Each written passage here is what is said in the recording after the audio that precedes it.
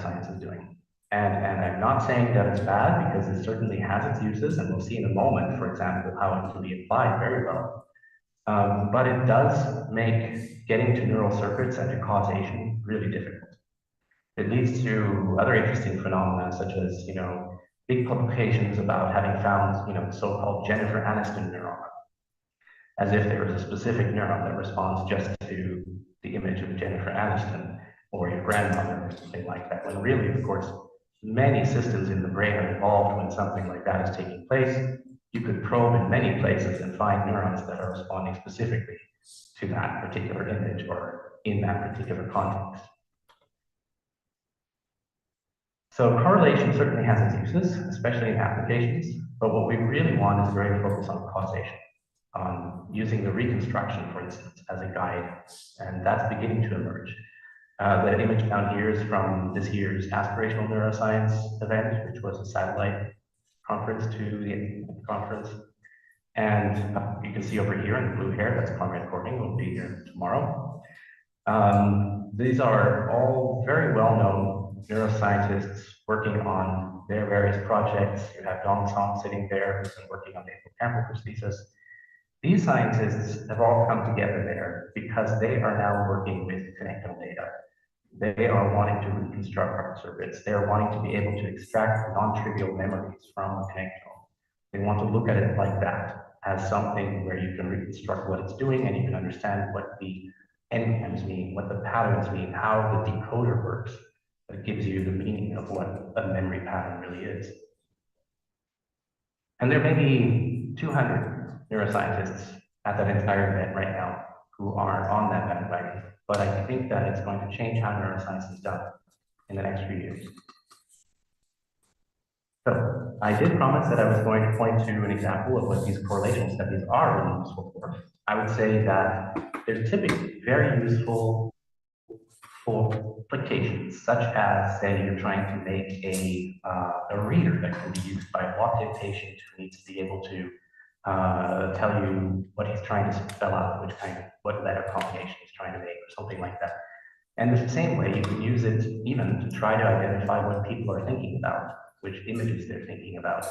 Jack Gallant is a very well-known scientist at UC Berkeley who has been using fMRI and machine learning to teach his models, his machine learning models, to understand the correlation between these fMRI signals and the images that a person is either seeing, thinking about, dreaming about, and he's able to reconstruct not just individual images, but even videos.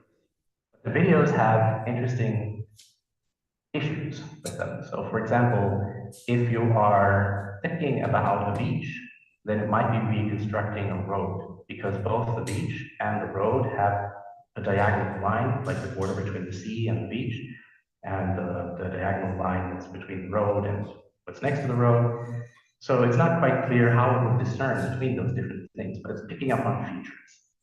So you can imagine how being able to do that is extremely useful if you're trying to create an application or a BCI application of some sort. Now, this other paradigm is quite different. It's really bottom-up. So here's an example of building the circuitry for the visual circuits in Drosophila. And here's another where at the Max Planck Institute, there's a reconstruction of retina. I'm not going to get into too much detail about that here, but these are, you can see this is not at all like the kind of work that Jack Gallant is doing. It's really bottom-up.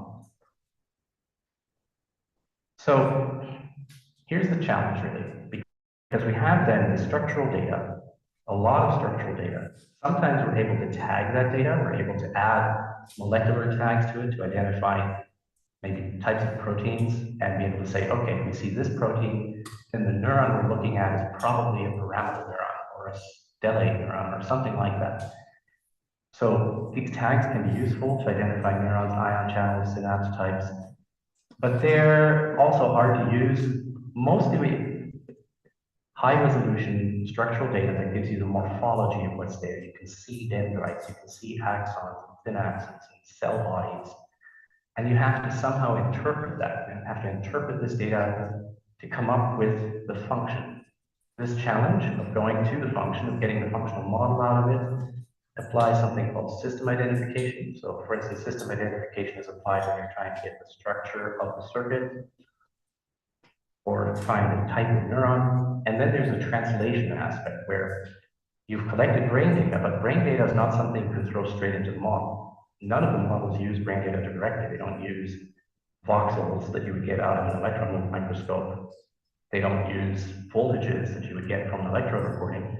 Instead, what the model wants is it wants to have something like the variable, that the parameter that you put next to the exponent, if you're trying to show how fast, say, something decays or how fast something rises. So you need to go get from the data to the parameters, and there are a lot of statistical techniques you can use for that, and also machine learning techniques to do that.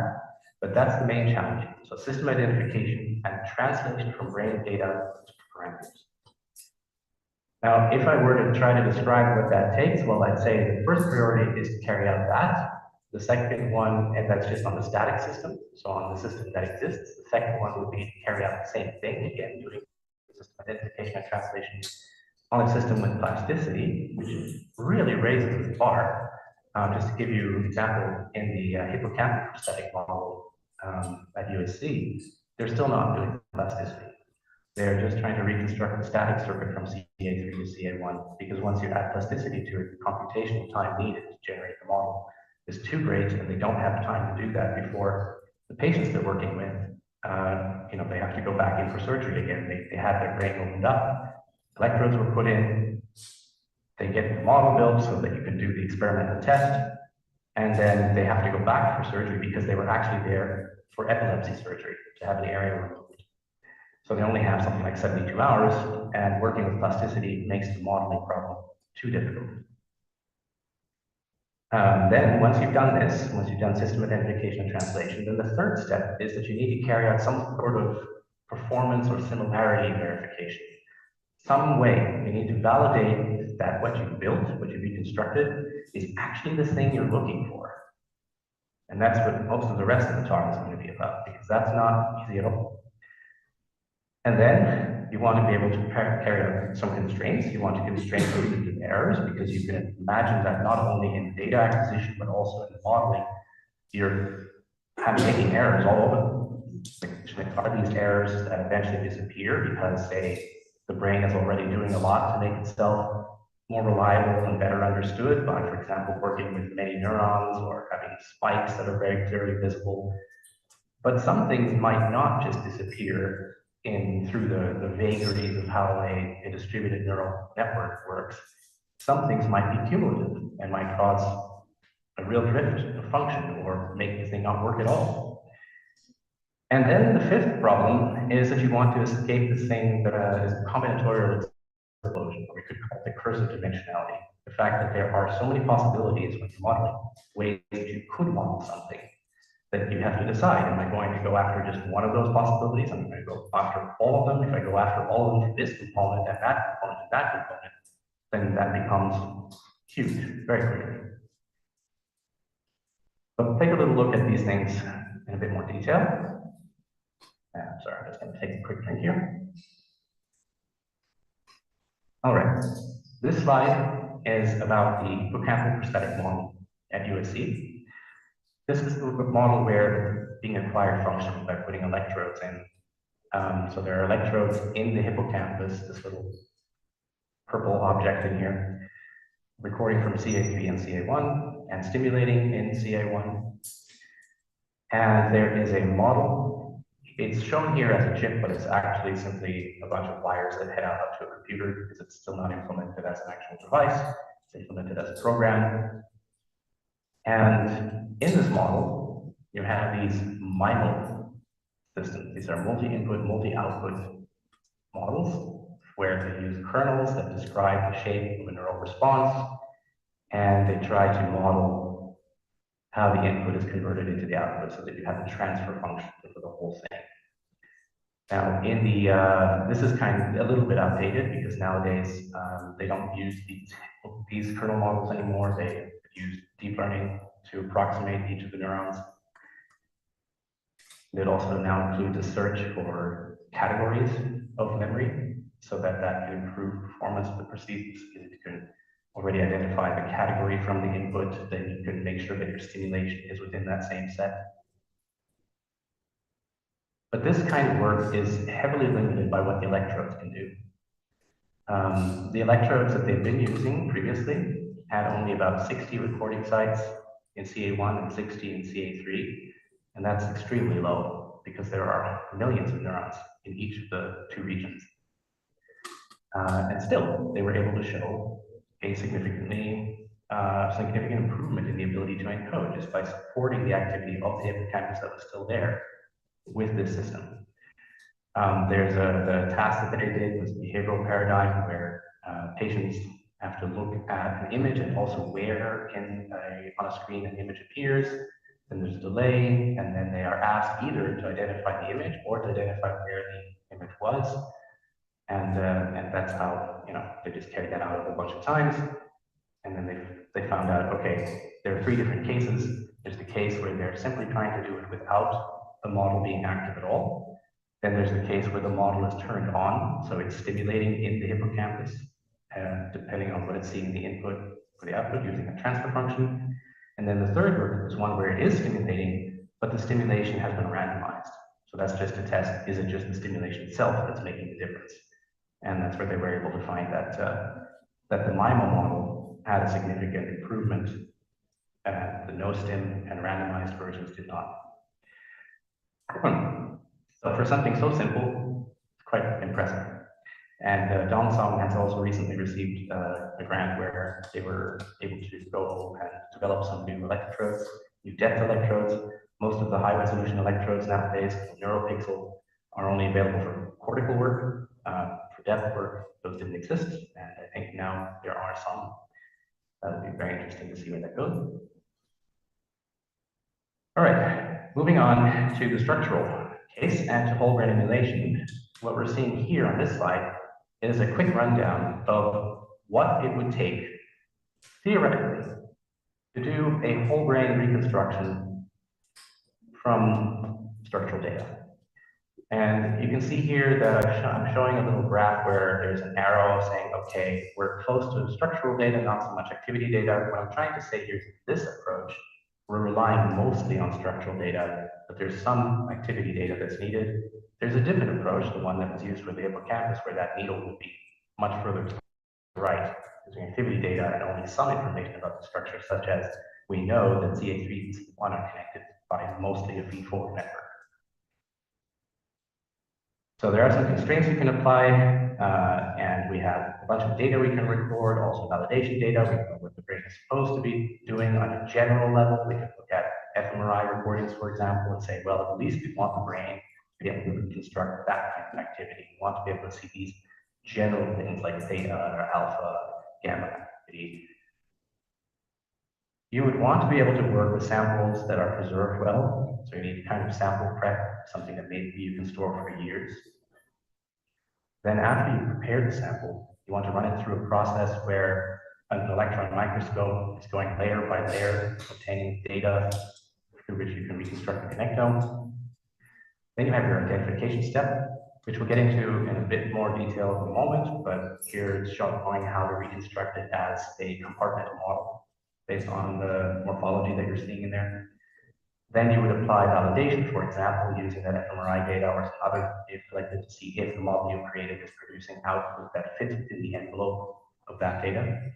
And then, well, you've got the whole brain emulation. So this is just a really, really general overview of how that would work, so that you've seen kind of the fly-through, the run-through once. All right. Here is, in slightly more detail, an example of how, by default, one goes about mapping from structure to function when you have structure data available. And this is based on not just the structure data, so not seeing where the cell body is, where the axon and dendrites extend to, and where you find all the branches. It's also based on having done recordings in similar cells before. This is data here from a Markram paper where he carried out those recordings. He did a lot of recording to find out this is what the response is if you're providing input, if you're providing activity at a basal dendrite or a apical dendrite or any other component of that neuron. And once you've collected enough of that data, you can build up a library that tells you, all right, this is, if we're seeing this here, if we're seeing this object, and we know that if you provide activity here, and it's part of the object, then that's what you expect to see. You can translate that into an electrical analogy or analogous model of the cell, where every piece of that cell, every cylinder there, every little chunk of dendrite has a capacitance and a resistance. And so you can write it out as an electrical circuit. And based on that, you get your equation for that piece of the neuron. So if you were to do this for the entire structure of a neuron at a high resolution, and then you do that for every neuron, this is in principle, by default, how you would go about the reconstruction. Now you can already imagine that can lead to a lot of errors because you're doing a lot of measurements of thicknesses of dendrites and lengths of dendrites, and you're making assumptions about exactly which ion channels are there, all sorts of assumptions that lead to more errors, and that's stuff you need to deal with at some point. Okay, so this is when we get to the real problem, which is you can take the data, you can build your reconstructions using whatever method you've decided is the right method. For example, the method we just looked at. But then how do you know if it's right? How do you know how far off you are? There are some things you can measure fairly easily. Like if you're dealing with a single neuron reconstruction, maybe you can measure quite a lot to discover whether or not your neurons are producing trains of spikes as output that you would expect to see. And if you are working with a larger region, maybe you can expect to see some general dynamic activity like those theta rhythms or alpha that you expect to see in the system. And then you can say, oh, great, the reconstruction we made is reproducing those features. So that looks like a brain to me. But all the details about what exactly those circuits are doing, the information processing that's going on, the patterns they're recognizing, how they're decoding something, those details are much more finicky and are much harder to get right. And how do you know what they're supposed to be? In most of these cases, the researchers working on it are working with data either from FruitFly or from the mouse. Both of those systems are enormously complex.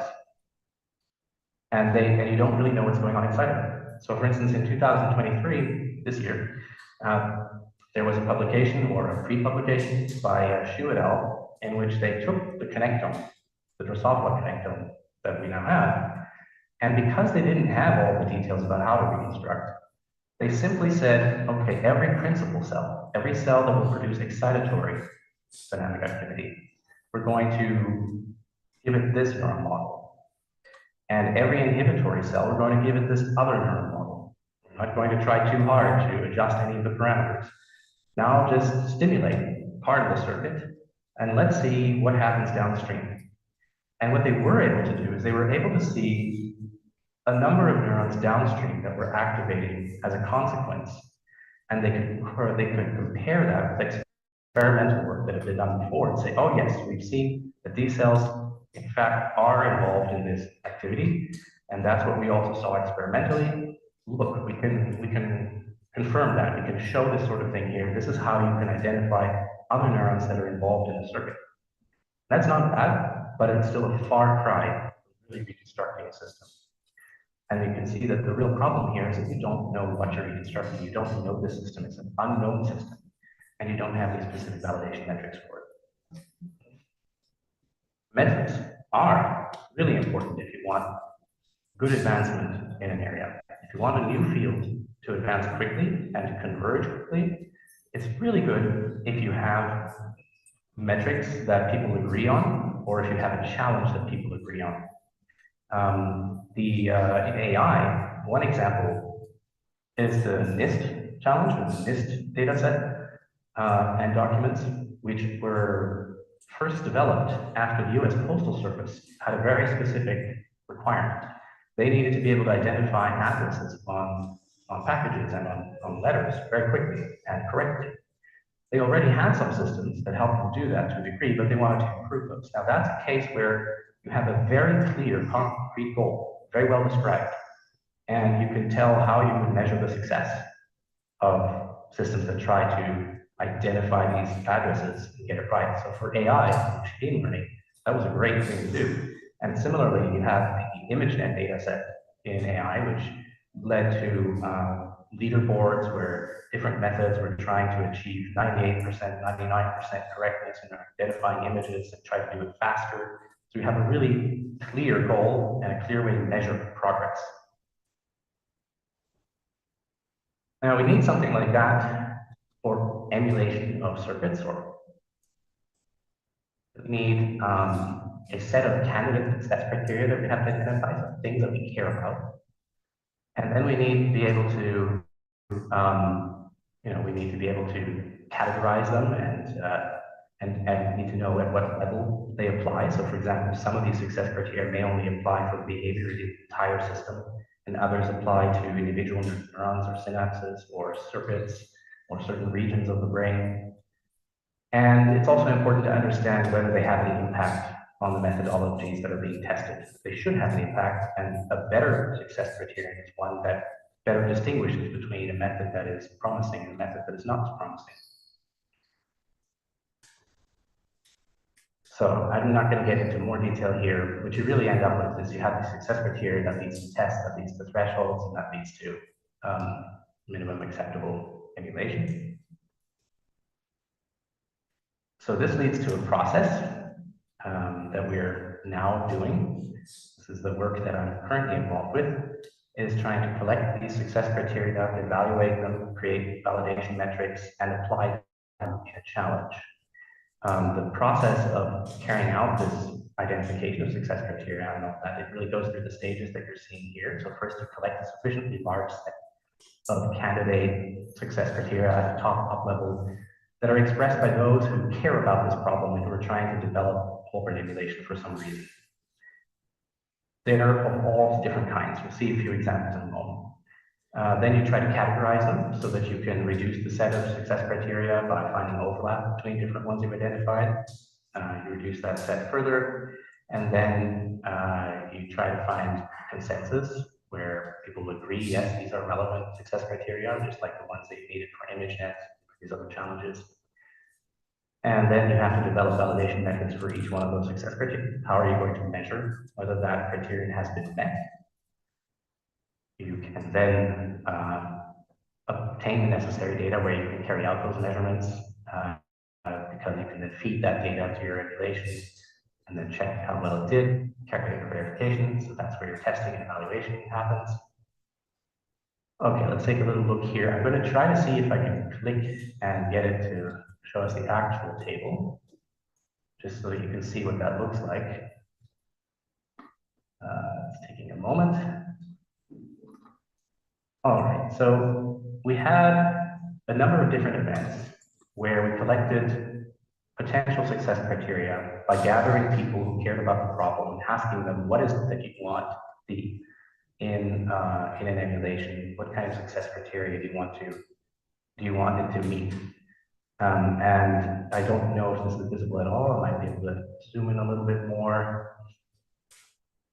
So for example, there's some at a very high level, like, okay, goals are preserved, interests are preserved. An emulated person, if this is a human emulation, still acts like that person. So you've got these psychological traits. Then you also have ones that are about cognitive skills. That can be as general as saying I'm cognitively as capable as before. It could be running at real-time speed. It could be I can access the same memories and so forth. Then you've got success criteria that apply at the level of neural circuits. For instance, the dynamic properties are similar, or if you have I/O, then the output is within an envelope that is similar to the output you would have seen in that circuit from the original, and so forth. So there are a lot of these different, let me just get back to this again, and make sure it's the right scale. Like I said, go back in. All right. that one, did this one. Okay, so you can see that there are a lot of different success criteria you could evaluate, and it depends on the target. So whether you're dealing with a human, an animal, a piece of brain tissue, a neural circuit that is developed in silico. What we were really interested in, because of the systems we're working with right now, they're very small, is just small neural circuits, systems with maybe a few thousand neurons maximum. We wanted those that are directly applicable there, that you can measure there, that are meaningful. And so we ended up with 8 right now. Observable behavior and responses are sufficiently similar. Dynamic evolution through plasticity is possible. A specified set of memories, possibly encoded specifically for the test, is retrieved sufficiently well, and so forth. There's a number from here. Okay. Now, one example, I'm going to just talk a little bit about how you then move to validation metrics. This is for the, let me just go back for a second here. This is for P3, observable behavior and responses are sufficiently similar. Responses in this case, because we're talking about a neural circuit, are the output of that circuit. So for example, the change in memory voltages for the neurons in the output. So in this case, we could say the behavior or responses of the circuit typically refers to its input-output transfer function that can be static, meaning the output response to a specific input is independent of the input previously received. In that case, we write this, so there's no plasticity in here. Input, output, and transfer function all dependent on time. So this thing here, it's YT, the transfer function T. That's what you're trying to capture, and that's what you would then measure. And in the case of the hippocampal prosthesis, for example, what they did there, the validation, is that instead of looking at the spikes specifically, because spikes are always a little bit different, even the brain itself, if you run it with the same input, is going to produce slightly different output. Instead, they were looking at changes in memory potential and putting an envelope around that and saying, if your output of the model matches the envelope that you saw in the neurons you were recording for the same type of input, then you're close enough. And the distance between those two is what you're measured as your metric, and then you can apply a threshold to get your criteria.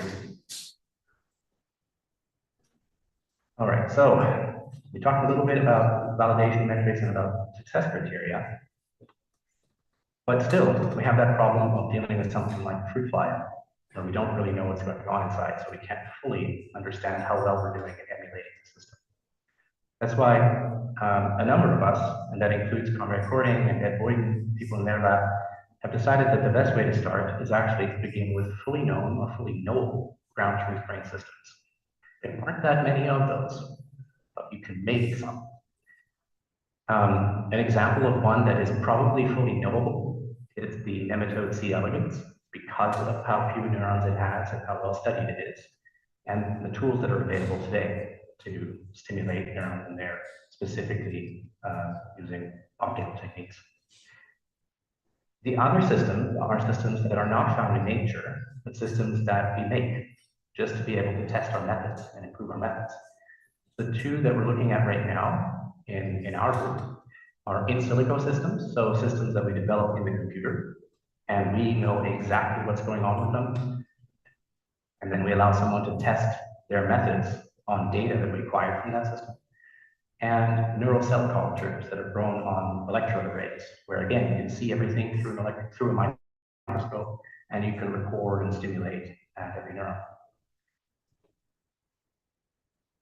So the thing about these systems that we built, the in silico systems and the cultured neurons, is that we are able to make them more sophisticated as we go along. It's very useful. This is really all about having laboratory conditions and being able to change one variable at a time and making things just slightly more difficult so that you can see where a method breaks down.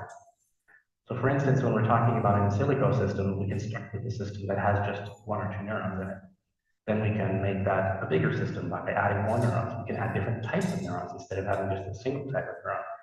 We can decide that we're going to allow for recurrent fibers of feedback in the system, which makes it much more complicated as a dynamic system if you're trying to describe it.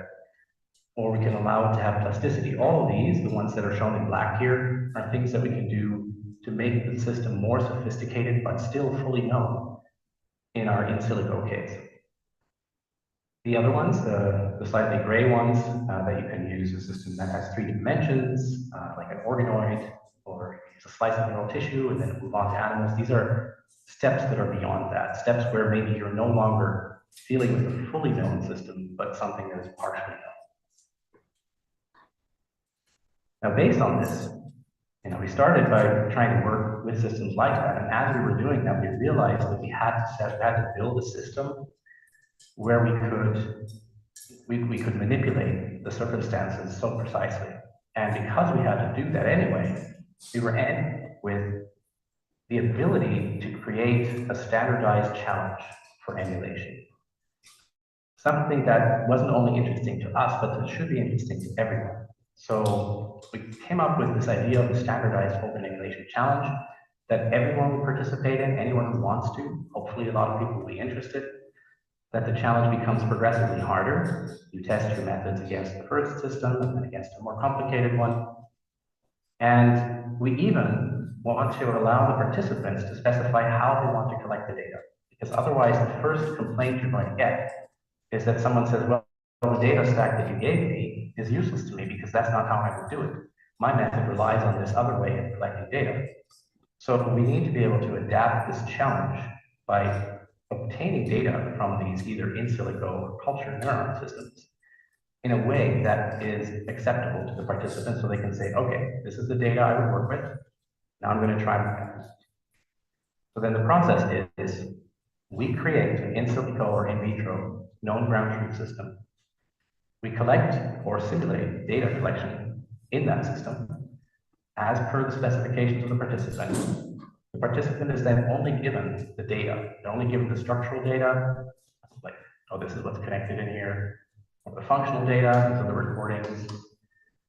And then we say, okay, now you go ahead, apply your methods, give us back the emulated system so that we can test it. So they create a version, a model of the system. That comes back to us, and then we carry out comparison of performance of the emulation of that original known ground truth system using our validation metrics. And that ultimately leads to a score and to information about where certain errors were made, which hopefully then helps somebody improve their methods. Now, eventually, once this is finished, it's not quite finished yet, we're still working on the validation methods, we would like a third party, a separate team, to be running the challenge, because we also want to compete, of course. We want to use our own methods, and it would seem a little weird if we were running the challenge and competing in it at the same time. So what this really leads to ultimately is it leads to a test-driven development method, shown here in this graph, but really also just these steps here. I don't think I should get into too much detail, but the main thing is that you're building your model, you're validating your model based on the success criteria and the results. You go back and you iterate, you improve by either discarding the model, discarding the method, or improving the method, and you keep going. And in principle, if you set it up well, if you have a smart way of doing this, you can test many different methods and many models at the same time, so you can parallelize the process. There may be ways to do that through machine learning as well, to have it generate a lot of different methods and generate a lot of different systems. I think, let's see, because the time is kind of moving ahead, I'm not going to get into this detail. Yeah. All right, so at our team, what we're building for this is what we're calling a virtual brain platform. That is a piece of software, open source software, that simplifies the process of setting up experiments like this for a neuroscientist. And in the back end, there's a distributed processing platform that takes care of the simulation and of the evaluation of the models. And this is called BrainGenix. So if you go to braingenix.org, you can find the work that's being carried out there. Now, I'd like to say a few things about what these first simulations look like, because we're doing something that physicists have done for a long time. And of course, neuroscience modelers have done it too. we are simplifying the problem on purpose, because even if you have a method that you think is a really good way to obtain data about a system, a very good way to emulate a system, maybe you want to test it on something very simple first, because if it fails there, then it's easier to identify what went wrong than if you're diving into a very complex model or a very complex system, neural system. So we simplify on purpose. And so you're seeing here an example of the electrode recordings for calcium activity, and this is a video that's showing you the equivalent of calcium imaging in this very simple system, but the system is so simple that the neurons themselves are just spheres connected by a single cylindrical connection, and that's it. So it's extremely simple. Oh, go down.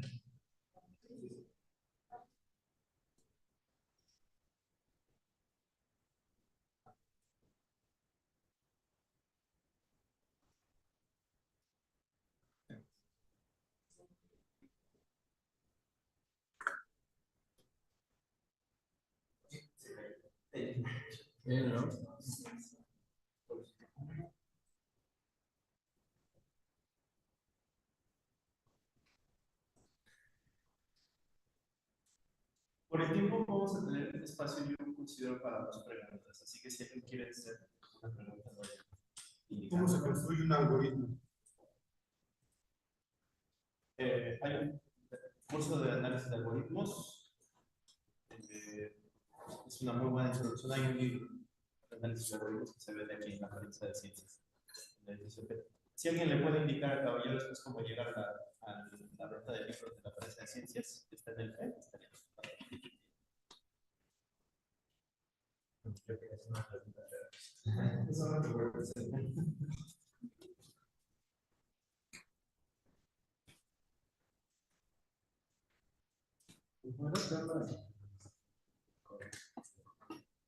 Sí, sí.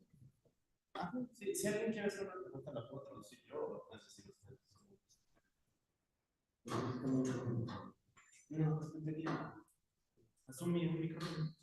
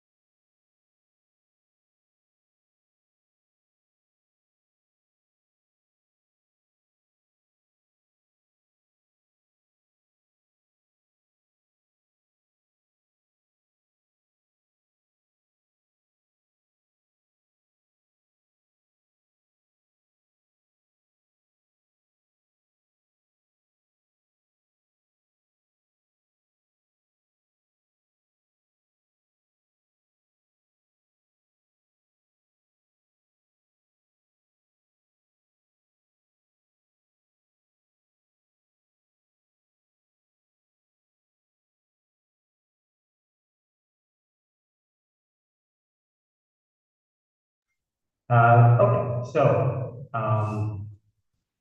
one thing I wanted to talk about, we're getting towards the end of the talk, is just that it's important to know your tools. The reason is because it's become very popular to use machine learning, and machine learning, of course, is extremely useful for neuroscience. So, for example, it is a way to AI-aided identification of ion channels, to parse the literature, automated signal processing, even filling through electron microscopy to fill in areas to some degree if there are errors or perhaps. But there are also some ways of doing risky work with it. So, for example, if you're using a transformer model to do the correlation between functional recordings and structure, because you're trying to do that structure to function mapping back. There is the problem that the LLM, for example, will be tuned to pick up very well on things that you see often. So anything that is context that's learned very well, it will tend to reproduce. So just like when it's trying to create the next word for hello, how are, well, then you is extremely obvious. But if the LLM is trying to reconstruct a sentence that a poet came up with, like the iridescent blue sky, what's the next word? It's not obvious. And the same thing is true in these cases. Reconstructing circuitry, it's very likely that a system like that will reproduce parts of it that you tend to want to see. So, for example, something that's reconstructed with the help of LLMs might give you gamma activity and alpha, and you'd say, oh, this looks like a brain to me. But in the meantime, it is not picking up on these very individual things in that neural circuit of that trained animal or person that you're dealing with. So it will erase the uniqueness. And I'm not saying that to cast out I'm just saying that because you need to know very carefully what your tools are good at and how to use them so that you don't end up in these kind of problems. Yeah, I think I'll skip the milestones bit. It's pretty obvious that we'll start with something very simple and make our way to something where we can demonstrate full reconstruction, the entire path. What I'd like to say is that we're still at the early stages. As you know, the lab on recording and similar, it's the 11th version of it. But apart from that, and a few nonprofits, we're still seeking many partners who are looking for research organizations that are interested in this challenge and those who want to participate in portions of the scientific effort or who can contribute either through people who want to work on it, financial contributions, or facilities. So, for example, for the bio work. I just want to make a few comments on the Carbon Copies Foundation, which is a non-profit 501c3, and its spin-outs. We are an international community. You can find us at carboncopies.org. We support this whole area of organization, and we try to match people to projects that they might be interested in. We also attempt to educate about organization and to go to universities to provide student packages for that support. We're very interested in standardization, obviously, but also in ethics challenges, and not just the ethics of what would it be like to have organization, but the ethics of what does it mean to develop it. So, what happens as you go from where we are to where that type of technology exists? What does it mean when people have more or less access to it? What happens when you work with brain data? All those questions. Then, of course, there is the braingenetics.org platform and the virtual brain platform. This is some of the actual research we conducted. And that standardized challenge, the standardized challenge is not yet available for anyone to test on because it's not finished, but hopefully it will be very soon. Yeah, this is going to skip that. And just because it's in the context of the symposium, I just wanted to point out that if you're thinking, for example, about a world in which we have artificial intelligence and maybe other types of intelligence, and how we fit into that, where say the artificial intelligence operates at a microsecond or millisecond scale, the operation 10 to the second scale, that can cause a rift in a sense. And so it's useful if we have a way of speeding it up or improving ourselves. So in that sense, in the context of a future ecosystem of intelligence, we think that overstimulation isn't just something that's interesting from a scientific perspective or a personal one, but also one where this has an effect on society. And this list here is just a list of some of the some of the things that one could toy around with if you had these kinds of emulations. Now, just to finish, I think it's 2 slides left. Because whole-brain emulation applied to humans leads to questions about things like consciousness and personal identity, I like to sometimes at least bring up a few thoughts. For those who have concerns or who are wondering about what does that mean for those kinds of cognitive processes and process of consciousness. We often think of consciousness as something that happens in a stream of consciousness. If you've read some philosophical tracts, then you've probably already come across arguments what a real stream of consciousness isn't the thing that we have. But just to give you a very crass example, there is a procedure these days known as deep hypothermic circulatory arrest. That is when a person is cooled down such that their brain activity ceases completely for the duration of, say, heart surgery. If you want to take an hour or 2 to do heart surgery, if you cool down the brain like that, there is less chance of any kind of damage and disruption. And you can warm the patient back up again, activity restarts in the brain. And it's important to note that at those moments, when the patient is in this deep hypothermic circulatory arrest, it's not just that they are unconscious, but you can't register any spikes, any action potentials in the brain. Probably there isn't even subthreshold activity, so these variables. So you could say that if you believe that a stream of consciousness, an ongoing, carries on through sleep and everything else is going on, is necessary for consciousness. That would not be preserved through this procedure, yet nobody has any issue with it. No one has said, oh, these patients are all dying. Now, it could be that that's simply wrong and they are all dying, but I don't think so. I think that it just means consciousness is emergent, and so it is the stream. Another argument that comes about a lot when we talk about whole brain emulations applied to persons, human patients, is the question, well, if you are preserving the brain tissue or the entire brain, and then you scan it, and you destroy it while you're scanning it, and then you reconstruct it, turn it on, is this the same person? So how do you treat person's identity in a case like that? And again, just to have one crass example here to think about, I'd like to make a little thought experiment here. One that is specifically just for non-dualists. For dualists, is probably different. So let's compare 2 methods. Let's compare a method where we do that reconstruction the way we just defined, and some other hypothetical method where you could replace the neurons or the molecules one at a time, and you could replace them with identical molecules. Now, many will agree that if you replace all the molecules in place within the brain where they are, if you do that, everything's fine. And if you do that at a very high rate, you keep on replacing them faster, it might still be fine. And perhaps it's fine to do it while the patient is undergoing deep hypothermic circulatory arrest. And then after you've done this, after you replace all the molecules, all the neurons, you take the patient's body and you move it 1 foot to the right. Now, different case. We are again creating every neuron or every molecule of every neuron as we go. But instead of doing that in the brain, where we're taking the data, we start building it 1 foot to the right. And the patient is still in hypothermic circulatory arrest. Once we've created the entire brain, the entire body, 1 foot to the right, we dispose of the source body. What you end up with in both cases, at least if this is a thought experiment, is carried out in great detail, is you end up with 2 universes that are identical at the end. 1 foot to the right, there's the patient, with all of the molecules in the brain. If you are not a dualist, if you really believe that the universe is all there is, and these are all the particles that are there, and the energy that is there, and everything is emergent from that, then the state of the universe in each case should be the same, and should carry on the same. So if the patient survived in the first universe, should have survived in the second universe.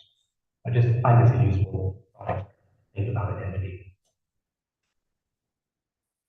And then I have a couple links here, if you're interested in more. And that was it. Thank you very much. And I will turn on my camera.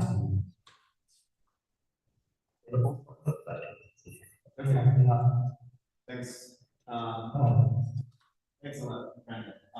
It's very thorough presentation, and I'd like to know if there are any questions from the public. One, two, there's two questions right now. So I'm going to pass the mic.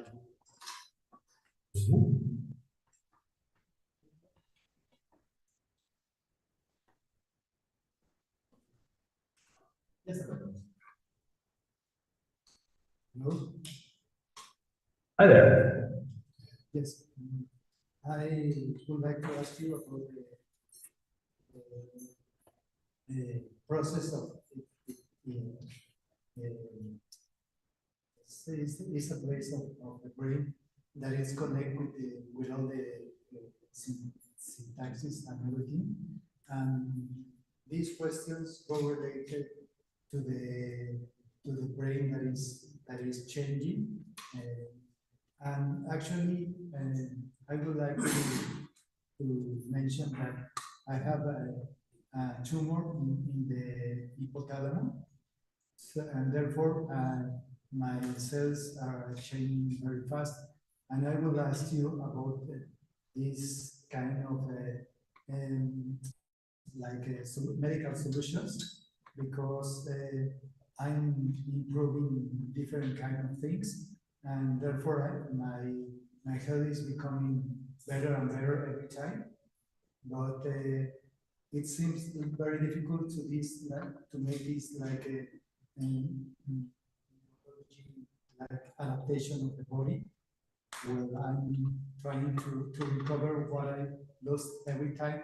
I have epilepsy, so therefore these kind of changes take a little more time, and it seems that with your clear explanation, perhaps you can tell me how long does it take to repair a brain naturally, if it's possible, as I do, without any surgery.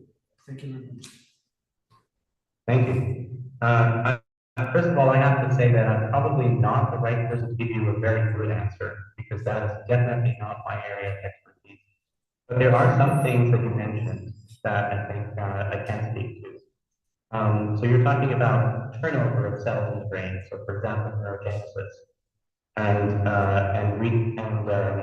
healing of brain function and repair and relearning. Now, these are methods by which you can certainly create new circuits in the brain. For instance, the dentate gyrus naturally has a lot of neurogenesis in it.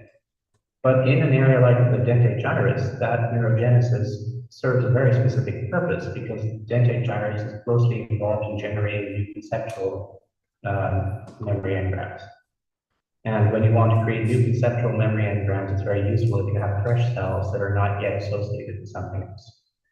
But if you have turnover and you're trying to replace a part of your brain that already has a function, that has already learned, is already trained to do something, there's no obvious way that I know whereby the new cells immediately know what they're supposed to do, whereby the new cells are connected in the way that the old cells were connected, whereby the new cells know exactly what circuit to create.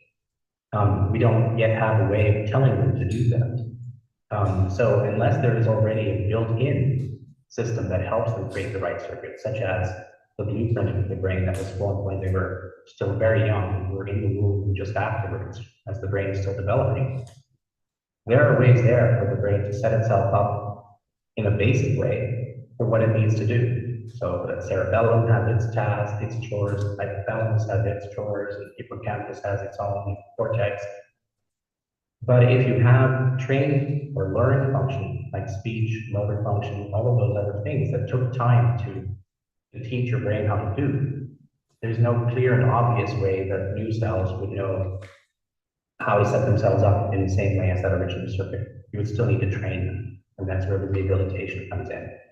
And so I don't know of a faster or better way for that. There might be someone who's developing that somewhere. It's not my expertise, so I'm afraid that's all I can say.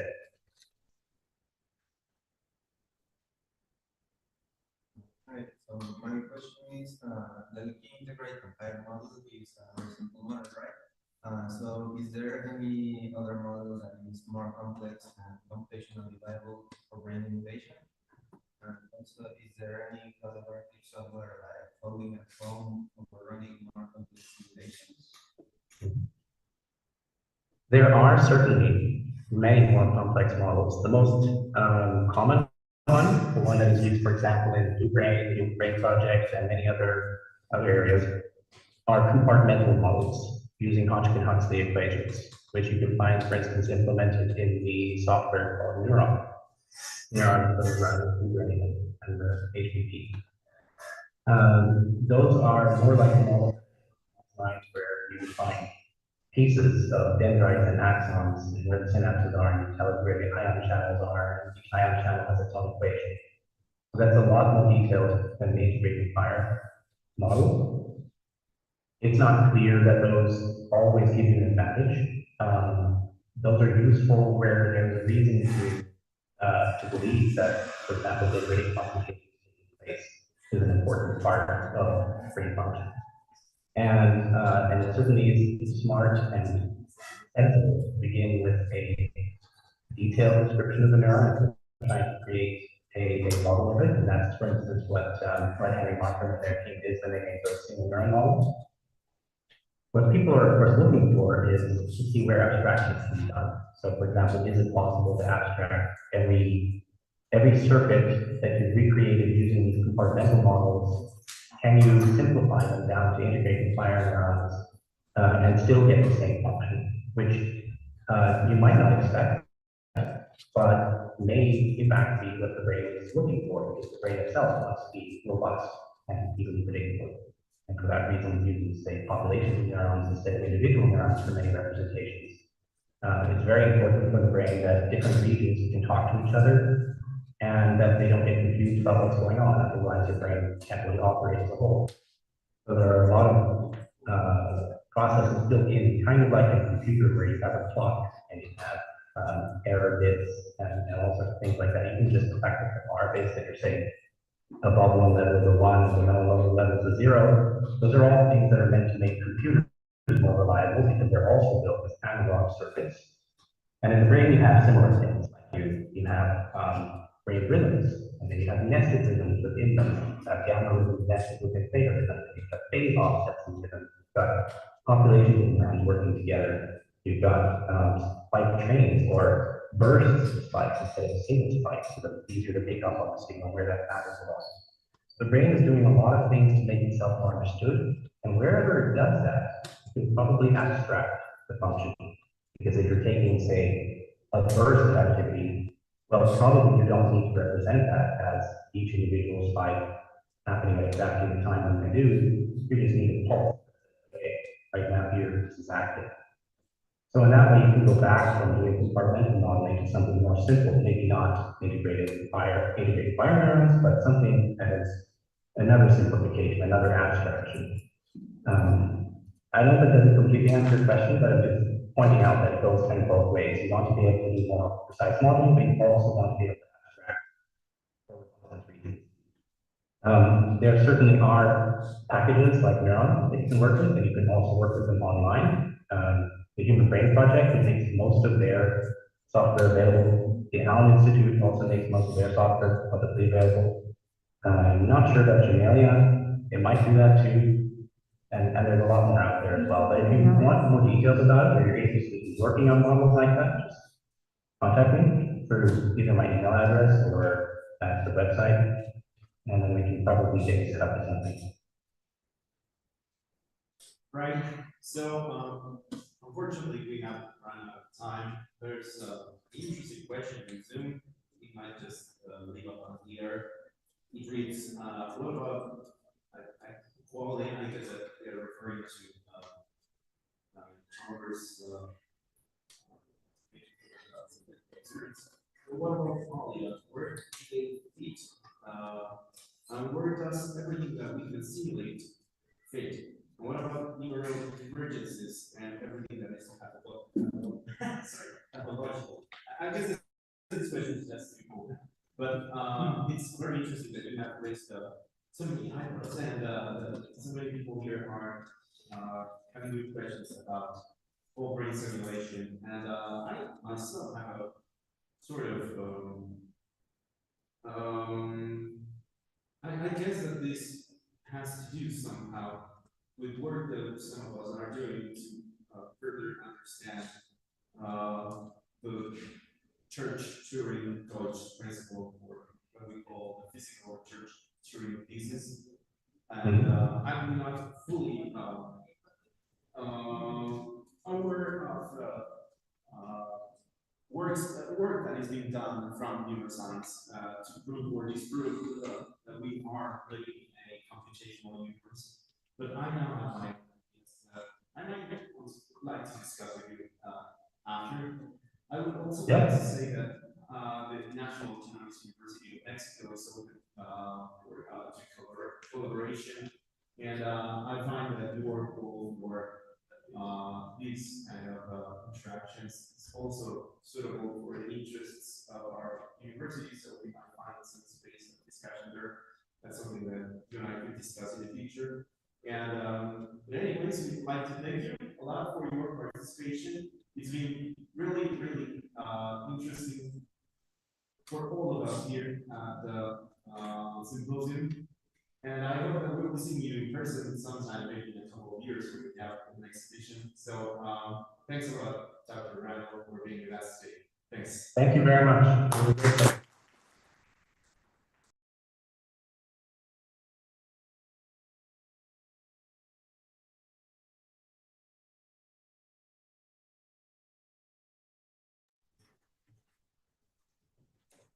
Bien, no sé si esto viene.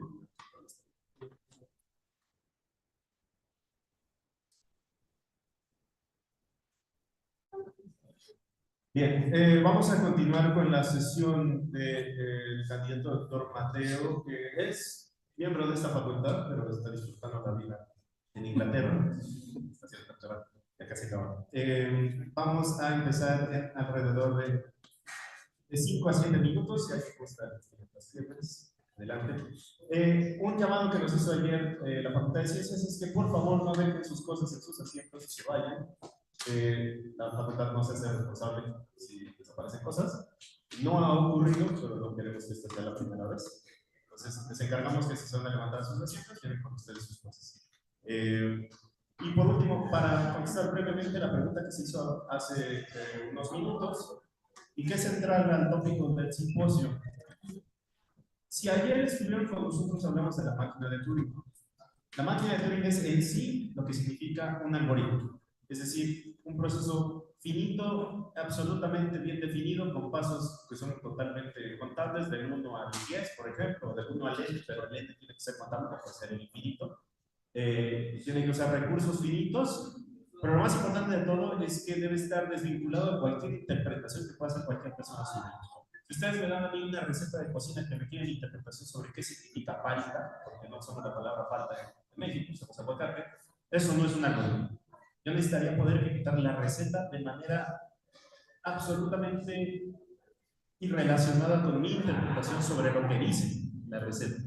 Entonces, cuando nosotros hablamos de la meta algorítmica, que es lo que el doctor Randall está prácticamente postulando, lo que hacemos es decir que de alguna manera u otra, hasta el fondo de las cosas, no es más que un procedimiento mecánico. Tomando instrucciones de la A a la Z, puede realizar siempre los mismos pasos, mientras las condiciones iniciales sean las mismas. Entonces, es importante, y sé que la pregunta también sale porque hay un póster, ¿no? Que dice, ¿qué es un algoritmo?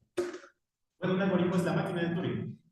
Entonces, si nosotros estudiamos la máquina de Turing como la explicación central al universo, lo que estamos diciendo, el universo es una receta de cocina desvinculada de toda interpretación. Y es lo que ayer el doctor Francisco Hernández Quiroz nos compartió en su charla magistral. Si esto es así, no hay mucho espacio para el libre albedrío.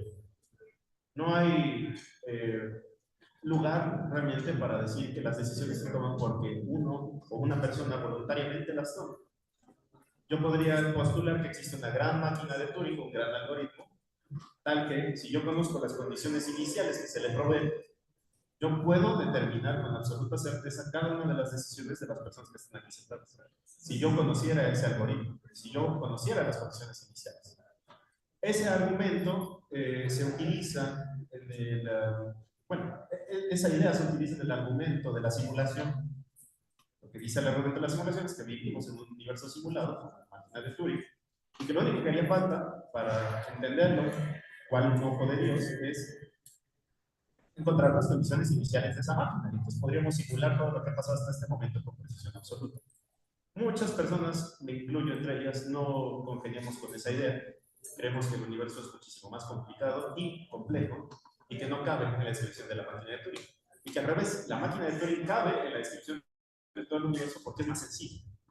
Que los algoritmos en realidad existen porque son formas de simplificar lo que ocurre en el universo. Pues bueno, esa es una introducción muy somera a un curso que lleva casi un año en la facultad, que es teoría de autómatas y lenguajes formales y después análisis de algoritmos. Si a alguien le interesa, hay bibliografía disponible aquí en la facultad, se venden libros bastante accesibles en las prensas de ciencias. Si a alguien gusta aproximarse a las prensas de ciencias, el personal de apoyo los puede llevar. También creo que hay una tienda en línea que se llama Plaza Prometeo, donde pueden ustedes conseguir los libros introductorios para teoría de autómatas y lenguajes formales y además análisis de algoritmos, si alguien está interesado. Y si no, nosotros con mucho gusto les pasamos los materiales con los que damos clases respecto de ello. ¿De acuerdo? Pues nos vemos en máximo 5 minutos.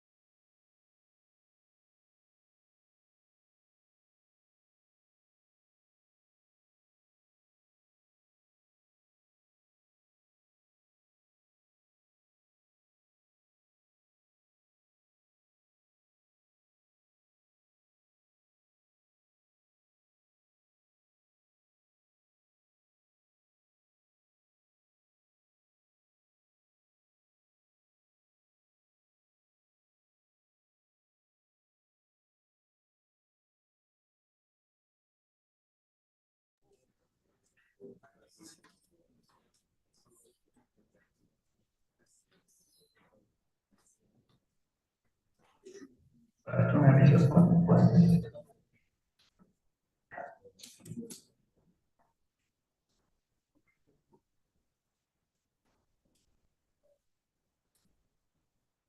Muy bien, bueno, vamos a continuar con la siguiente charla del día de hoy, que estará a cargo del candidato doctor Mateo Alberto Torres Ruiz, quien nos hablará sobre nociones de cómputo desde un punto de vista categórico. El principio objetivo de esta charla es brindar una introducción a diversas nociones que ofrece la teoría de las categorías para abordar el estudio de fenómenos que tradicionalmente se asocian a las ciencias de la computación teórica. Suponiendo un conocimiento nulo de la teoría de las categorías, haremos un recorrido por los fundamentos que sirven como base para los diversos caminos que matemáticos y científicos de la computación exploran hoy en día en el ámbito de la semántica de lenguajes formales. Mateo estudió, cursó sus estudios en Ingeniería en Computación en la Facultad de Ingeniería y en Matemáticas en esta Facultad de Ciencias de la Universidad Nacional Autónoma de México, y actualmente realiza un doctorado en el grupo de lógica del University College London, donde sus líneas de investigación se enfocan en el uso de la teoría de las categorías aplicada a la teoría de la probabilidad en su conexión con la semántica de lenguajes de programación. Basta decir que esta plática será de mucha ayuda para quienes estén interesados en el entendimiento del formalismo que ayer Everardo y yo les presentamos sobre los sistemas de metabolismo y reparación. Pues sin más, Mateo, la sala es tuya, muchas gracias por estar con nosotros y adelante. Bueno, hola, muchas gracias.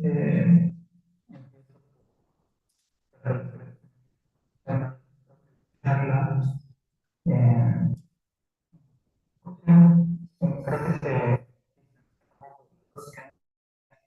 Creo que espero que pueda ser de utilidad de interés para distintas personas y, bueno, de hecho, enfocada en el primer paso en el camino conecta de las ciencias de la computación con la teoría de cálculo, que es una.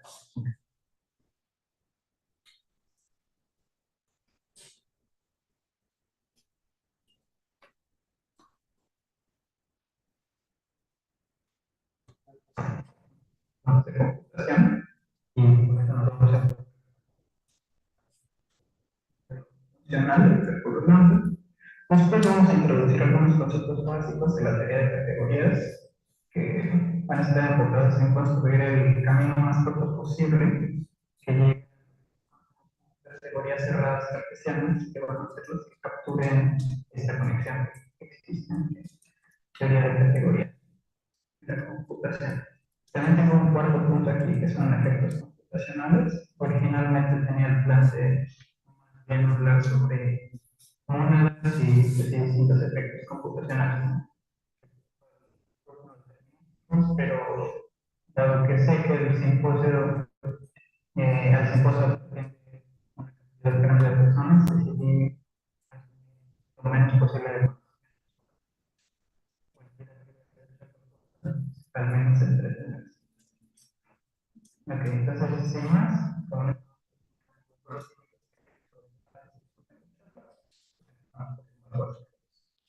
aquí es a lo que nos bueno, sería natural. Sería natural entonces tal vez pensar que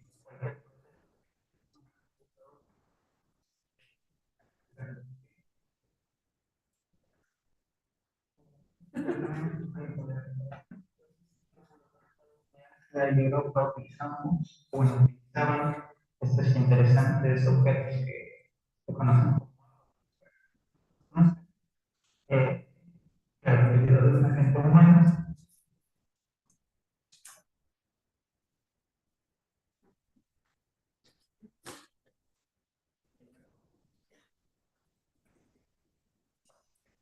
El resultado de que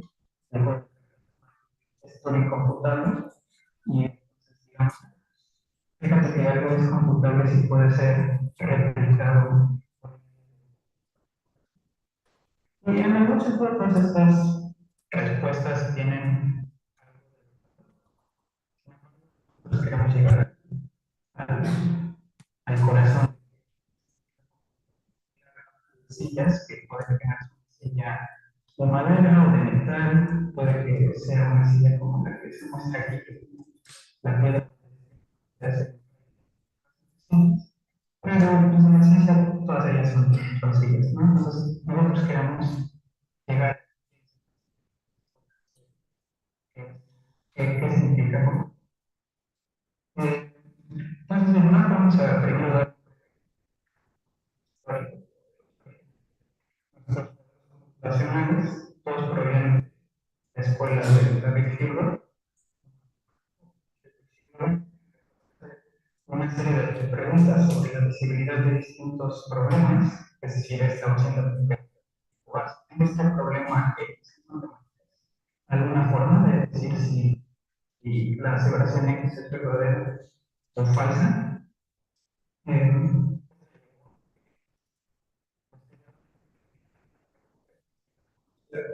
El segundo problema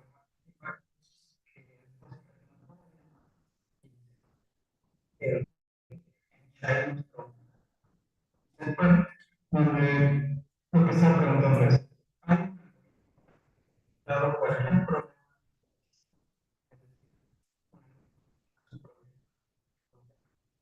Sí, es verdad.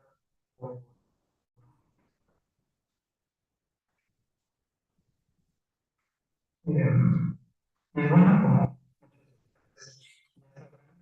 respuesta negativa, varias respuestas, una las máquinas de Turing, otra por medio del cálculo de los hechos, y otra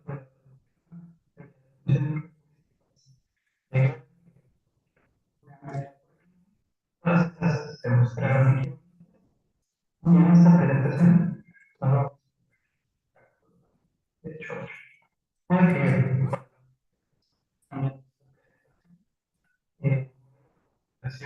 más Turing, una lo que hacen las máquinas, ¿no?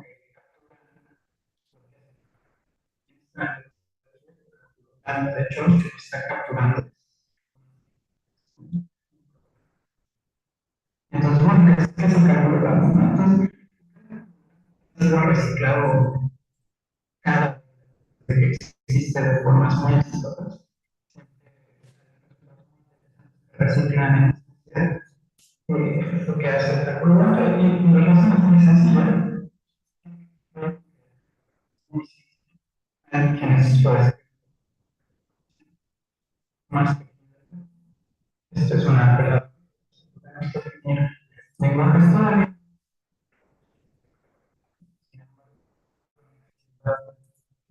siempre permiten capturar.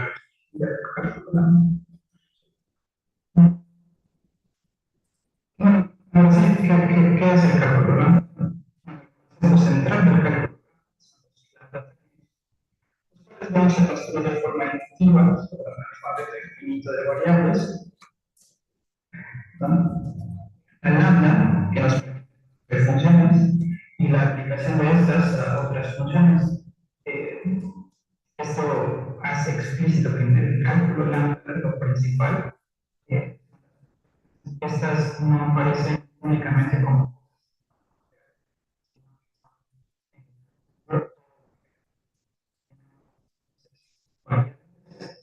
nuestro alfabeto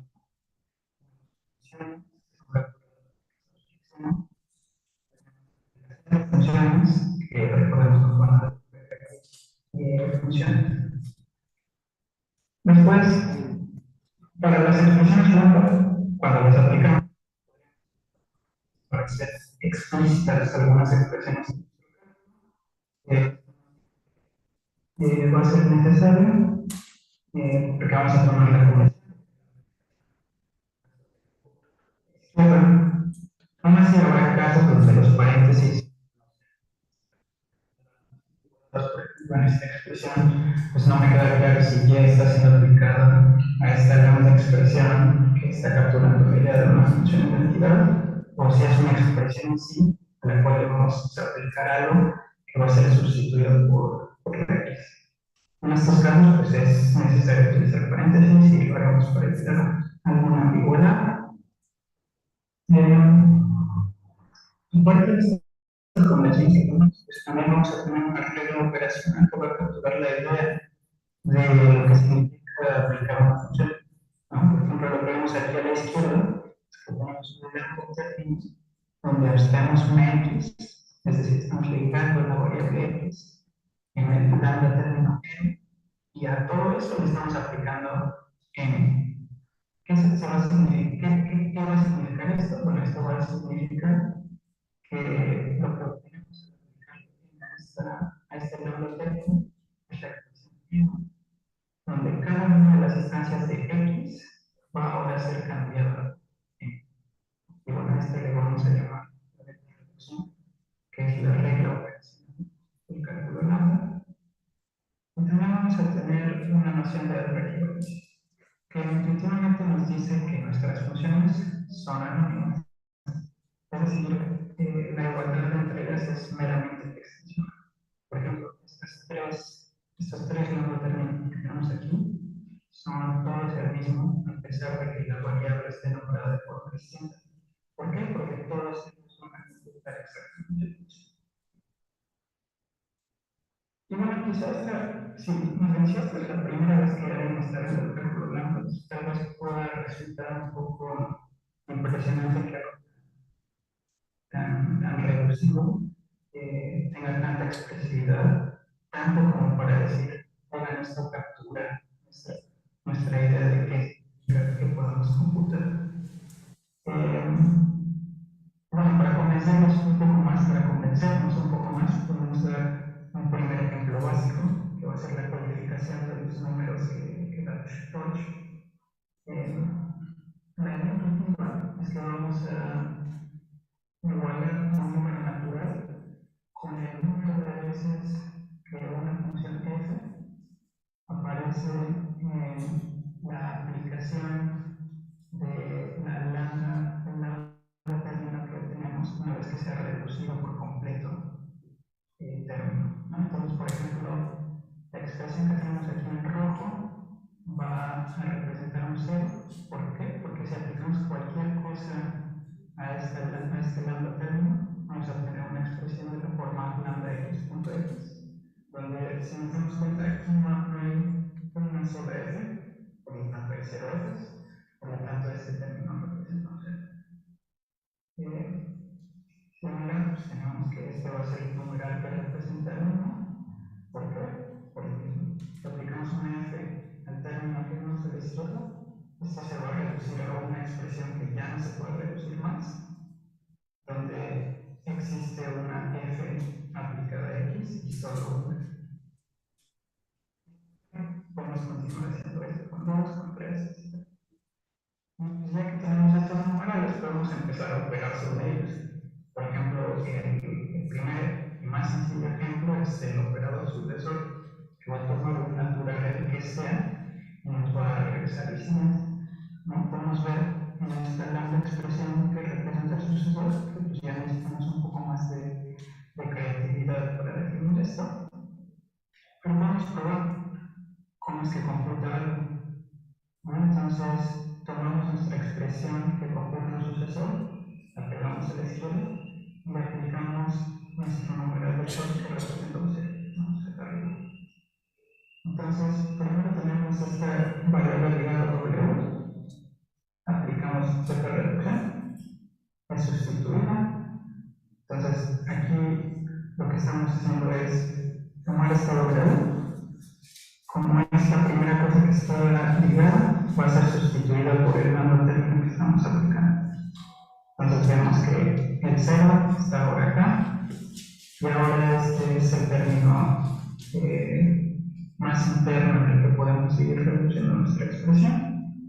De nuevo aplicamos nuestra vez la reducción, tenemos este término. Nuevamente aplicamos esta reducción, tenemos este término. Y ahora, si se acuerdan, por lambda equivalencia podemos cambiar esta y por lo que queramos. En particular, lo vamos a cambiar por una f. Y podemos ver que el lambda término que obtenemos es exactamente el lambda término que está de color naranja, que habíamos dicho representa el numeral 1 de la codificación de Church.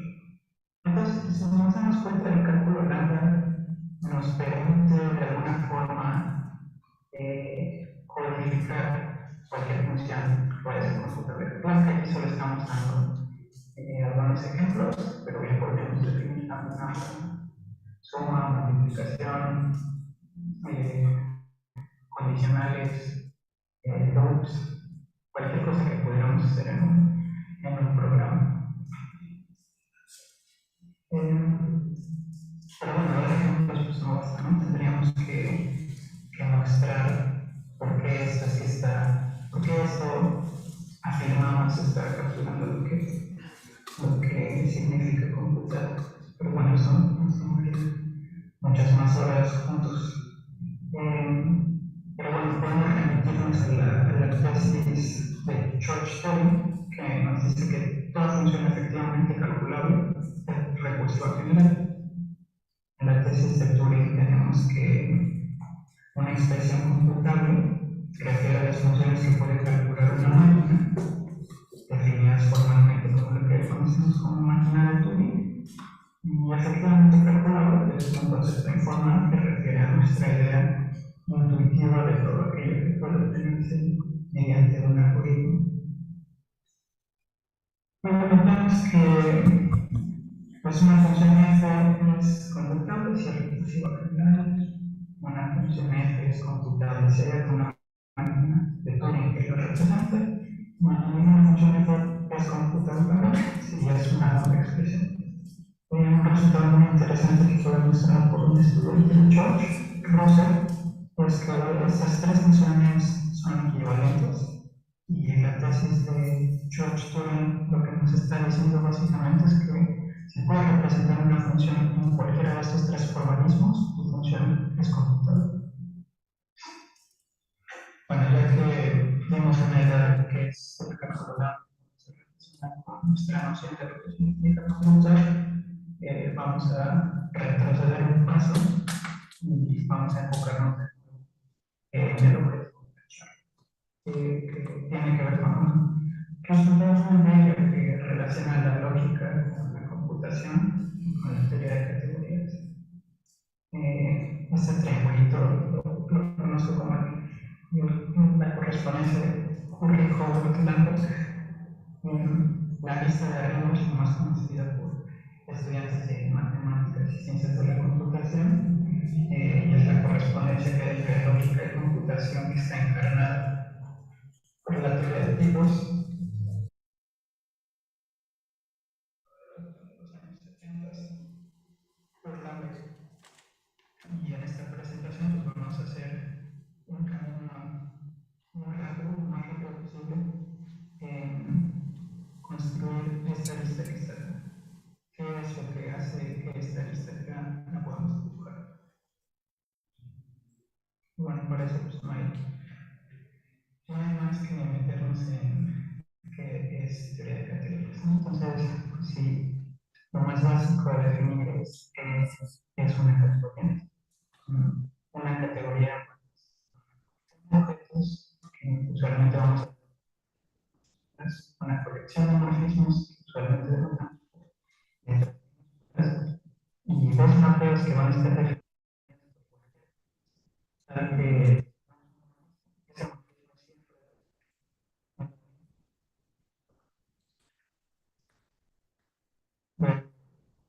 siempre vamos a tener una colección, posiblemente va a ser entre los objetos A y B, que vamos a definir por como A, B. Y cada categoría va a tener una forma de componer los morfismos que existen en los hongos, ¿no? Si tenemos un morfismo que va de A en B, un morfismo que va de B en C, entonces podemos tener un morfismo que va de A a C, saltándonos por completo B.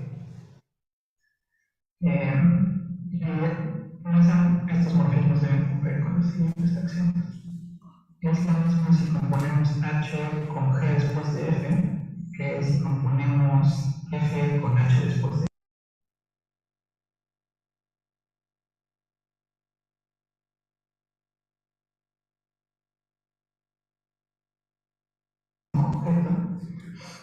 más aún debe cumplir con este explica.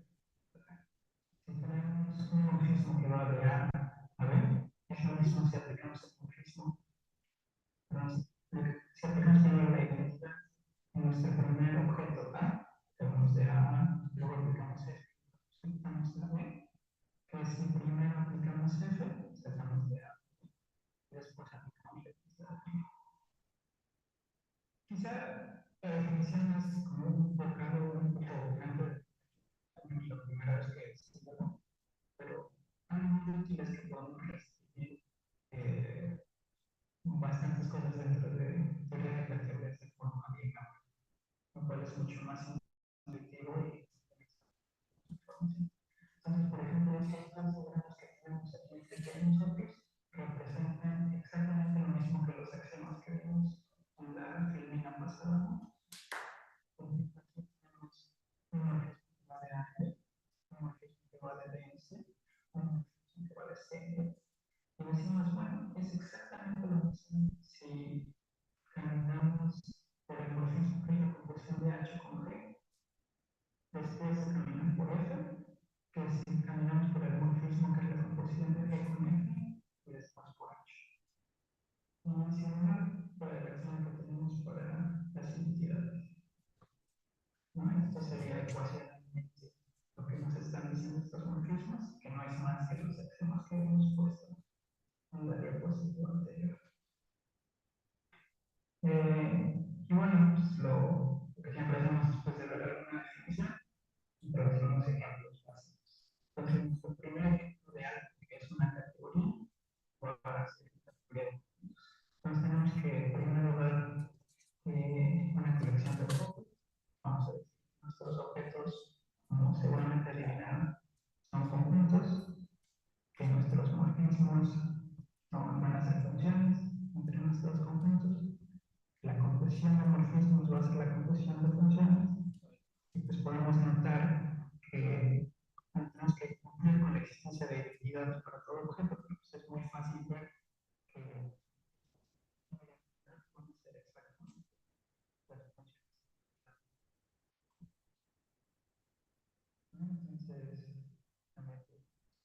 funciones. Entonces, también es una categoría.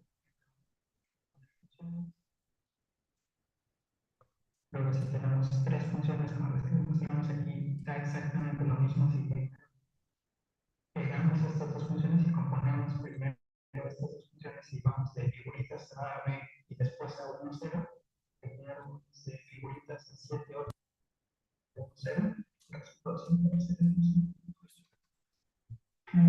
Por el ejemplo que vimos, siempre es muy útil hacer ejemplos en la teoría de categorías, una teoría muy bella, pero podría unirse con la finta de creer que porque los objetos ahí son conjuntos, decir, lo importante en las categorías son los objetos. Y con este ejemplo quiero dejar que en verdad una categoría es los morfismos.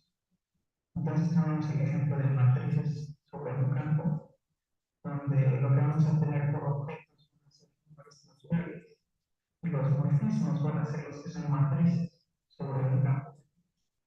La composición, como quizá algunos ya adivinaron, va a ser la multiplicación de matrices.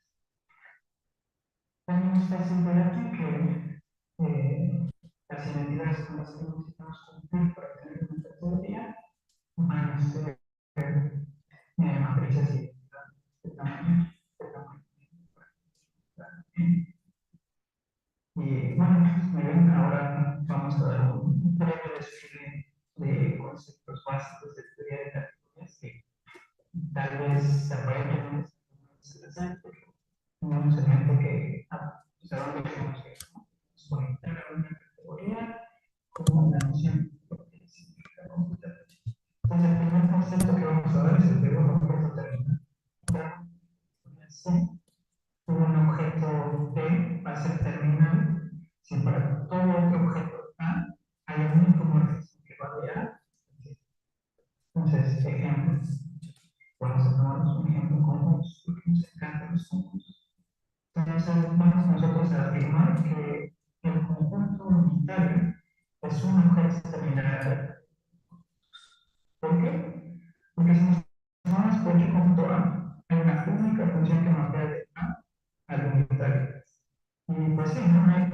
más que hacer sino mandar cada elemento de la estrellita que tenemos ahí. Entonces, de hecho, da igual qué tan extraño sea el conjunto que estamos mapeando, ¿no? Siempre existe solo una forma de mapear todos los elementos en nuestro conjunto elemental. La siguiente construcción que vamos a ver es el producto.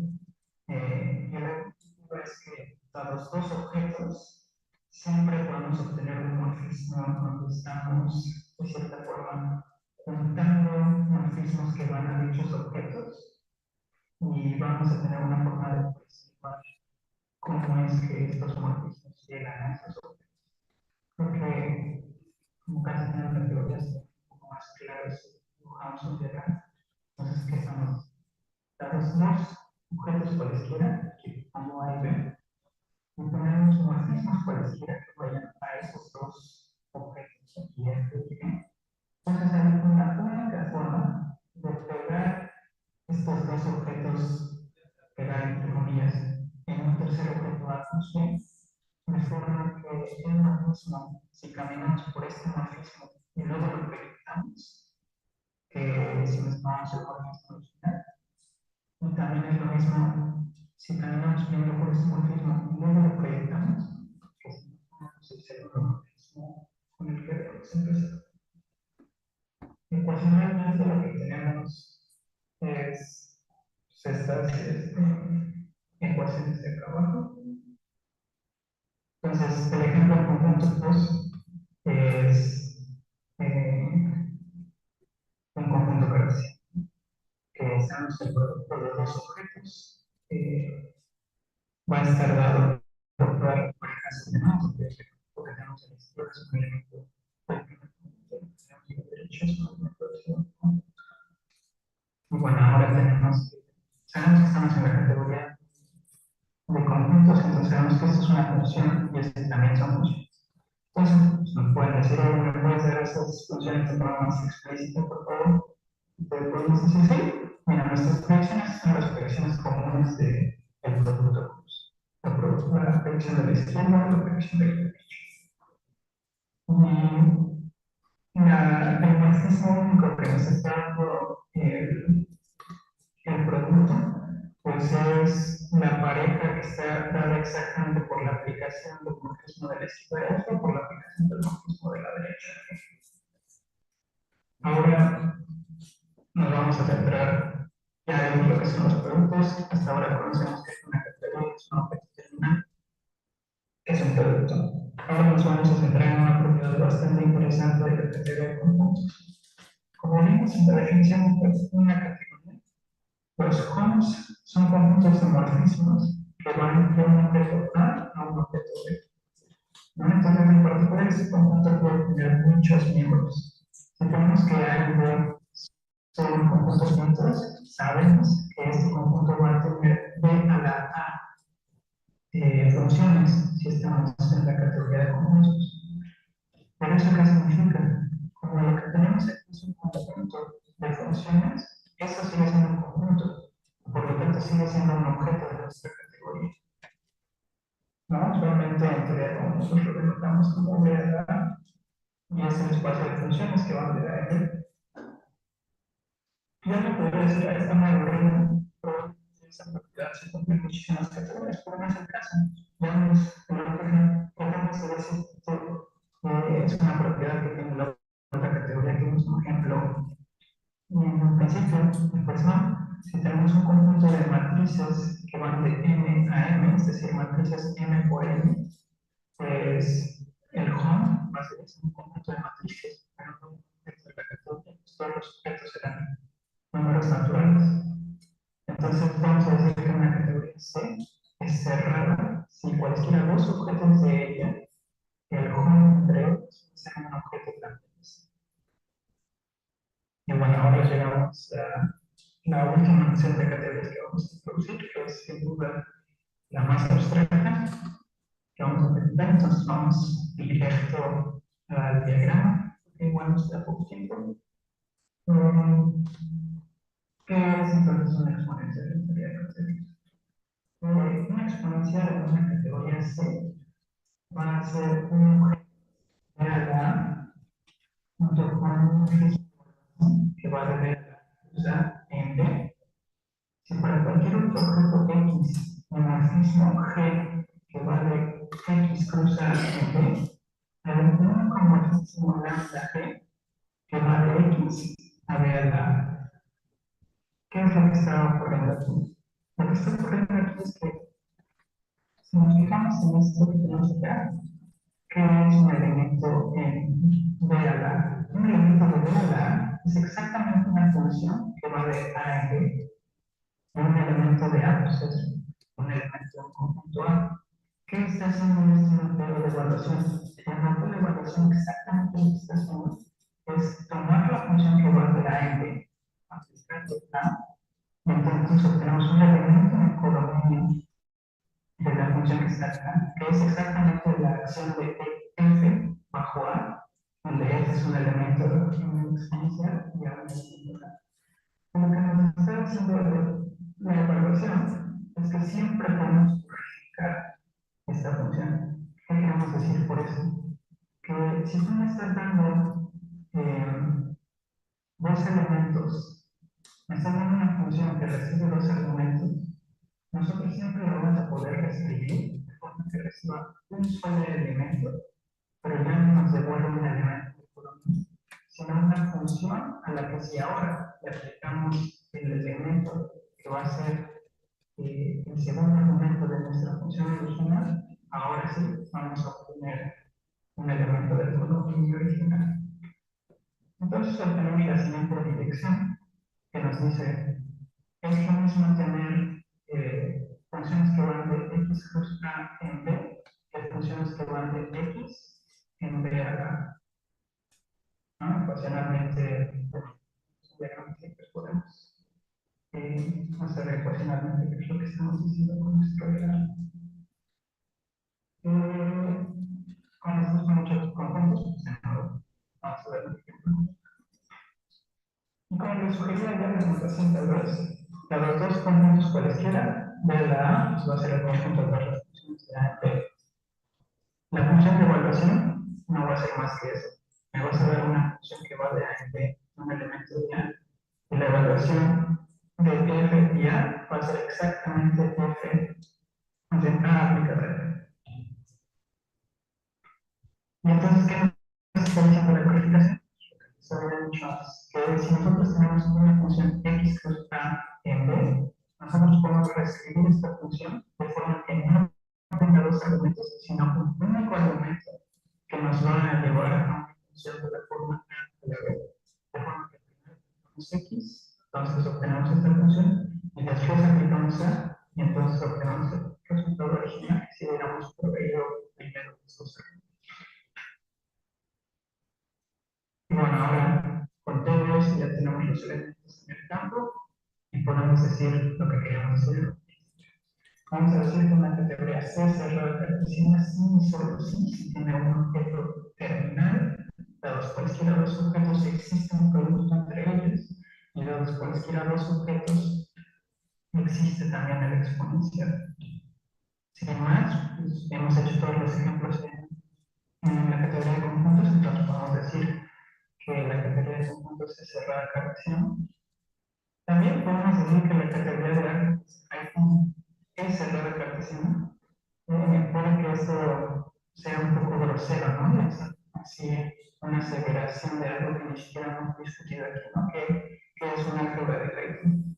Bueno, para los que sepan un poco de teoría de las álgebras de Haydn son ciertos látices acotados que capturan la semántica de la lógica funcionista, pero ¿por qué lo menciono aquí? Porque justo esta conexión nos da una de las aristas del triángulo que tenemos al principio, que es la conexión que tenemos entre lógica y teoría de categorías.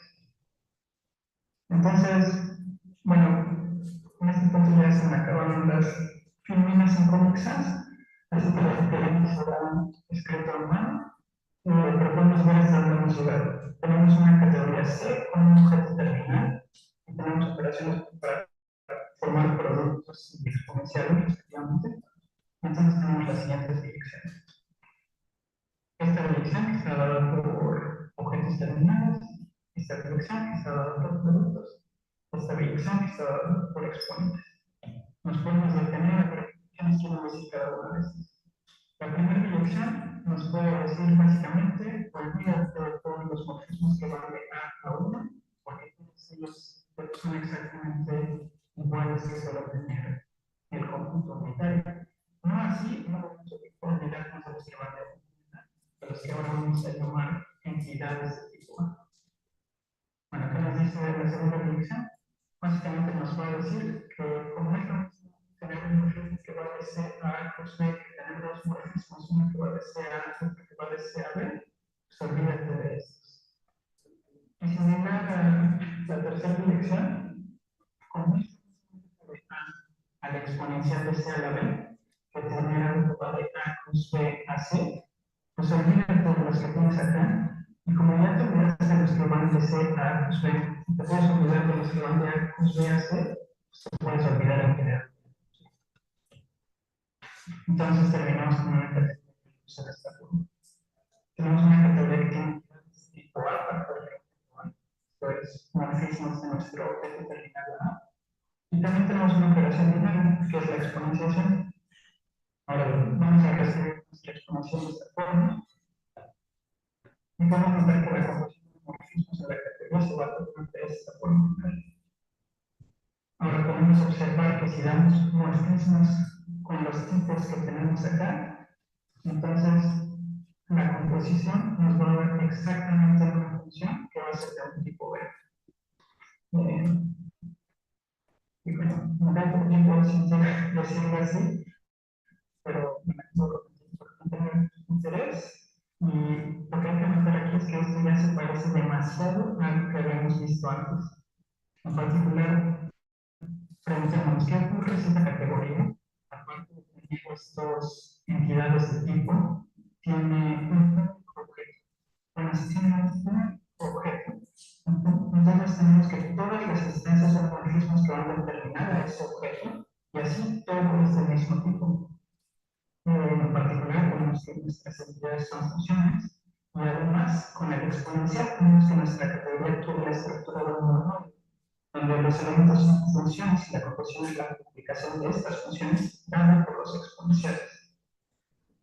Pero esto ya es muy parecido, ya como demasiado a algo que vimos antes.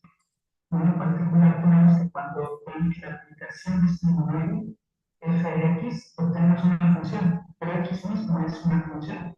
Entonces, la revelación que esto nos da es que el lenguaje interno de las categorías cerradas cartesianas no es otra cosa que el cálculo lambda, que aquí agrego tipado. ¿Por qué tipado? Porque tenemos muchas entidades de tipo. Pero si nos restringimos como hicimos en el mismo ejemplo a una categoría con un único, obtenemos exactamente el cálculo lambda no tipado que introdujimos en la introducción de la charla.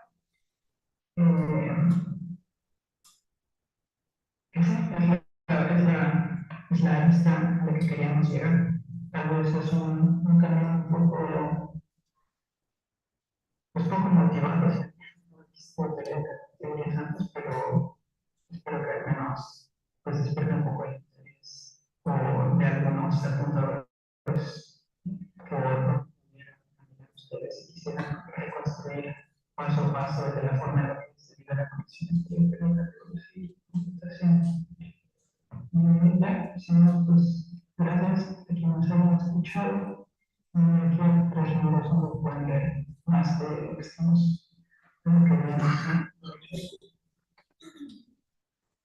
Gracias, Mateo. No sé si hay preguntas para ti, público. Yo quería hacerte una, pero no sé si haya más tiempo. Tal vez que para mi pregunta. Desde que te conozco hemos hablado sobre esto y su vinculación con el formalismo. Tenemos en el próximo, que este es el simposio de la filosofía de los sistemas MR de Croacia, pero a veces es un poco complicado agarrar un formalismo que parece ser tan, pero tan general y tan potente, que explica cosas tan grandes en diagramas tan compactos, ¿no? Entonces, aquí muchas personas que sé que quieren estudiar de categorías, pero de pronto es un dato complicado. ¿Cuál sería el consejo que le darías a las personas para empezar a estudiar teoría de categorías si no tienen dominada ninguna otra teoría personal, de los conjuntos o una lógica? Vienen empezando en matemáticas. Dígase, ¿cuál es tu consejo para empezar a estudiar teoría de categorías como tesis fundacional, teoría fundacional de las matemáticas, sin haber estudiado?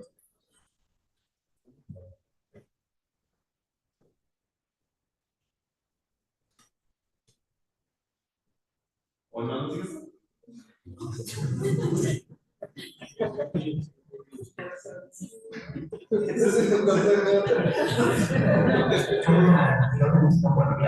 la pregunta es, ¿qué recomiendas para empezar a estudiar categorías? Sí, y creo que hay un pic enorme. Tardó casi medio minuto en llegar a la pregunta. Entonces, seguramente te va a llegar apenas todo lo demás, más este comentario.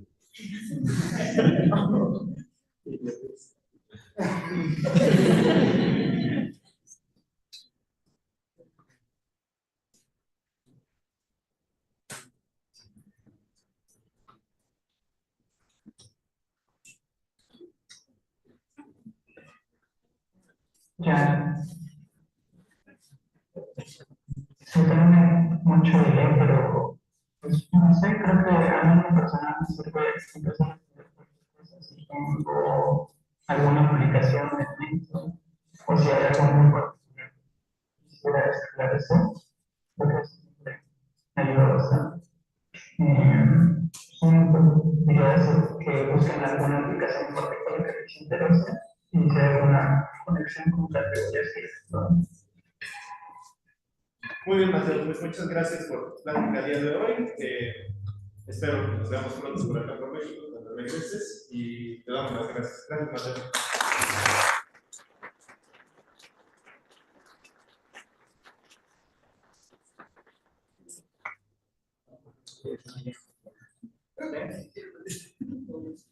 Nos pasamos de la parte de adelante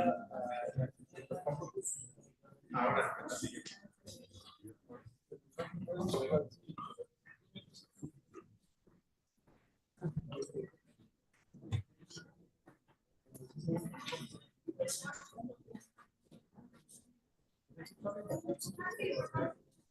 bueno, la siguiente plática nos va a tratar un colega del otro lado del planeta, nos va a hablar sobre máquinas que computan más que la máquina de Turing. Entonces, después de todo lo que hemos estado diciendo desde ayer, posiblemente esto sea de interés. Así que en 5 minutos iniciamos.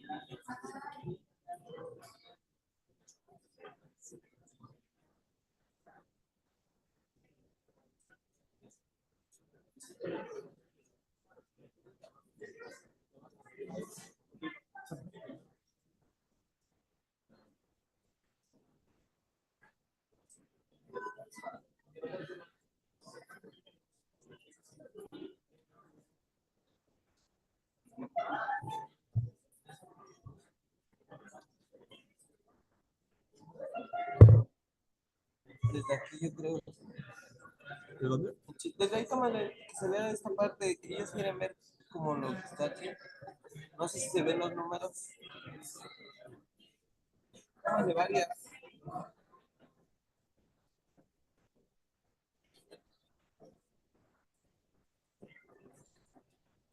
Es que no hay números.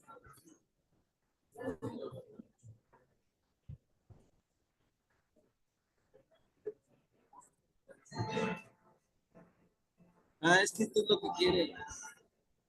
Fíjate.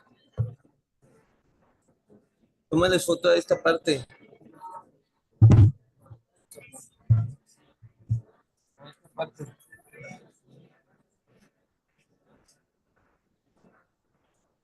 Si ustedes quieren ver cómo está, este se le mueve.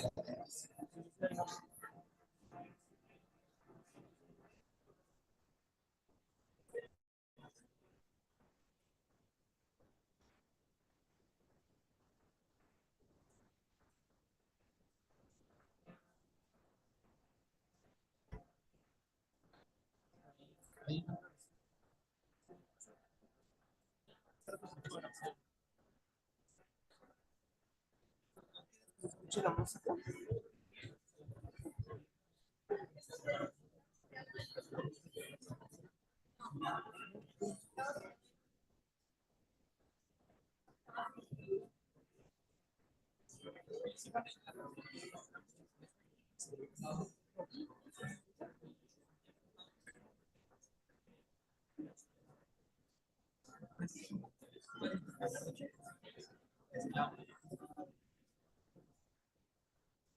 ¿Qué pasó? Creo que voy a quedar con el micro. ¿Eh? No voy a quedar con el micro. Ok.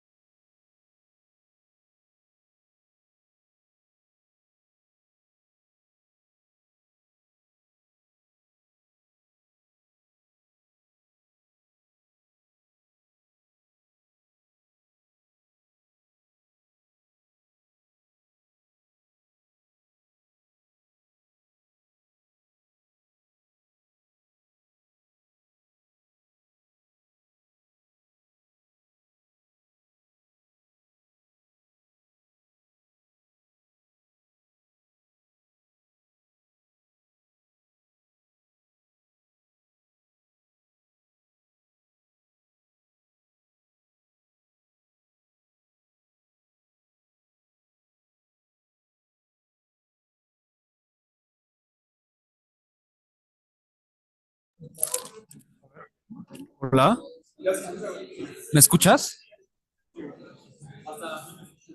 ¿Sí me escuchas? A ver, lo voy a poner acá.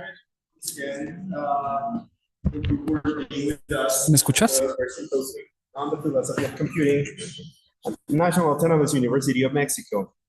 So today with us is recently met but very esteemed colleague Marian Rath, who will be discussing with us today hypercomputation in nested time loops. Suffice to say that Marian is one of the very few people who have dedicated time to the study of what we call hypercomputers, or devices that are of a super Turing nature, machines that compute more than the Turing machine itself. So Marian's talk will discuss the following. Some solutions of general relativity include time loops or closed time-like curves, which could be used for backwards time travel. Scott Aronson, Bavarian, and Geltrini showed that in such a space-time, hypercomputation is possible. Their model is limited to a single time loop, which restricts the computational power to problems Turing reducible to the halting problem. Marian shows, how the computational power increases by one Turing jump for every time loop that is nested within the deepest time loop. This points to an interesting correspondence between different curvatures of spacetimes and the computational power of a computer in such spacetimes. Marianne is a researcher on the intersection of computing and philosophy. He has obtained a Master of Science degrees in computing science and in history and philosophy of science at the Utrecht University. He has done research in hypercomputation in space-time configurations with time loops that could show up in certain solutions of general relativity. I would like to thank Marianne again for joining us today, and I'll now activate the captions in English so that we can have live Spanish captions. Give me just a second, there it is. And I guess we are ready to go. So Marianne, thank you so much. The floor is yours. Thank you very much for that great introduction, Enrique. I'll just share my screen with everyone here. Yeah, so I hope you can see that. Oh, and I hope you don't see this. Yeah. Okay. So first of all, a big thanks to the organizers of this amazing symposium. It's really nice to see so many people here interested in the philosophy of computing, and I hope you'll find my talk interesting.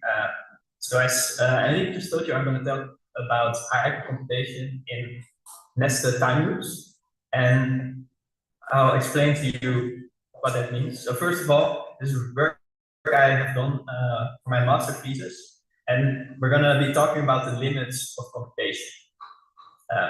So we all know that there's some things that our normal computers can't compute, because Turing already showed almost a century ago now that there are some things that a Turing machine can't compute.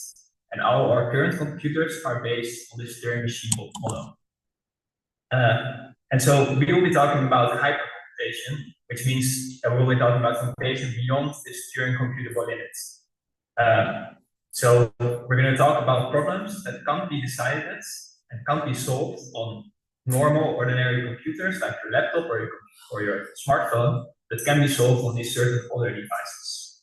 And I built on two main papers. First of all, a paper by David Deutsch, a very famous quantum physicist, who I'm sure many of you know, who wrote a paper connecting the quantum mechanical theories with closed time-flight curves, a feature that shows up in general relativity.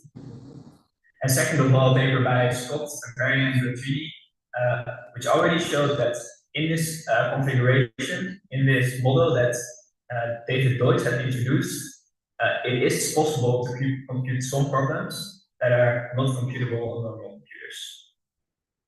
And to situate this a bit more in the whole field of different computational theories, let me first emphasize that the normal computational theory that every computer scientist learns is classical computational theory.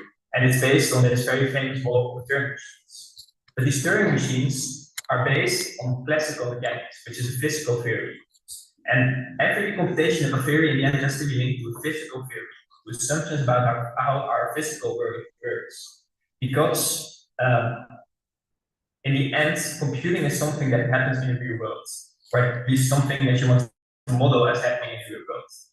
And then recently, in the last few decades, there's been a lot of increasing amount of work in quantum computing, which you might have heard about.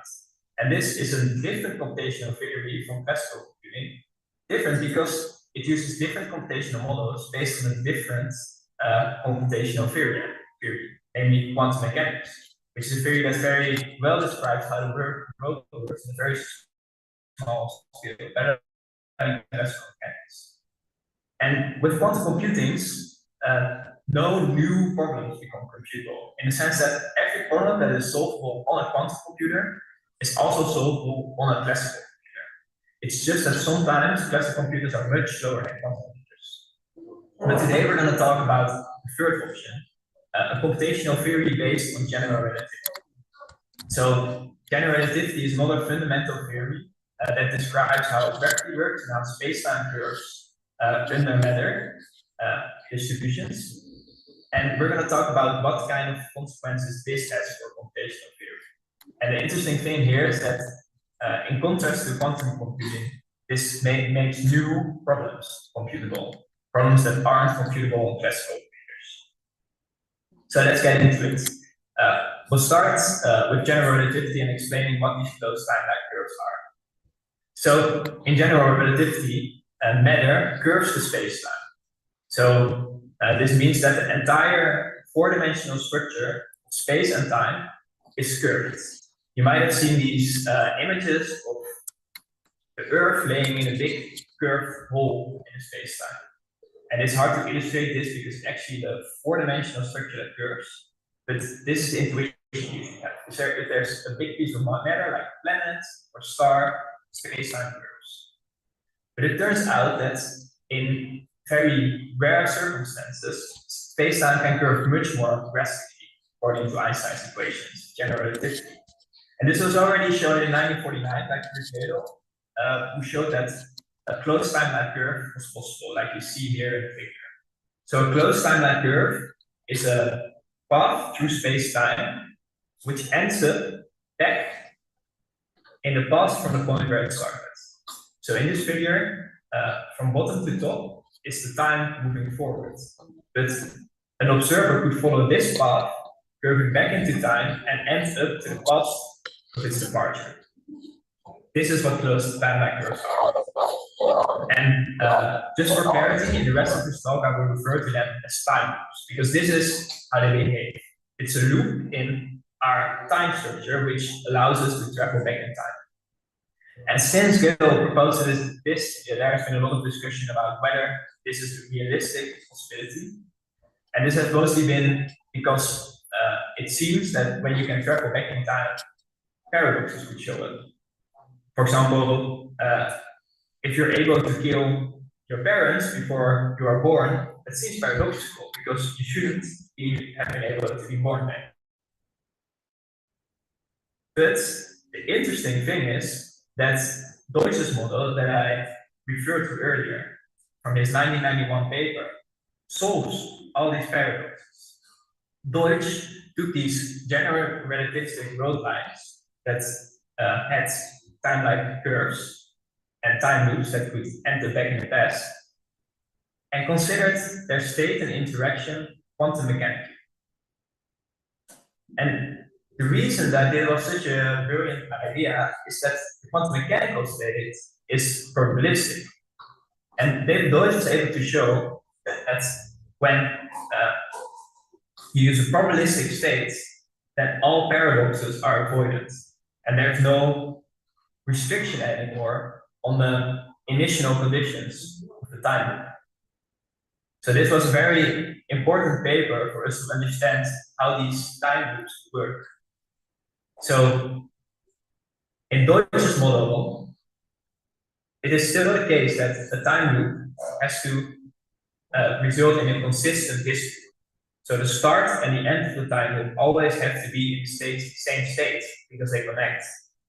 But because it's the probabilistic state, there's always a probabilistic solution that gives a consistent world, no matter the initial conditions.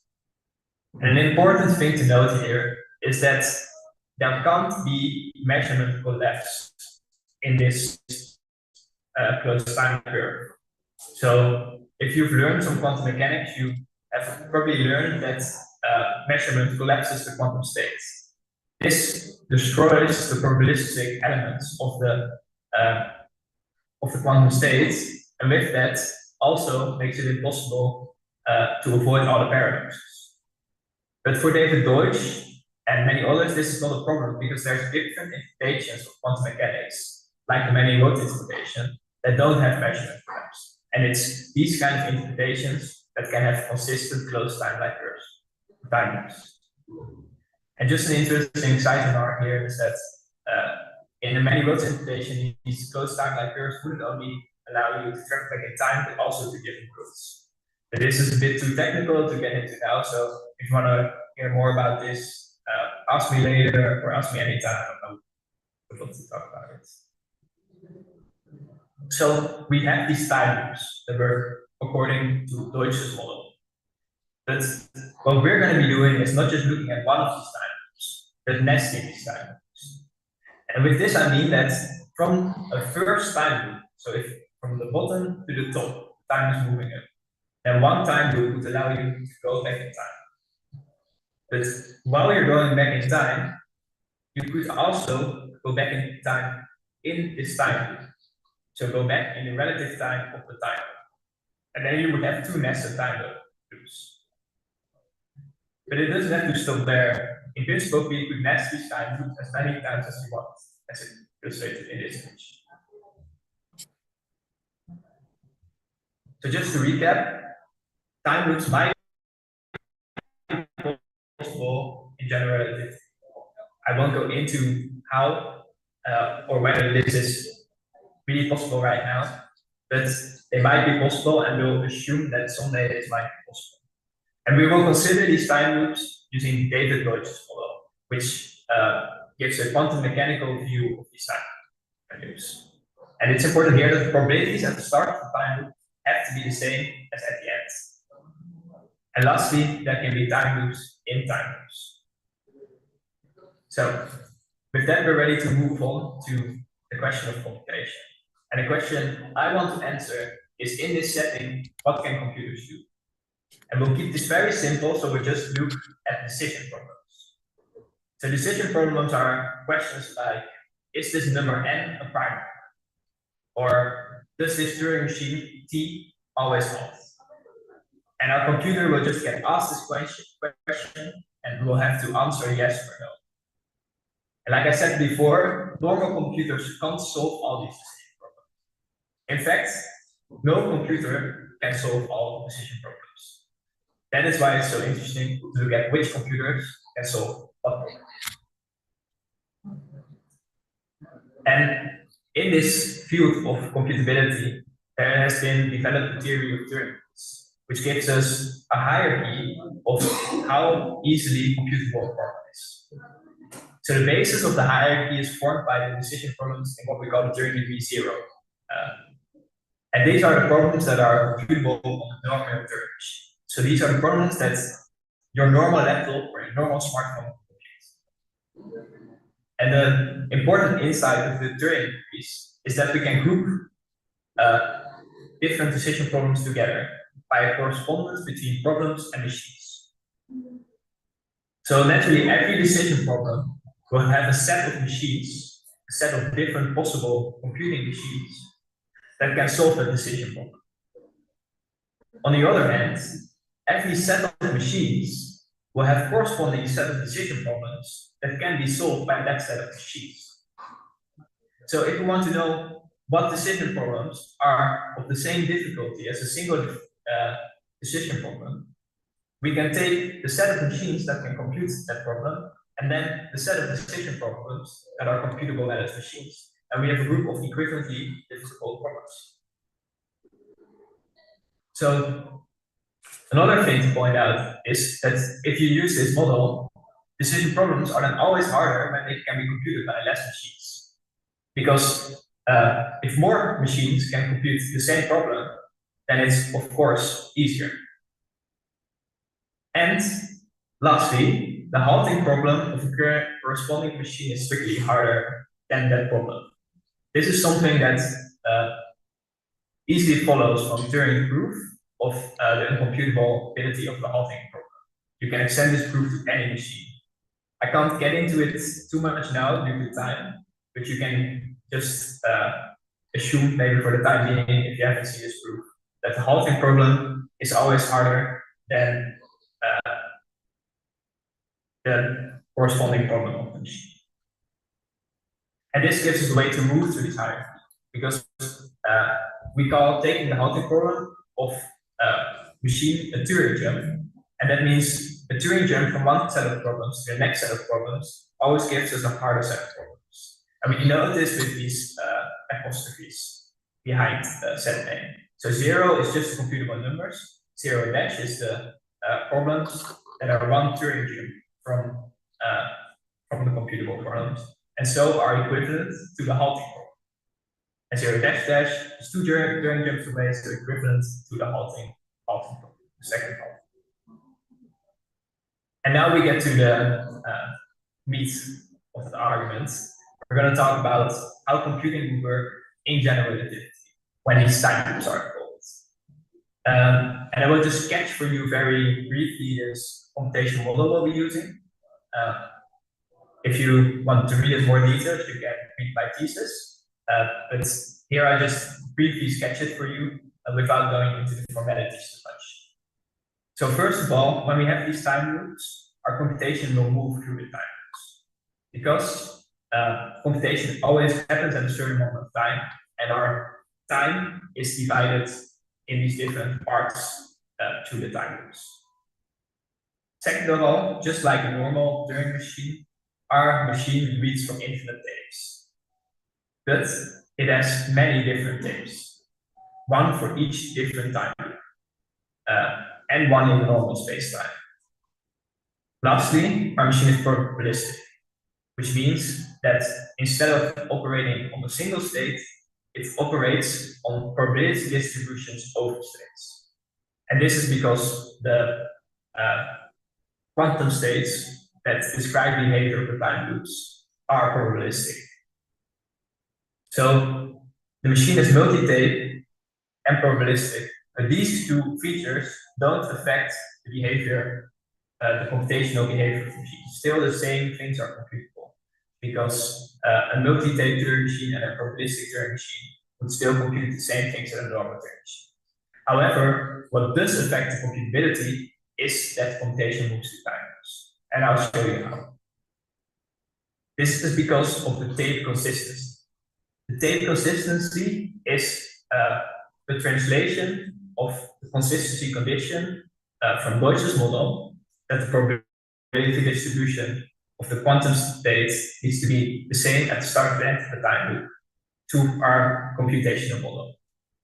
So our machine can move through the time loop hierarchy, but whenever it exits the time loop, the probability distribution needs to be exactly the same on that tape as when it enters it. So if the probability distribution of over a certain tape will be like this before it enters the time loop, then it has to be like this as well when it exits. It can't have changed, like in the bottom example. That doesn't work.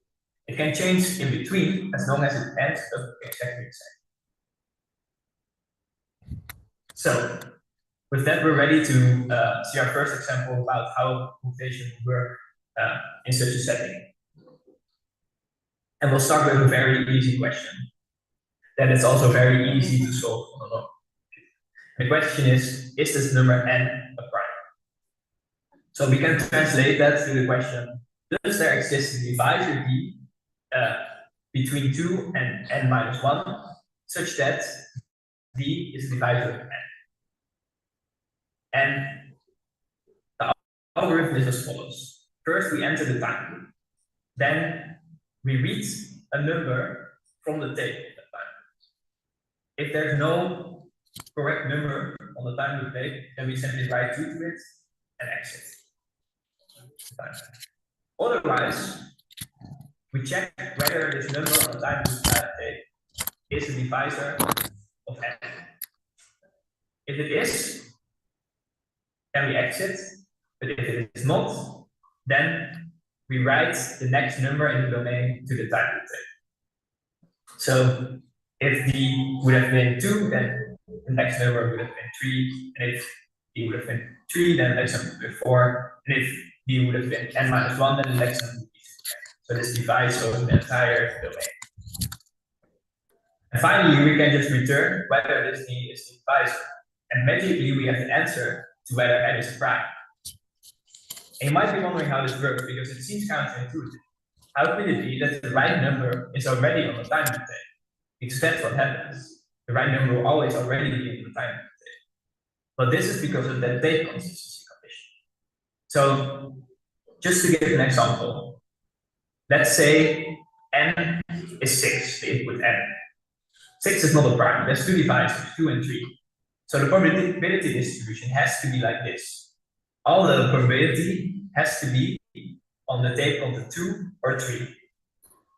Because otherwise, if it, for example, would have been like this, then after running the loop, after going through the loop, the probability would have moved from 4 to 5 and from 5 to 2, but not from 2 to 3 or from 3 to 4.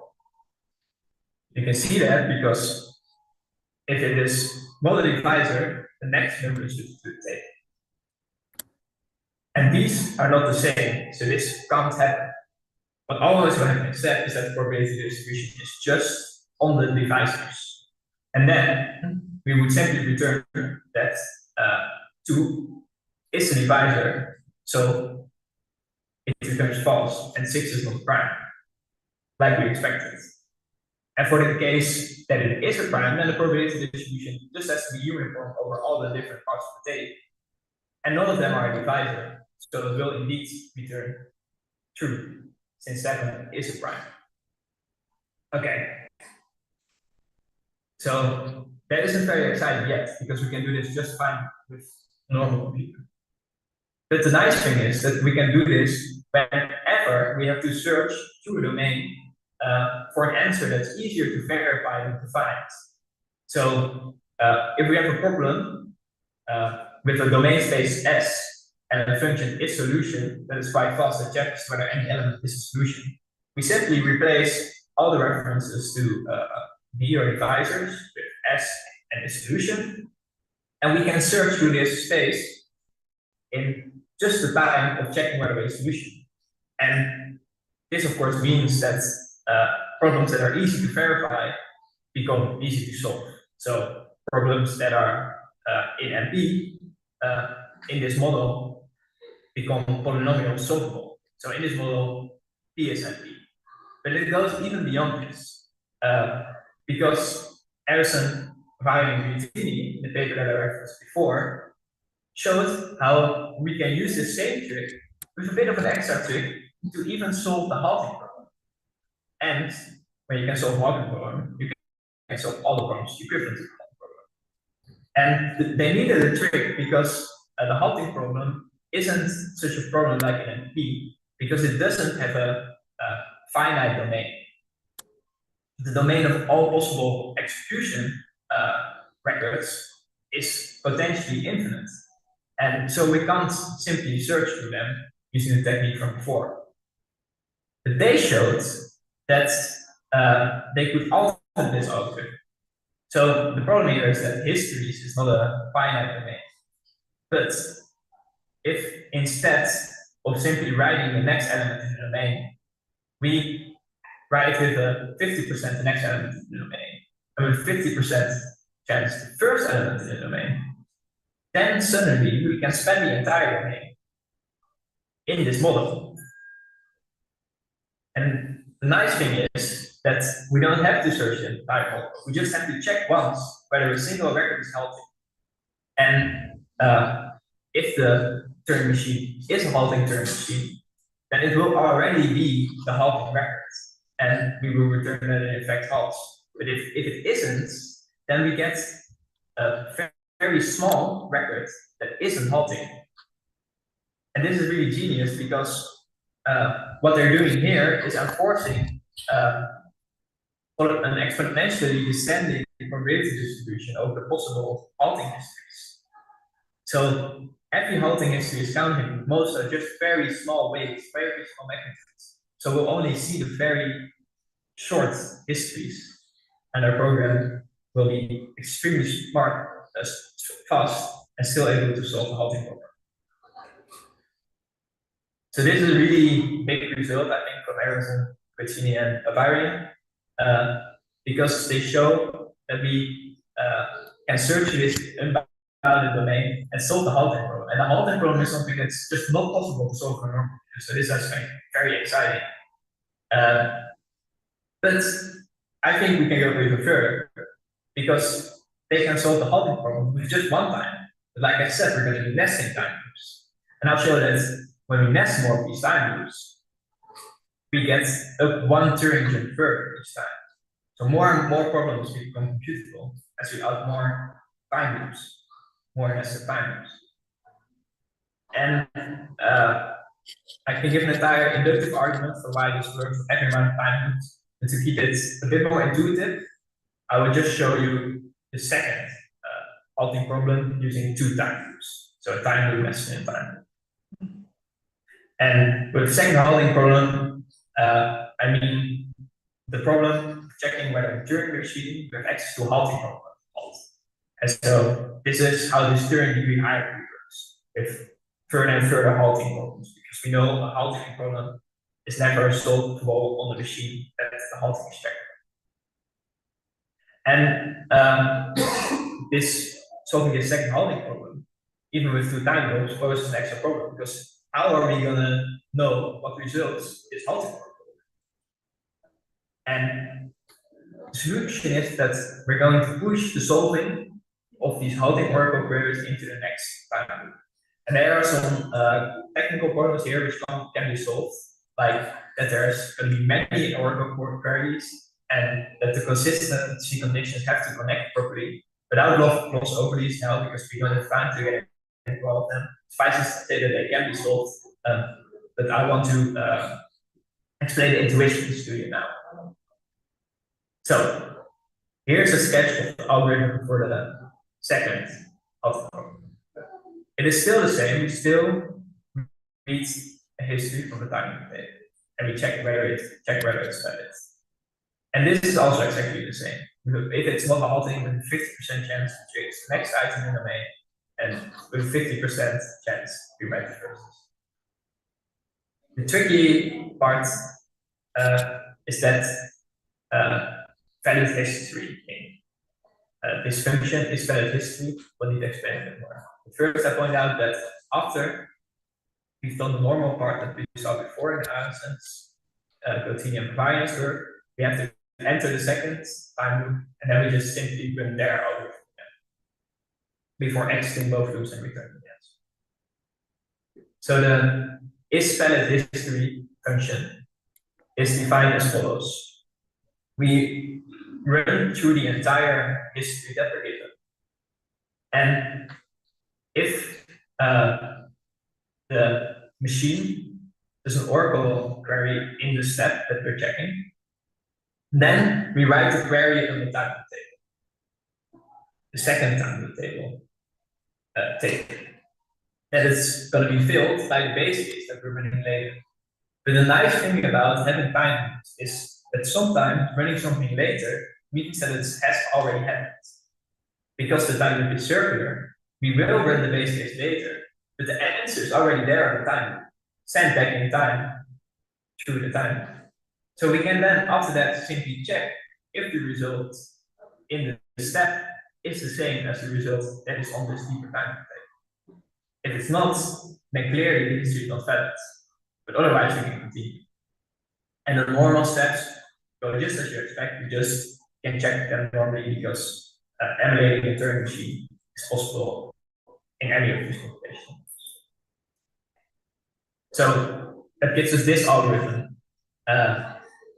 Instead of looking at the time, I don't have time to spend too much explanation on this. I can guess that maybe some people don't fully understand it yet, but hopefully you get a bit of intuition that the trick here is that we have this second time loop in which we run the previous algorithm to get the oracle queries that we need to answer. And above that, we just run a very similar algorithm, just slightly altered to handle this second level. Okay, that brings me almost to the end. So I just want to summarize this by saying that with each extra nested time loop, we can solve part of the decision problem. To be precise, we can solve one more Turing check. And then there's just one more thing I want to discuss with you, but very briefly, and that is the question of the limit of computation in this model. Because we know what is not possible to compute on our normal computers. Turing has shown us this when he proposed the Turing machine model. But it is, and I have shown that in this GR model, in this timeless model, we can compute more. And I'm also interested in knowing what we can't compute, and we haven't shown that yet. So to show that, we have to be able to model the time loop computer using a machine corresponding to a certain term. If we can do that, then we know that that time loop computer can't solve any problems part of that. So for example, to show that two nested time loops cannot compute anything more than 0 dash dash, we try to model the time loop computer using a Turing machine with a halting 2 oracle. And this is something I've been working on, but it turns out to be quite tricky. Because Ericsson et al., so Ericsson, Galatea, and Bavaria, they tried to prove this for the one-time case, basically. And they claim that they can show that nothing more than the halting problem is computable in the machines. But it turns out that there's a gap in their argumentation. Finding consistent probability distribution turns out to be very hard. And we haven't found a way to do that yet, because they assume that there's an almost fixed point in a finite dimensional Hilbert space that we can search for using the halting protocol. But it turns out that this almost fixed point might not exist in any finite dimensional space, and instead lives in an infinite dimensional space. And even with a halting machine, we can't search this entire infinite dimensional space. And this is something that we've been working on, but neither I nor the authors have found a solution yet. So it's a very interesting issue if anyone is interested in looking into it more. But it turns out to be quite tricky. And so sadly, we don't know yet what the limits are of this computational model. And with that, I come to my conclusion. So I've shown that a computer in a space-time with n nested time loops can solve exactly those problems in Turing degree, that is n Turing terms 0. And I just want to point out that I think every philosopher of computing, and actually every computer scientist, should keep in mind that a physical theory always needs to inform a computational theory. You can't have a computational theory that is not informed by a physical theory, because in the end, computation is a physical process.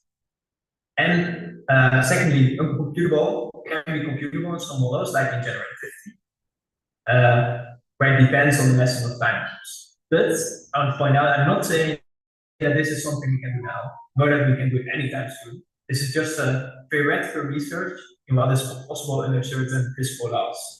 And we simply don't understand these physical laws or the connection between general relativity and quantum mechanics enough to really know whether this is possible or not. It's still something we should think about and reason about, and something we can show real results on when we assume a certain physical theory. So that's everything I wanted to share with you. I hope you were able to follow and you enjoyed the topic. So I would really love to hear any questions or any suggestions if anyone has any. Thank you. Thanks, Mary.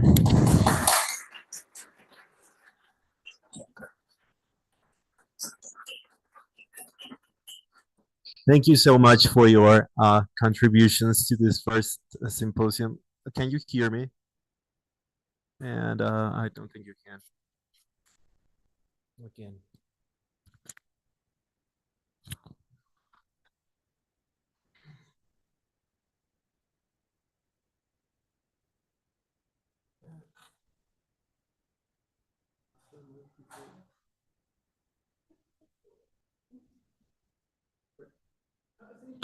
Mary, sorry, I think that our microphone died. So we really are grateful for your presentation here. I think that this is the first time that this university has hosted any sort of talk on the topic of hypercomputation. So just to make some history, up to this year, the topic was frowned upon. So we were told mostly that these kind of discussions were esoteric and not really useful to any theoretical or even practical purposes. But as we discussed before in our communication via email, this is actually not the case. So thank you so much for sharing this with us today. I would like,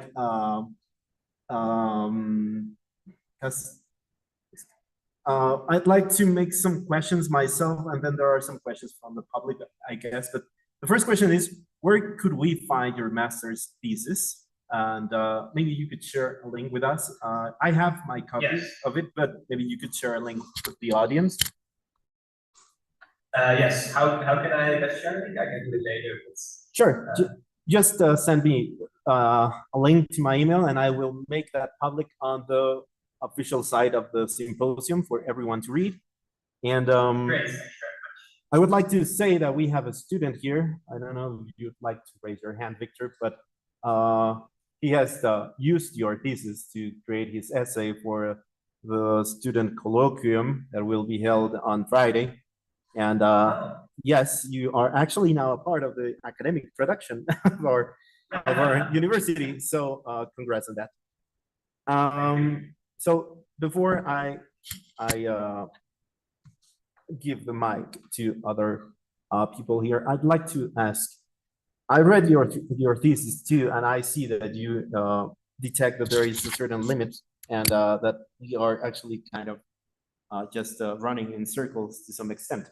So do you have any interest in exploring other models of hypercomputation? I'm thinking about Siegelman's approach using analogous recurrent neural networks that use weights that are exploit or harness the power of real numbers, actual real numbers.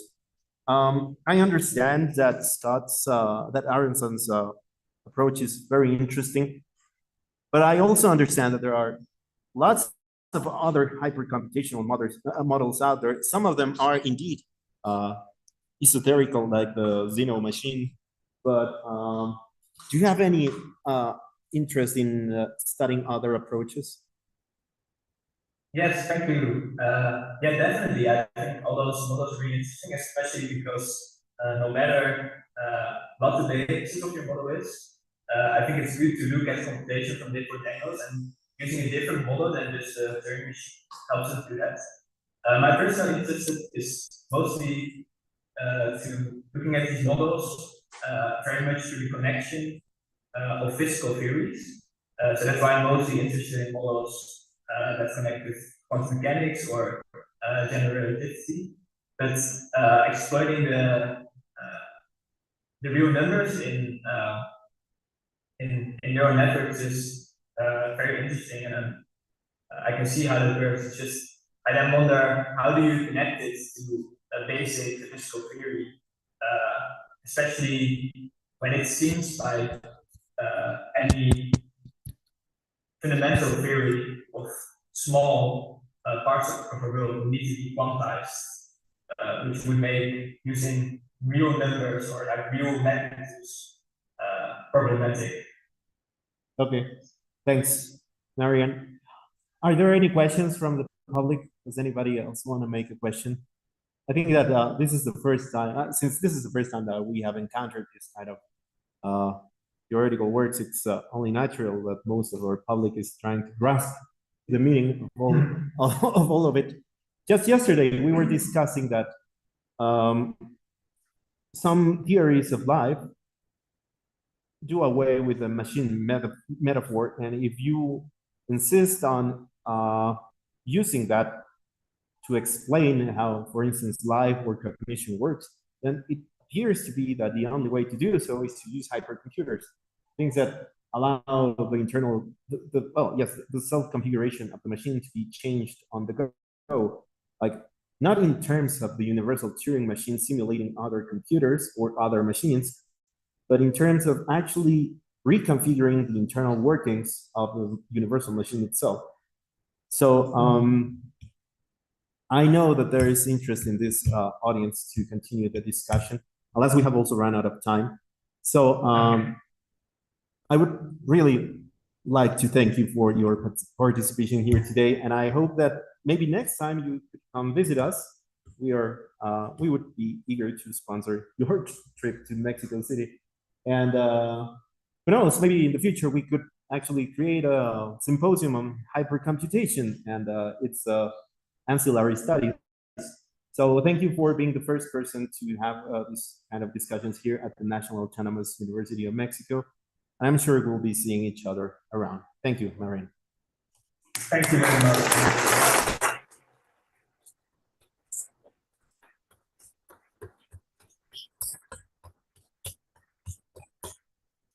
Thank you and see you soon. Bye.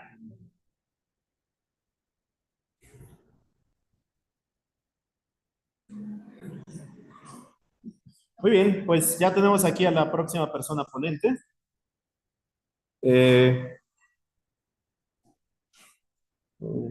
Vamos a... No, sí, pero vamos a tomarnos 5 minutos, si quieren moverse un poco, mientras configuramos todo. Gracias. Marian Rat, un colega de la Universidad de Utrecht, en Noruega, que ha trabajado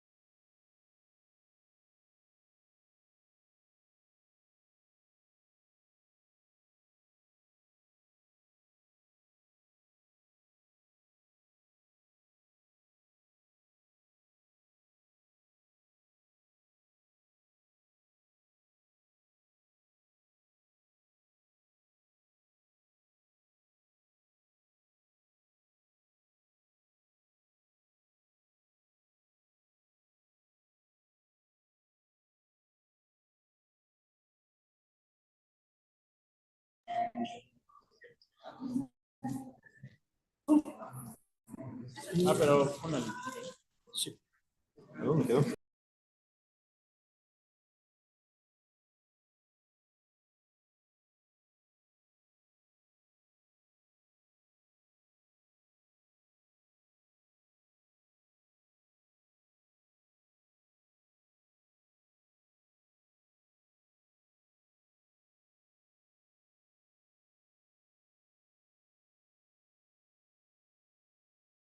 Vamos a continuar con nuestras charlas del día de hoy. Lamentablemente, hoy es el día de las fallas técnicas, entonces, bueno, esperamos el día de mañana ya no haya ninguna.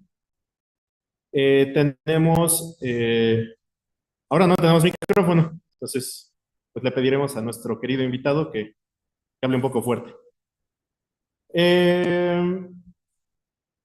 Quisiera presentarles al maestro en ciencias Sergio Hernández López. Él es profesor de aquí de la Facultad de Ciencias y entre muchas otras cosas fue mi profesor. Él conoce a Everardo, ese que ayer platicó con nosotros sobre sistemas de metabolismo y reparación, y nos presentará el día de hoy una charla intitulada Consideraciones, límites y panorama en el uso de la inteligencia artificial en la investigación genómica.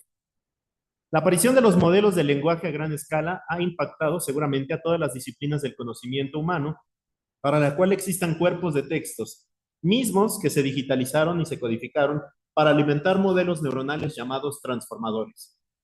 Estos modelos permiten hacer consultas en los cuerpos de texto en los que fueron entrenados y con una aparente precisión y estructura automatizada que no habíamos visto hasta ahora. El uso de estos modelos se ha popularizado por su aparente asertividad y puntualización en los detalles que presentan como resultados a las consultas. Sin embargo, este entusiasmo puede estar ocultando las limitaciones técnicas y teóricas que estos modelos poseen. En esta plática revisaremos un poco de las bases teóricas y conceptuales de estos modelos aplicados en la investigación de las biociencias. Finalmente les comento nuevamente, el maestro Sergio es computólogo por nuestra Facultad de Ciencias y tiene una maestría en dinámica no lineal y sistemas complejos por la Universidad Autónoma de la Ciudad de México. Actualmente, como ya dije, es profesor por asignatura en la misma facultad, en materias como reconocimiento de patrones y aprendizaje automatizado, genómica computacional y recientemente inteligencia artificial. Entusiasta de las ciencias de datos, el procesamiento del lenguaje natural, las redes neuronales y en general el aprendizaje automatizado. Bueno, sin más, Sergio, te dejo el control de la sala. Gracias.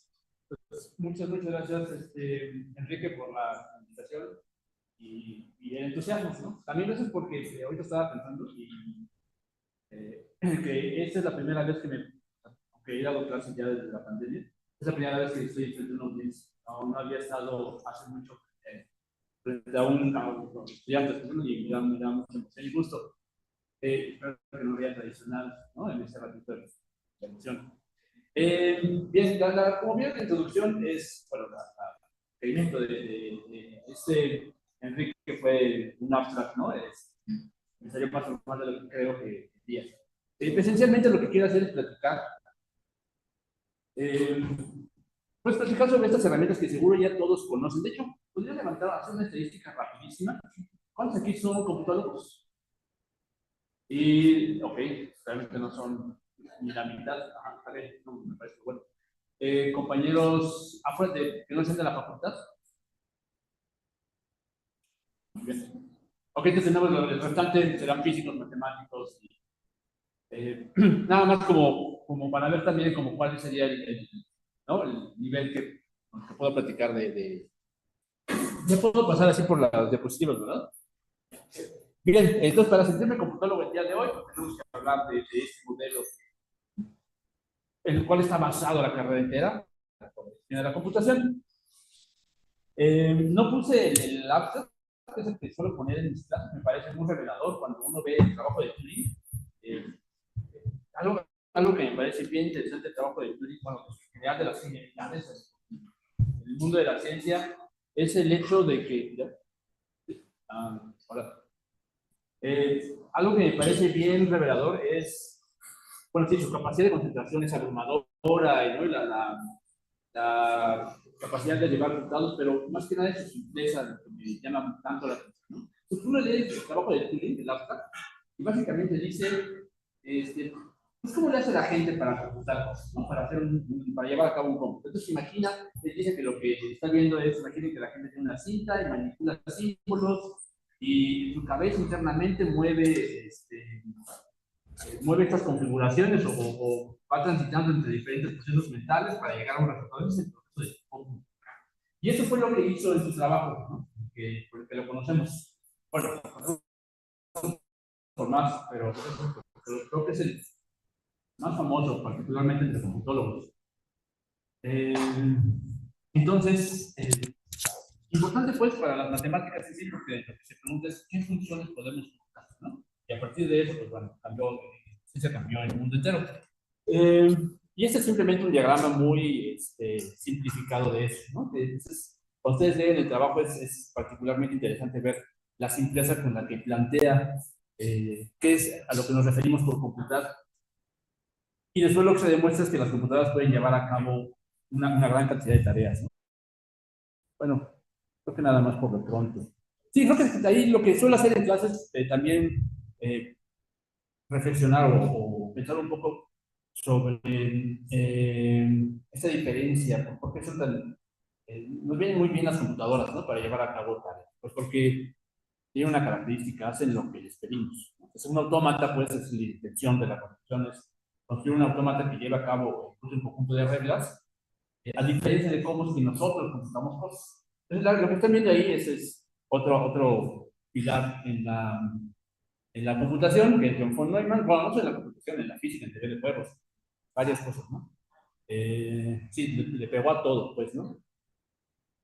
Y dentro de ellos, pues justo, en ingeniería electrónica, pues es quien se encarga de construir, pues, de llevar a cabo el concepto de concretizarlo, el programa almacenado y construye una computadora, pues básicamente la arquitectura de von Neumann es la que ocupamos hoy en día para estar, ¿no? En nuestros celulares, en las laptops, cualquier cosa que digamos que haga cómputos electrónicos, pues se la debemos en buena medida a von Neumann. Ahora, la cita que les escogí es en afán de hacer esta reflexión y también tal vez sobreestimación de lo que creemos que hacen las computadoras. Es decir, popularmente hablando, pues, ¿no? Porque parece que esta biografía, de hecho, me pasó a poner la referencia, es el libro de James, se llama Probability, the Science of, the Language of Science, así, de James, ¿no? James, entonces, en los primeros capítulos justo hace referencia a este pasaje con von Neumann y parece que un reportero le está preguntando, usted insiste, se ve que, porque nada más tenemos la referencia de lo que dice von Neumann, ¿no? Entonces, lo que dice James que dice von Neumann es que le reclama al reportero que usted insiste en decirme que hay cosas que las computadoras no puedan hacer.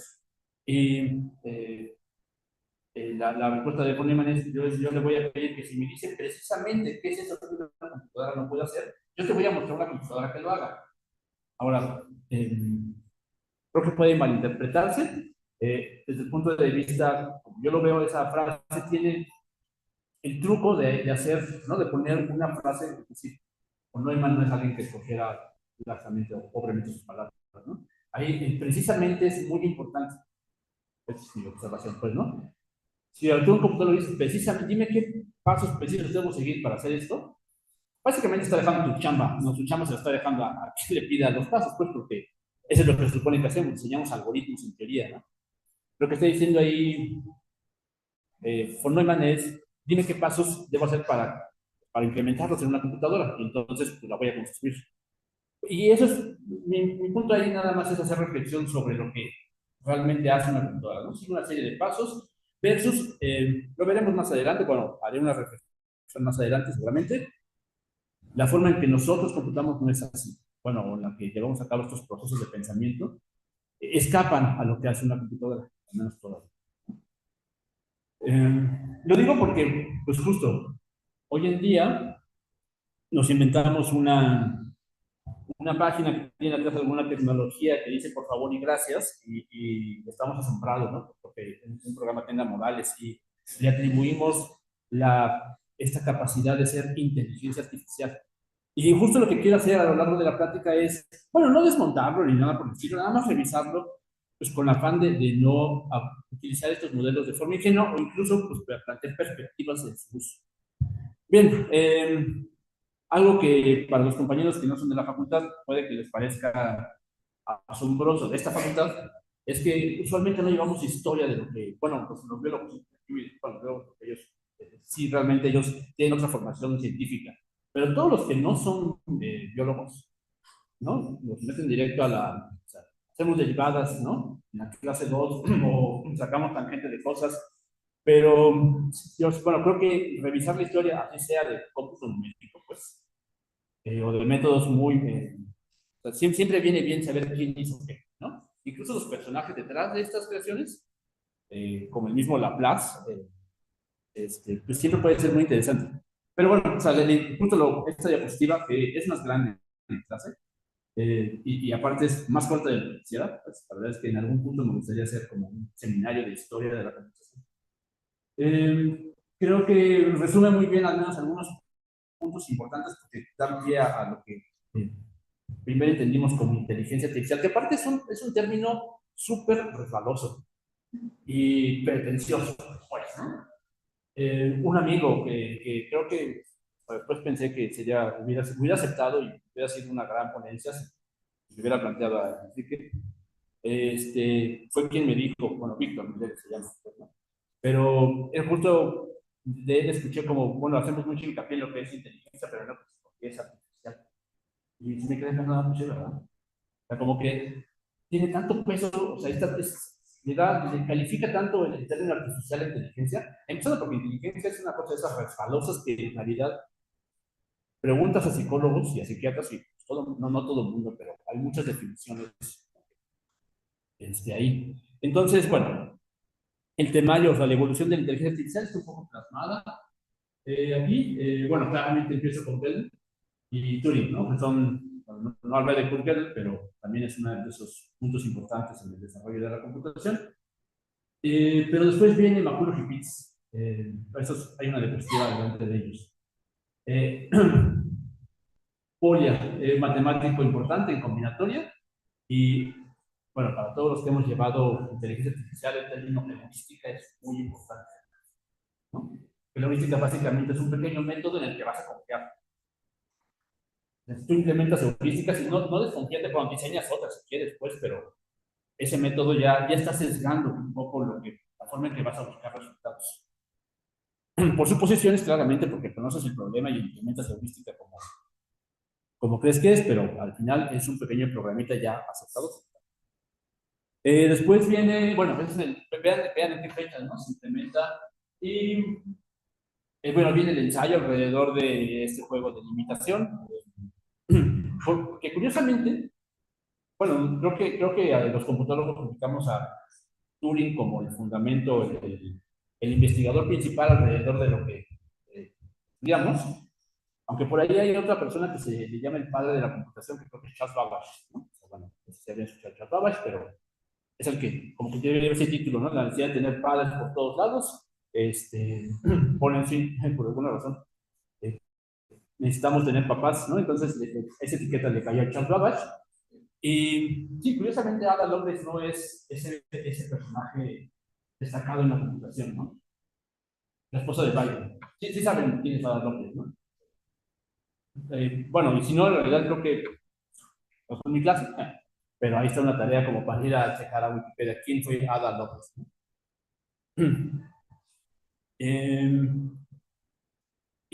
Bueno, nada más como reflexión, bien pudo haber sido ella la madre de la computación en esta necesidad heteropatriarcal de tener figuras, ¿no?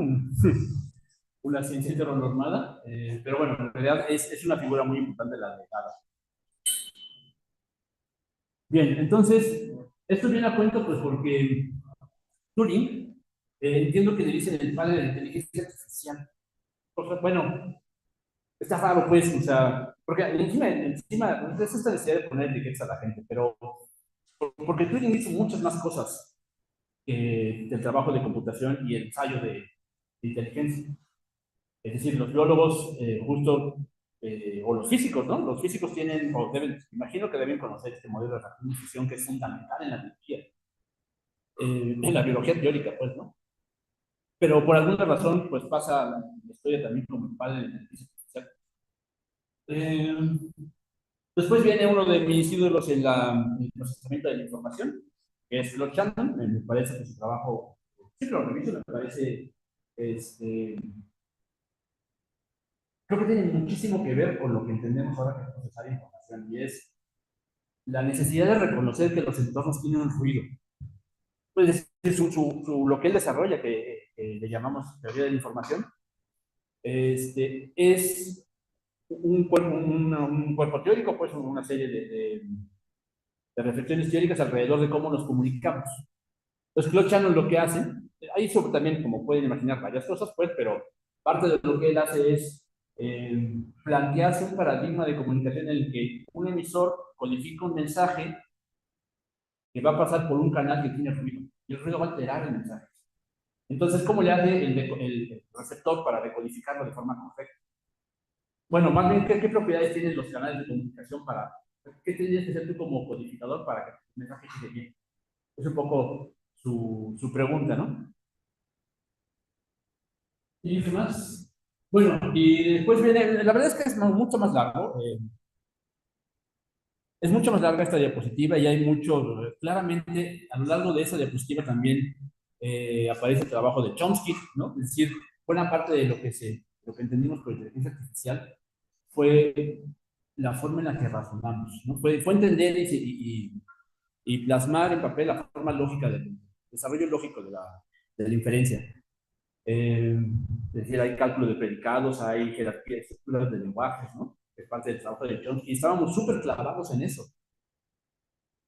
Está interesante, ¿no? Porque creo que lo vamos a seguir haciendo por un buen rato, pero al principio era en lo que nos concentramos como cuerpo académico, como disciplina, fue el entender estas estructuras discretas y cómo le dábamos significado a las cosas, ¿no?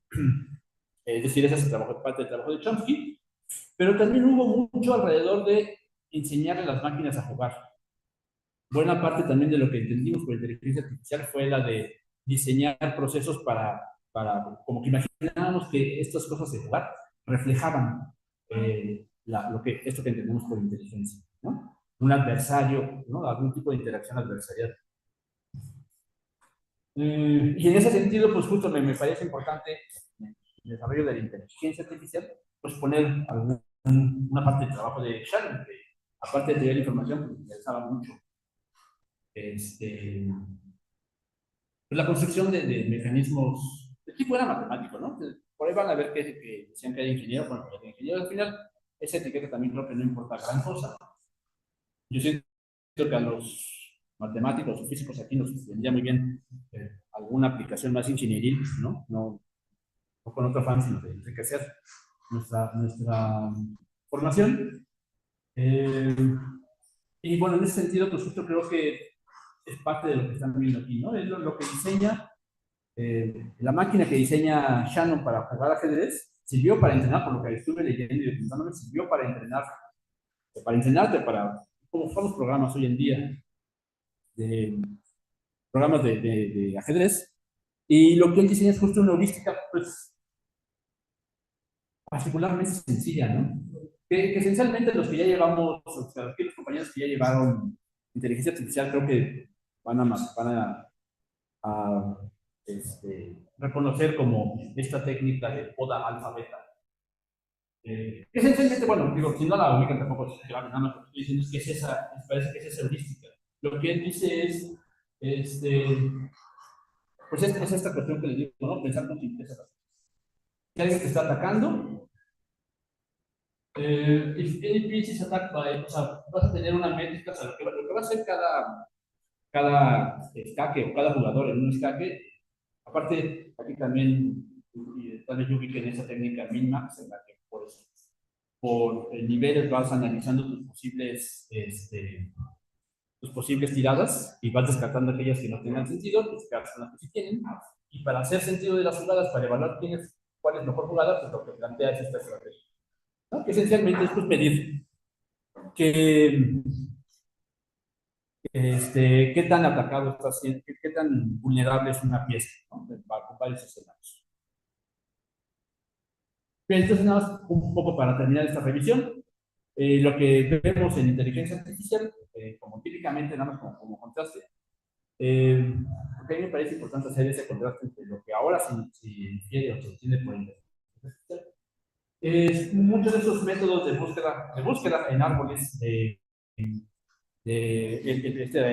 este algoritmo de min-max también se ve ahí, se ve búsqueda tabú, y se ve un poco, o sea, el temario típico de lo que se espera de alguien que pasa por inteligencia artificial. Ahora, bueno, incluye, en esta facultad incluye clasificadores lineales, un poco de procesamiento de lenguaje natural, como les acabo de mencionar, o sea, esta visión que les acabo de mencionar.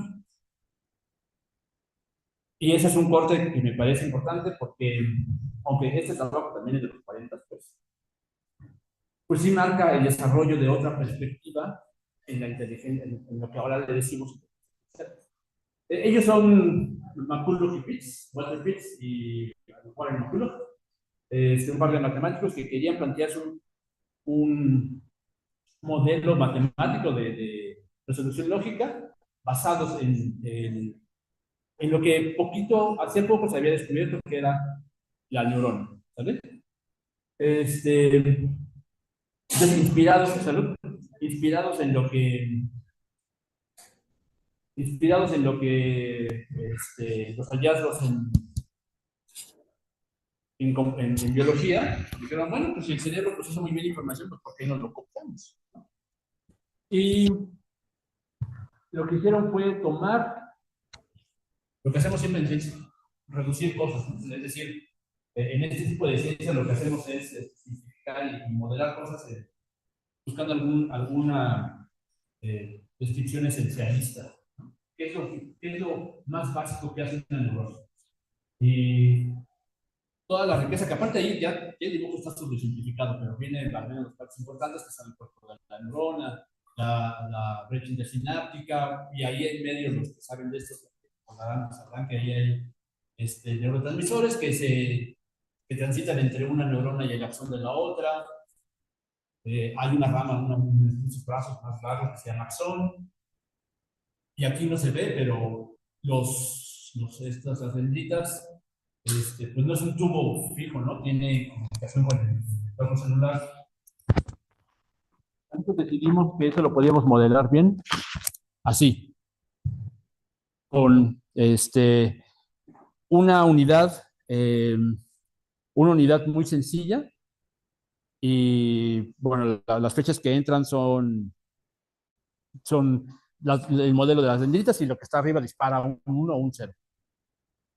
Ahora, eso creo que es importante que lo vean porque es una reducción un tanto, bueno, dijimos que funcionaba bien, pero este mismo modelo ya tuvo problemas para separar, ¿no? O sea, lo que intentaban con esto era separar estímulos.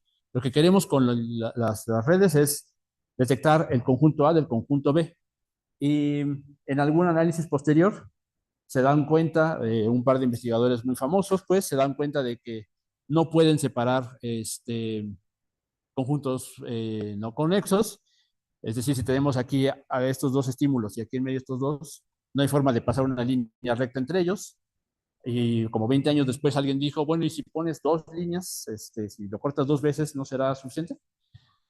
Entonces, esto es a grandes rasgos una parte de este proceso de desarrollo del cómputo neuronal que se detuvo en los 60s y se retomó hasta los 80s, en el que lo que vimos es que lo que sí está muy bonito de esto es que esta neurona, esta neurona artificial, así como la ven, es la misma que está acá, y sin mayor sofisticación puede llevar o sea, esta herramienta tiene poder de cómputo mayor que esta, en el sentido de que esta mapea o puede implementar un par de funciones lógicas más que esta, siendo la misma estructura lógica.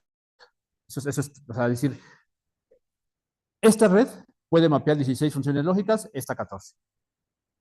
Estas dos funciones más, y en general pasa para varias escalas, se logra con el mismo tipo de unidad. O sea, si esta nada más dispara ceros y unos, o sea, después de medir un umbral, estas también. No hay mayor. Lo único que hicieron fue organizar distinto estas unidades de cómputo. Que en ese sentido sí refleja bien lo que pasa en la cabeza, pues, ¿no? Las neuronas biológicas, pues también son entidades bastante más sencillas que el cerebro mismo. Eso está bien bonito, eso está muy, muy bonito. Bueno, nada más como referencia, esto es también desde las diapositivas que más me gusta. Hoy la revisé otra vez, pues, y básicamente hace referencia a que, bueno, yo lo ocupo para mostrar que del cerebro ignoramos todavía demasiado, ¿no? Ese hueco que ven allá es de una paciente en el que, pues, por dolores de cabeza, esta chica aprendió a caminar muy tarde en su vida y, no, bueno, el dolor de cabeza no se le quitaba y, bueno, decidieron hacerle un PET scan y detectaron nomás que no tenía cerebelo, ¿no? A sus 20 años, a sus 24 años, esta chica pudo, y no es poca cosa, pues cualquiera aquí sabe que una lesión en el cerebelo es mortal, ¿no? O sea, es muy grave, ¿no? Por lo menos. Y en una de esas, pues es muy fácil causarte la muerte si te pegas aquí atrás. Y ella no solo le pasó esto, sino que aprendió a caminar, a mover, a hablar, ¿no?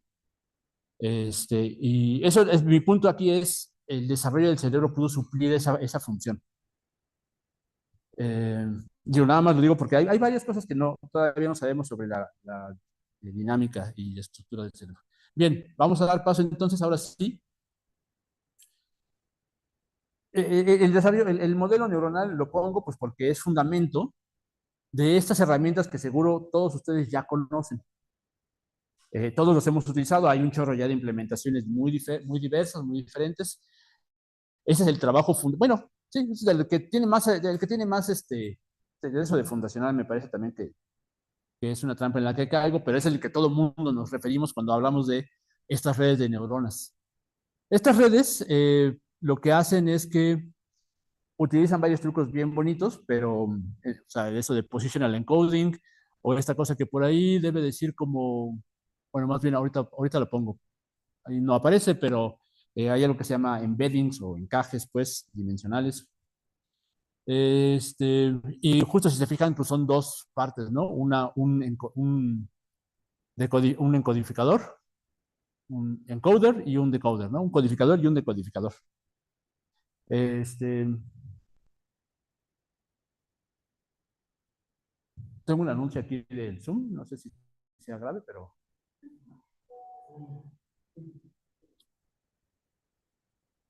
bueno, entonces estos modelos, o sea, claramente esto es del 2014, si recuerdo bien. No, no solo tengo que recordar bien, creo que puedo ver el artículo. Ah, no lo puse aquí, pero es 2014, el primer Transformer. Lo que hace es que esto le llamamos arquitectura, es decir, hay varias arquitecturas en redes de neuronas, algunas de ellas recurrentes, el que vieron en la diapositiva anterior es un perceptrón multicapa, es una forma de transferir información como entre capas, hay dos que se conectan entre ellas, y en particular es esencialmente un perceptrón multicapa en esteroides, ¿no? O sea, es bastante más grande, pero esencialmente es el mismo tipo de procesamiento, con varios trucos ahí intermedios. ¿Qué más les iba a decir? Ah, bueno, lo que hace es que ahorita vemos un ejemplo bueno, y aparte ustedes ya más o menos ubican cómo funciona, pero el entrenamiento, la generación de resultados de un encoder, lo que hace es tomar palabras, las transforma, tenemos que encontrar una representación de cada palabra en algún espacio vectorial, y, y después, a partir del entrenamiento, el entrenamiento ocurre con textos, así, con una gran cantidad de textos, en el que podamos capturar las relaciones entre las palabras.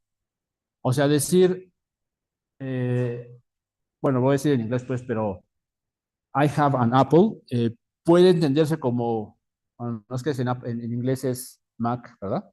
Que quería poner como la referencia entre Mac y la manzana fruta y la manzana computadora, ¿no? Es decir, ese concepto tiene al menos dos dimensiones donde te lo vas a encontrar en la computación y bueno, las frutas, pues, ¿no?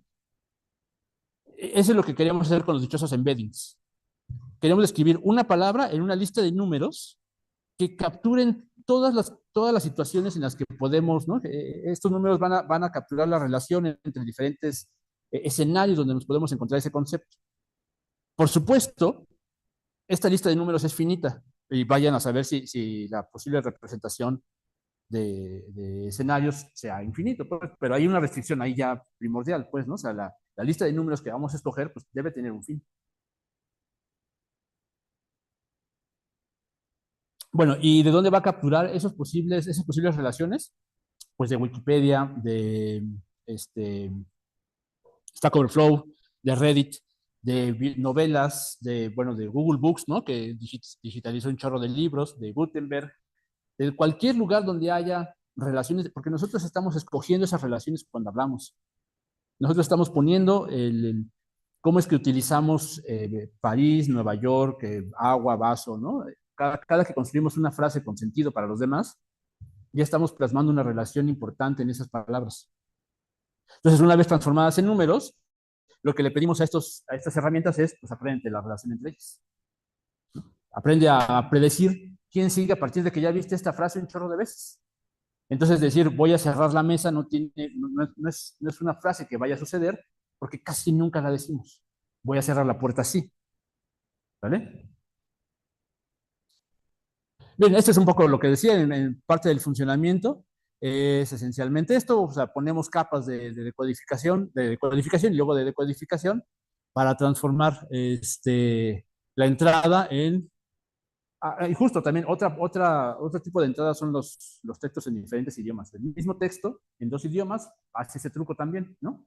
Je suis étudiant pasa como I am student, o yo soy, ¿no? Porque la misma frase la podemos traducir de forma correcta y se le decimos al transformer, pues apréndetela. O sea, apréndete que después de je suis sigue un yo soy, ¿no?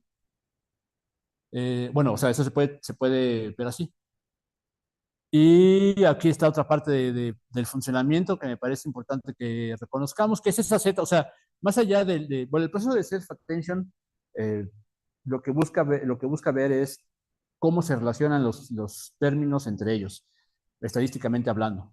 Ya me pareció un exceso poner una matriz así, que esencialmente es una matriz con puntitos en la diagonal prendidos. Lo que me importa mucho es el Z. Me importa mucho pues porque es esta representación latente, pues son el tipo de traducciones de lo que se van a encargar las capas de decodificación en general. Vectores simplificados o representaciones distintas, cada vez más simplificadas para que le ayudemos a este objeto, al decodificador, a entender, se está refiriendo a este en particular, ¿no? Bien. Entonces, hasta aquí, bueno, nada más dos puntos alrededor de la presentación de hoy. Primero, un panorama alrededor de lo que consideramos inteligencia artificial hoy en día, que tiene que ver con estos modelos basados en el funcionamiento de las neuronas. De eso, ya no hablé de eso, pues, porque ya no quise extenderme, pero hay varias arquitecturas, las que detectan caras y figuras, les solemos decir convolucionales, las que, justo creo que escuché un poco de lo que hablaba el expositor anterior, como estas redes recurrentes, que son particularmente interesantes porque alimentan, ¿no? La salida de la red alimenta un estado de la misma red, son las recurrentes. Las que le presenté es Feed Forward Networks, ¿no? Y dentro de ese mundo de arquitecturas, pues aparece esta que se llama un transformer. ¿Qué otra cosa? Bueno, el cambio del paradigma, ¿no? Primero hubo mucho la necesidad de tener estructuras discretas, entenderlo como desde el punto de vista de la matemática discreta, a, a este paradigma vectorial. No es un cambio menor, pues, ¿no? O sea, a partir de ver las relaciones entre las palabras o entre los números, pues, lo que hicimos fue, o sea, lo que queremos hacer es entender en qué dimensión, espacio vectorial podemos representar estos objetos para estadísticamente enseñárselo a estas redes de neuronas. Hay un cambio ahí de paradigma importante, ¿no? Y bueno, de ahí es donde aparecen estas cosas que llamamos encoders, ¿no? Ahora, de lo que les quería platicar es un poco su aplicación. Bueno, también en general las consideraciones pues, no tienen por qué aplicar nada más a biología o las biociencias, como decía en el abstract, sino en general, pues, ¿no? O sea, creo que aplica para todos, pero particularmente vamos a ver cómo es que en biología nos interesa ocupar este paradigma. Bueno, los compañeros que aquí sean biólogos, ¿tenemos biólogos aquí? Hola. Bueno, parte sí, hay pocos biólogos, pues, pero está bueno. Parte de las necesidades o de las áreas de interés típicas en biología es, bueno, uno es la evolución, ¿no? Eso es un poco, siento que si de algo hablan los físicos es de energía, si de algo hablan los computólogos es de complejidad computacional, eso está mucho más aburrido, la verdad es que no tiene tanto, este, bueno, en general creo que hay algún tema central alrededor de cada ciencia, pero a los biólogos les gusta hablar mucho de evolución, ¿no? Entonces, particularmente parece ser uno de esos temas de interés, pero también para hablar de evolución significa hablar de alinear secuencias, ¿no? O sea, de ver qué secuencia de de aminos o de nucleótidos se parecen entre ellos. También nos interesa ver cómo dos proteínas se pueden juntar y funcionar juntas. Es decir, al final una proteína nos interesa pues porque te permite aguantar el calor o te permite eh, este, repararse, no sé, o sea, como justo lo que esperarías de una proteína. Justo, detección de homologías, algo que nos interesa de la dinámica de proteínas en particular, es la de poder ver, poder entender cuando una proteína que no tenemos, para la que no tenemos información, va a expresar alguna función, pero basados en la información que ya tengas de otras proteínas. Es decir, ahí es donde ya uno empieza a pensar como estadísticamente, mira, esta proteína se parece mucho a estas. De estas no sabemos nada, pero de estas sí. ¿Será que esta que ignoramos va a tener alguna de las funciones que están acá? O sea, nada más por el parecido. Plegamiento de proteínas, ese es uno de los problemas típicos, ¿no? De biología. O sea, si tú tienes la estructura primaria, pues a ver cómo se va, cuando ya la sueltes y se pliegue solita, porque las proteínas, para quien no sepa, pues se pliegan solitas con algún mecanismo interno en la maquinaria celular, sale del núcleo y se pliega en un monotito ahí de aminos, y ese monotito tiene funciones específicas importantísimas en el funcionamiento del organismo que las produzca, pues, ¿no? Bueno, predecir mutaciones creo que un poco se explica, solo saber cuándo posiblemente va a mutar una, pues no solo proteínas, aquí me dice, que por cierto, incluso dice la presentación, hace énfasis en la genómica, pero al final estas herramientas creo que se pueden generalizar también, si no típicamente hablamos de proteínas cuando hablamos de genómica, pero bien se pueden generalizar a este campo. Capacidad de entender, poder ver cuándo va a haber interacción entre proteínas a partir del historial de lo que ya sabemos eh, de todo otro conjunto de proteínas. Es decir, para poder llevar a cabo estas tareas, estamos hablando de justo lo que tuvimos que hacer para entrenar una red neuronal. Tienes un historial que ya está ahí, que ya sabemos que funciona, tienes un historial de interacciones o de mutaciones o de posibles homologías, pues ¿por qué no entrenas algo que abstraiga ese proceso y se lo aplicas a cosas que no has visto? A ver qué da. ¿Sale? Ese es un poco el panorama típico de cuando, de la manía esta de hacer todo con redes de neuronas. Pues. ¿Cómo posiblemente aplica esto a proteínas? Bueno, este es justo el ejemplo que les decía. Aquí está bueno, traigo los artículos ahí eh, referidos. En este caso, el artículo, pues justo lo que quieren hacer con esta herramienta es la de poder aplicar estas herramientas de procesamiento del lenguaje natural aplicadas a proteínas.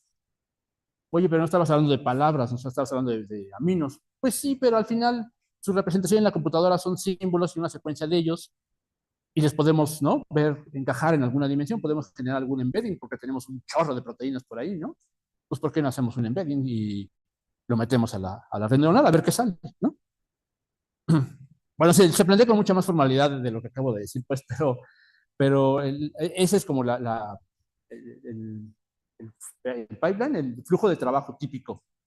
Entonces, lo que estoy diciendo aquí es, esto es lo que le decía sobre los dichosos embeddings, tenemos un vocabulario que tiene alguna representación numérica y después, pues justo la secuencia, lo que va a hacer, lo que va a hacer esta herramienta es ver de este vector sigue este, sigue este, sigue este, entonces después, ya que te entrené con muchos, dime cuál sigue. Bueno, lo mismo, pero con aminos. En vez de tener palabras de una novela, vamos a tener los aminos, ¿no? Y la forma de trabajo va a ser, como se entrena un transformer, es que después de entrenarlo, de pasarlo muchas iteraciones por nuestra red neuronal, le ocultamos alguno Bueno, desde el principio le vamos ocultando embeddings para que intente adivinar el que sigue. Y sobre esa adivinación fallida, lo vamos corrigiendo. Ah, te equivocaste, seguía una L. Ah, te equivocaste, seguía P, ¿no? Seguía T. Entonces, eso es lo que, el proceso de entrenamiento, eso es lo que hace. Va corrigiendo respecto de un ejemplo que sí sabes que funciona. Hasta que lo tiene bien. Eso es todo. Bueno.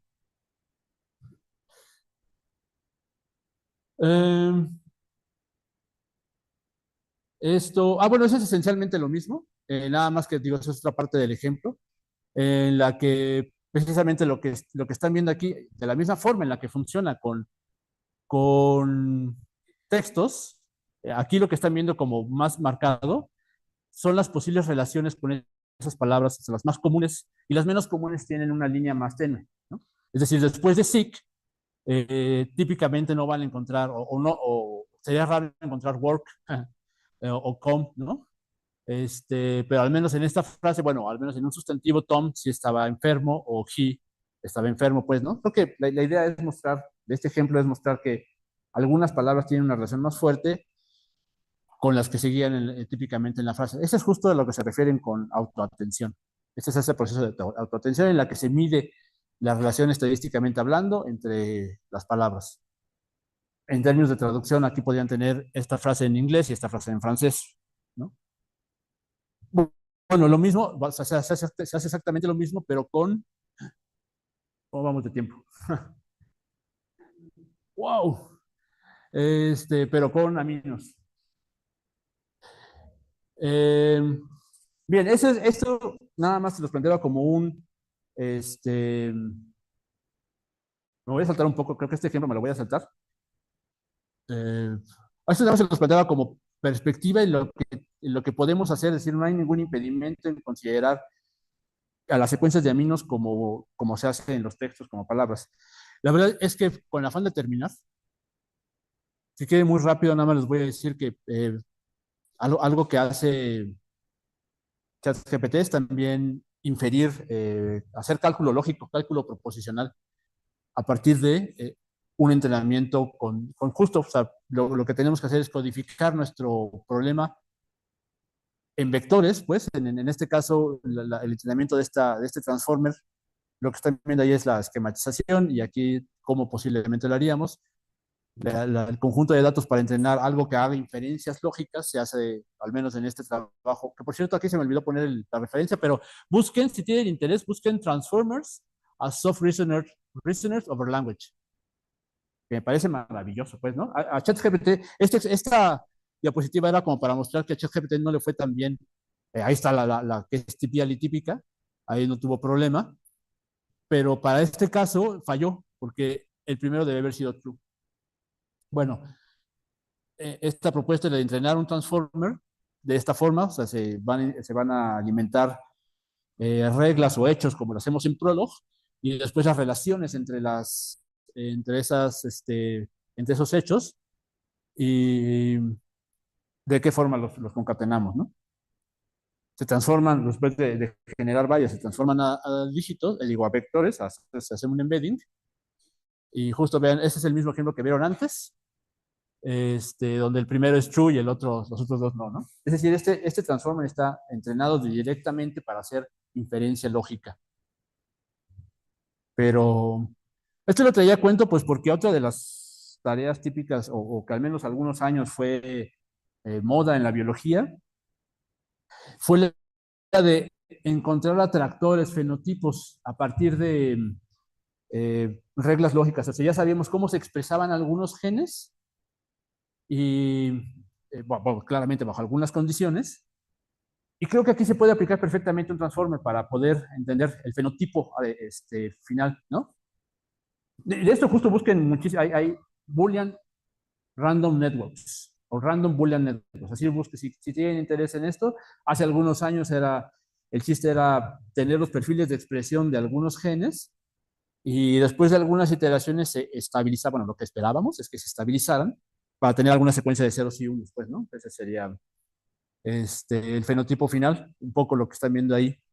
Quiere expresar eso, o sea, el perfil de expresión sería el cuadrito interior, y estas son las reglas lógicas que sabíamos en las que operaban nuestros genes, ¿sale? Sabemos que tenemos inhibición, activación, o sea, si un gen se expresa, activa otro, pero si este se expresa, inhibe este.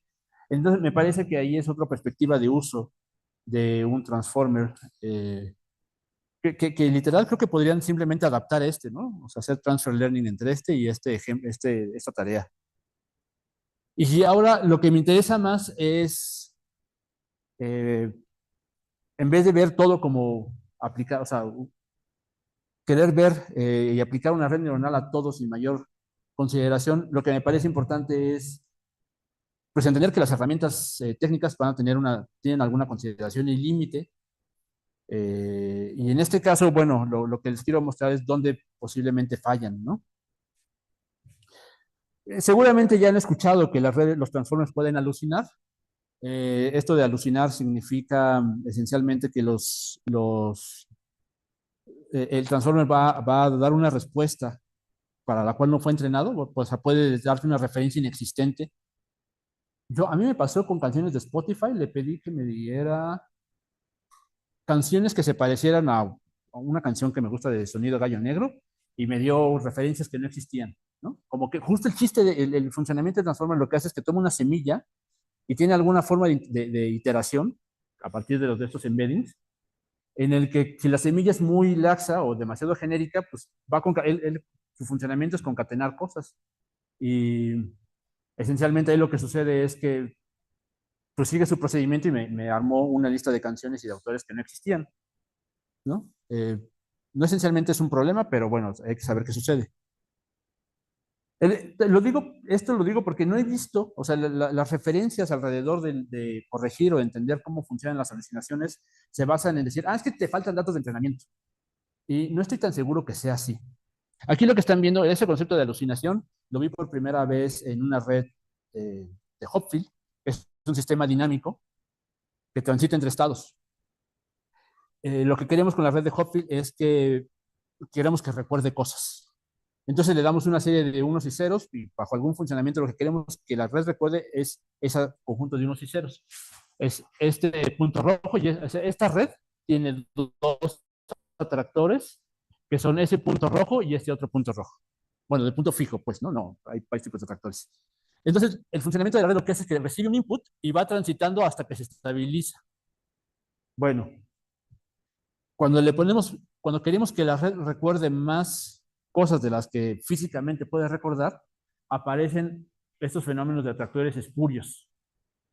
Es decir, la red recuerda cosas que no se le grabaron. ¿Sí? Y por alguna razón no he visto referencias que hagan énfasis en esto, en que depende más de la arquitectura física, de los límites físicos de la red, que sobre el conjunto de entrenamiento. Y el último, eso está bien interesante, y eso tiene bien poquito, o sea, tiene un par de días pues que salió. Bueno, una semana, pues, ¿no? Algo así, un par de semanas. El artículo se llama The Course of Recursion y tiene que ver en la forma en la que entrenamos. O sea, el error aparece a partir de entrenar un transformer con datos generados sintéticamente o con algún procedimiento para generar, porque datos, hasta el final requerimos, imagínense requerir Wikipedia, o sea, 5 Wikipedias para que un transformer funcione bien. Como que, pues, ¿de dónde saco tanto, no? Entonces, las técnicas ahí, sobre todo con imágenes, es fácil ver esto en imágenes. Pues, agarra una imagen y aplica el ruido gaussiano para que siga siendo la misma imagen, pero un poquito diferente, incluso le da robustez, ¿no? Y estos modelos generativos, pues también los conocen. Son este modelo, ¿cómo se llama? El que hace imágenes. Midjourney, claro, gracias. Midjourney tiene esta capacidad de inventar cosas a partir de un input, pues, ¿no? Y al final también, pues para poder dibujar a Roger Waters para poder dibujar el ángel de independencia, pues requiere de varias estructuras que se llamen así. Bueno, el problema aquí, lo que está diciendo este artículo es que si tu proceso de entrenamiento requiere o te inventas alguna técnica de muestreo en la que vayas, en la que vayas remuestreando datos, pues puede que tengas un fenómeno de,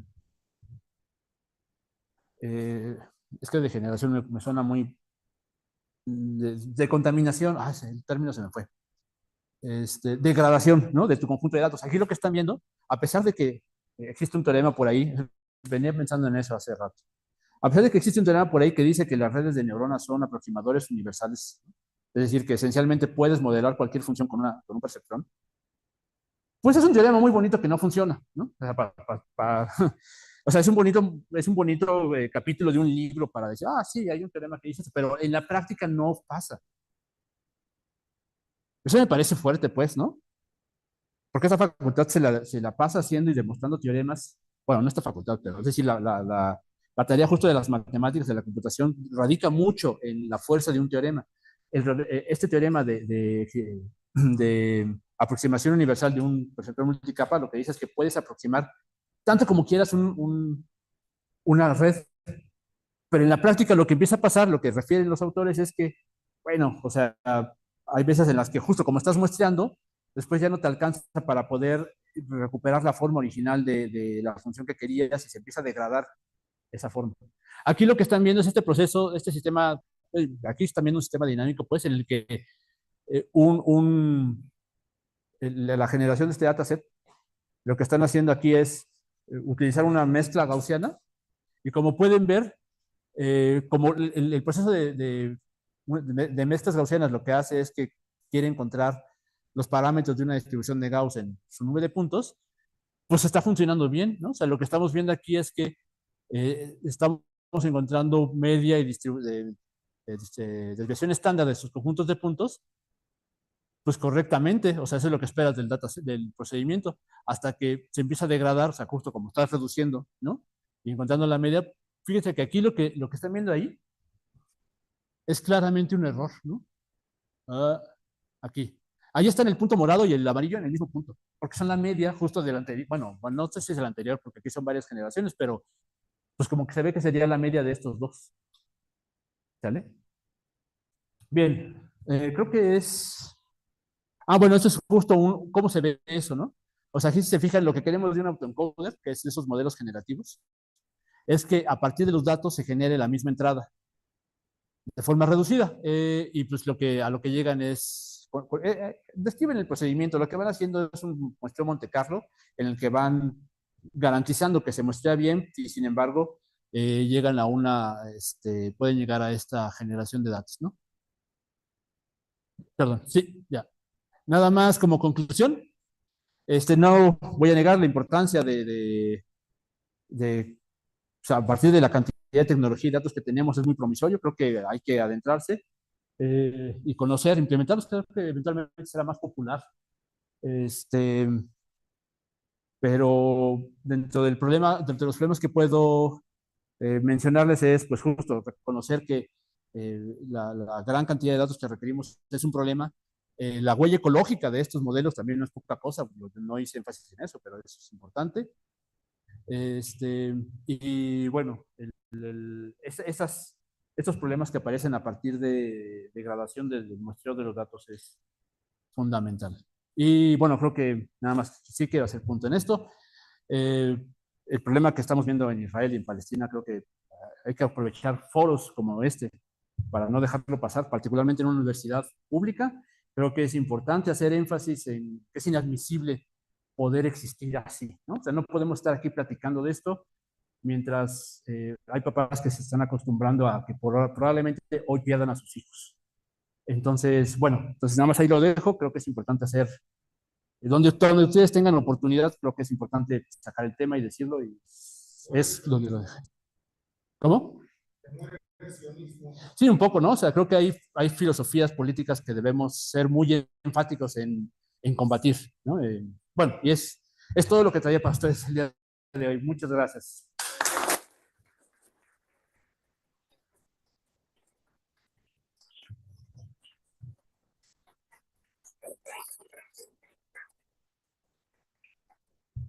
No sé si hay un par de preguntas, no sé, tipo para dos proyectos en particular. Digo, exclusivamente en particular. Abajo hay una. Voy a dar el micrófono para que te escuche toda la grabación. Sí. A ver si alcanza. Bueno, sí, sí, no, sí, puede decir algo. Sí. Quería preguntar si podría haber alguna amputación sustancial al Transformers, uniéndole eh, una red neuronal dedicada solamente a procesamiento lógico. O sea, porque pareciera que tienes la lógica o llegas a resultados lógicos consistentes, entrenándolo como si lo entrenaras leyendo un libro de cuentos. Pero habría alguna cosa sustancial si se incluyera un módulo. Sí, bueno, sobre eso. Bueno, escuchemos otra pregunta si quieres. Bien,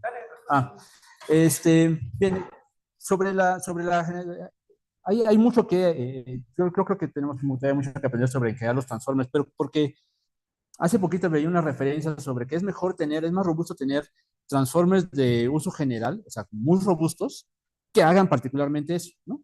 Pero aquí, pues justo lo que acabamos de ver, no es que ChatGPT no, que es un transformer de uso general, pues la G es por eso. No es que no pudiera hacer abstracción lógica, pero sí me parece que un, un módulo de entrenamiento dedicado específicamente, sobre todo este proceso que vieron, es lo que entiendo que se llama abducción lógica, al menos una investigadora en filológicas así le llamaba, ¿no? De poder, es este proceso de agregar, bueno, un poco lo que hacemos los humanos, ¿no? De hacer hipótesis, ¿no? Exacto, como justo proponer alguna hipótesis, algún módulo nuevo dentro. Creo que eso es algo que podrías hacer específicamente con un eh, transformer dedicado solo a lógica. También el otro punto es que la lógica es demasiado general, o sea, bueno, podría abarcar el lenguaje natural, ¿no? O sea, es decir, no vas a entrenar a un transformer en el reconocimiento de albures, no sé, pues, no, o sea, eso es como muy particular, eso sí es demasiado particular, pero, o generación de canciones, ¿no? Pero al menos en lógica me parece que es suficientemente robusto y general para incluirlo como una herramienta por sí sola. No haría falta un módulo aparte, porque ha habido problemas de lógica, de de profundidad lógica, por ejemplo, que tiene capas lógicas profundas, que no puede resolver. Te refieres como a un módulo dedicado a controlar la parte lógica.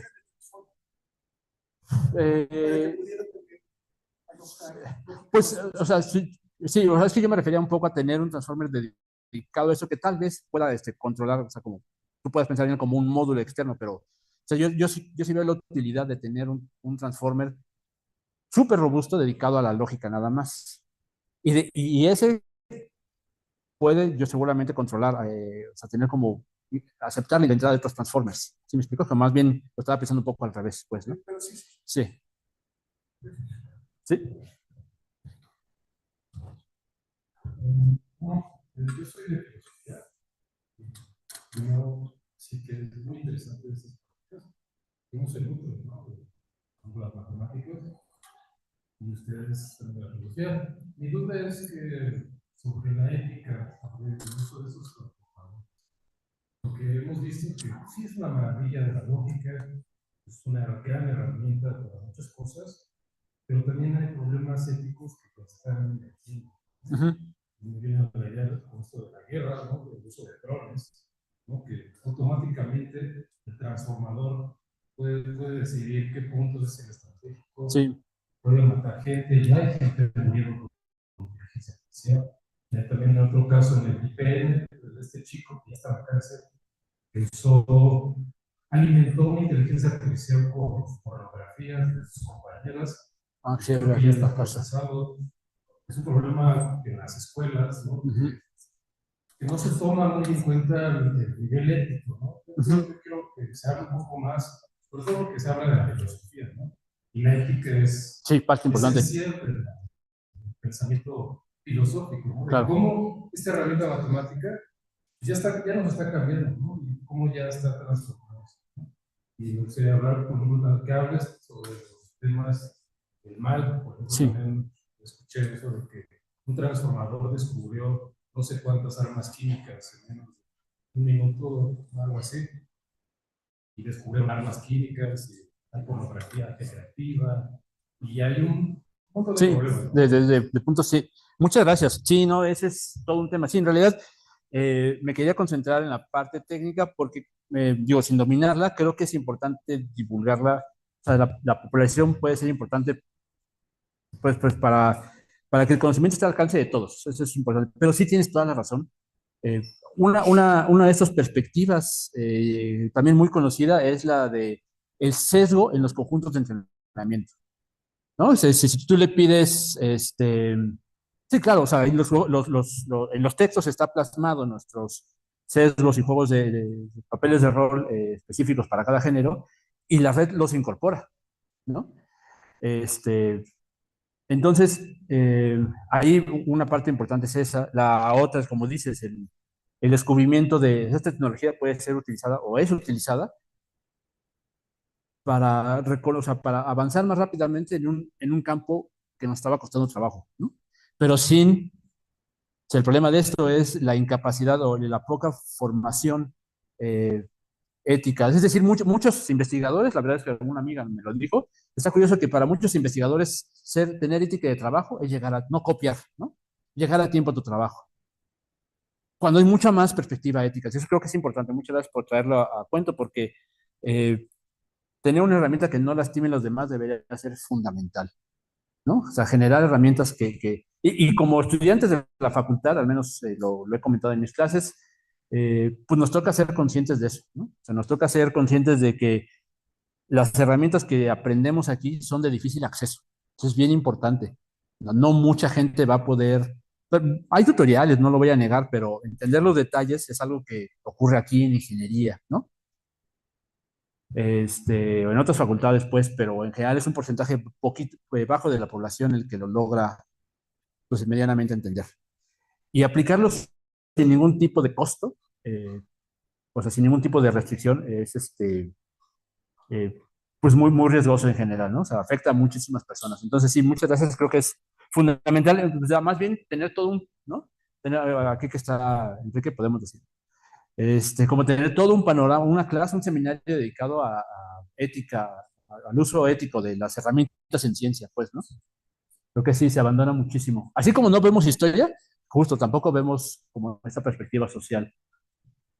Sobre todo porque ya hay casos, por ejemplo, este chico de Kenia ya está en la cárcel, ¿no? Y Sí. era un estudiante de matemáticas. Sí, como justo entrenarte sin esa perspectiva es lo que es muy...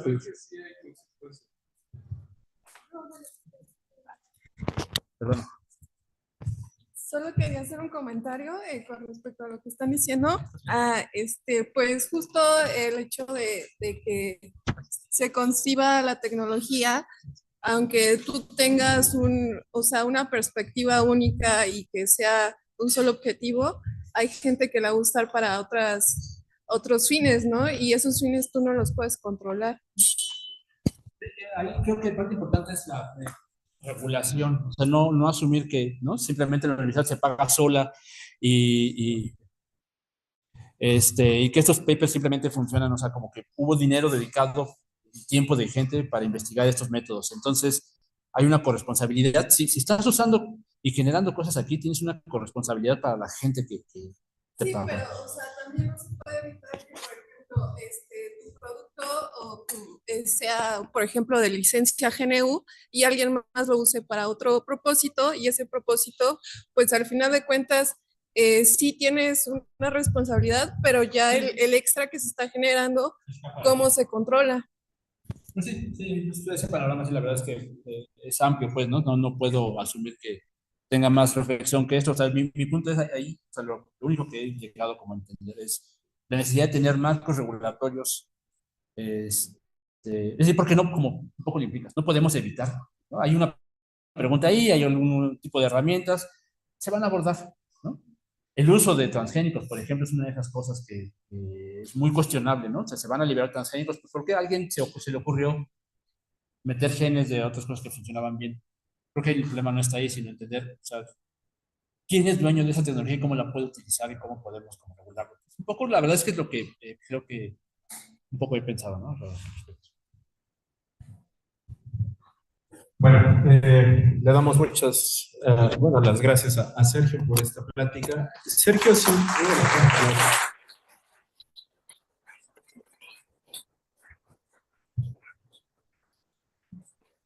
Una característica de Sergio es que siempre ha inyectado la dimensión social en lo que nos enseña. Eso es algo que quienes fuimos sus alumnos tenemos muy claro y es algo que te agradezco. Te lo agradecí en mi tesis, te lo agradecí en mi examen, te lo agradezco en cada oportunidad que tengo. Gracias por no ser un tecnólogo más y un teórico más que abundan. Y gracias sobre todo por aceptar participar en esta edición. Sabes que te volveremos a invitar a las siguientes. Y yo creo que hay muchas preguntas que quedan al aire. Lamentablemente tenemos que pasar a la siguiente sesión, pero estoy seguro que se pueden acercar a ti para charlar. No sé si te vayas a quedar en esta sesión o te vayas a trabajar, pero bien, sí, para que después de esta sesión que viene, pues si gustan hacerle preguntas al maestro en ciencia, Sergio, pues se aproximen a él. ¿Vale? Bueno, muchas gracias, Sergio. Muy amable.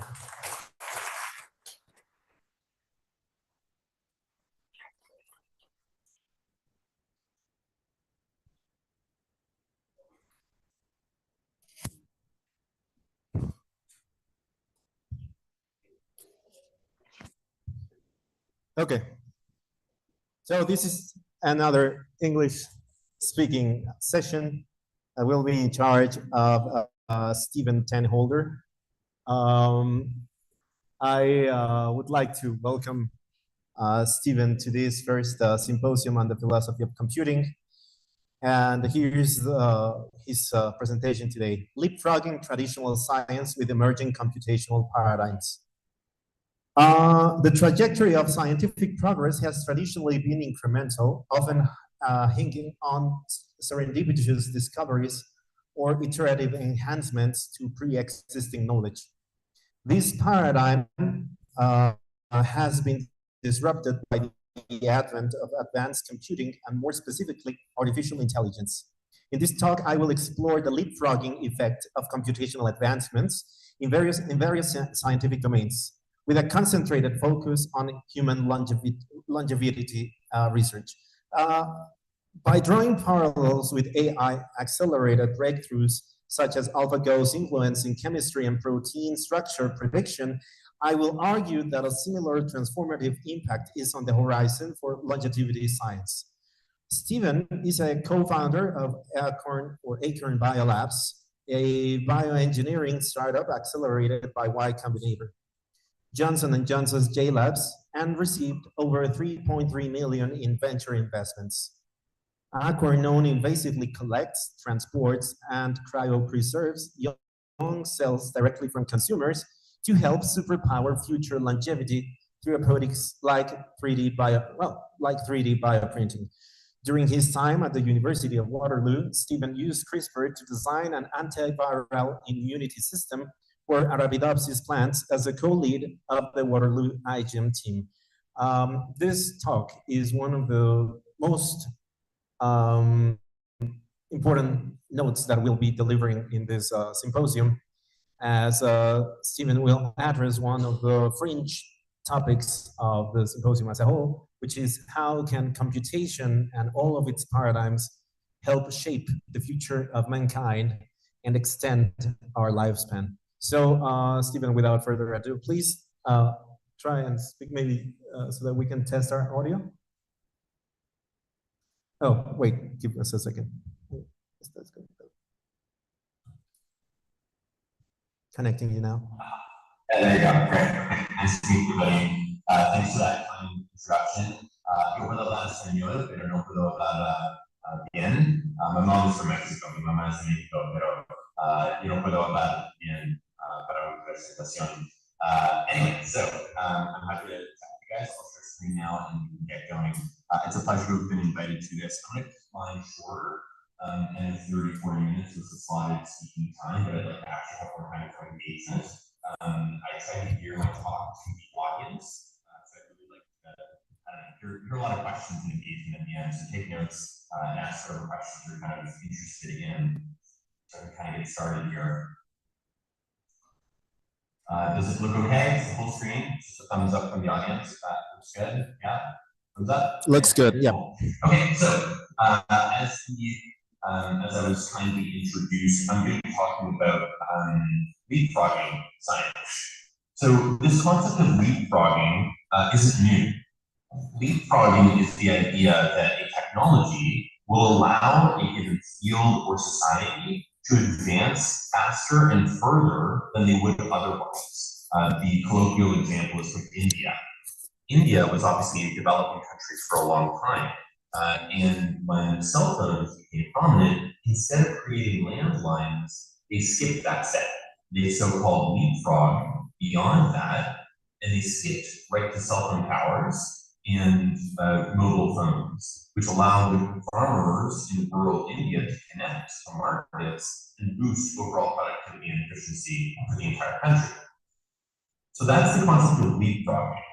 And I'd like to argue and introduce to you guys, and especially as younger people, I think you'll be able to take advantage of this, especially if you embrace it, that science, the most powerful engine for new innovation for society, itself is about to be revolutionized by AI, enabling new leapfrogging to happen in its own field. For those of you that are on X or Twitter, my handle is @Stephen10, so you can follow me there. Just a quick about myself, synthetic biology, kind of my background at Waterloo, as was already said, from biolabs. I went to TPS and then I taught technology, science, and startups. I'm kind of just like a lifelong student of science and progress and technology and like all that exciting stuff. So I don't know, I hope you guys are as well.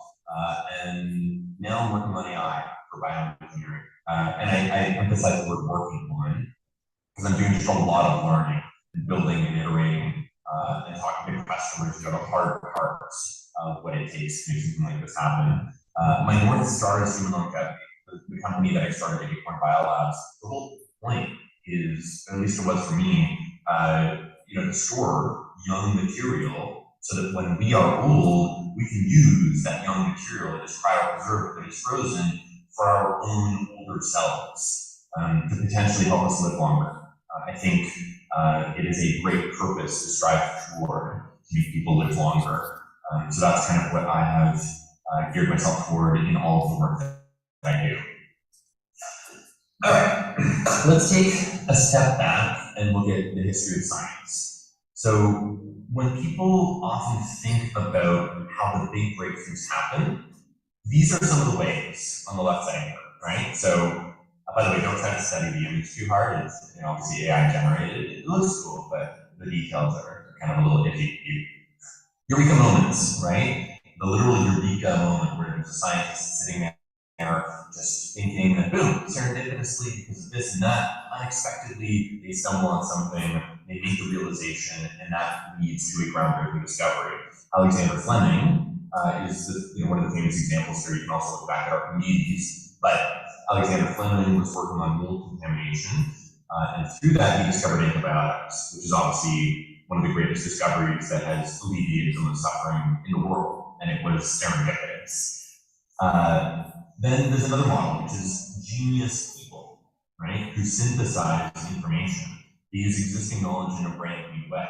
So this would be people like Einstein, right? So Einstein and all the other scientists at this time had access to the same knowledge, but it took Einstein's genius synthesization in order to come up with a new theory.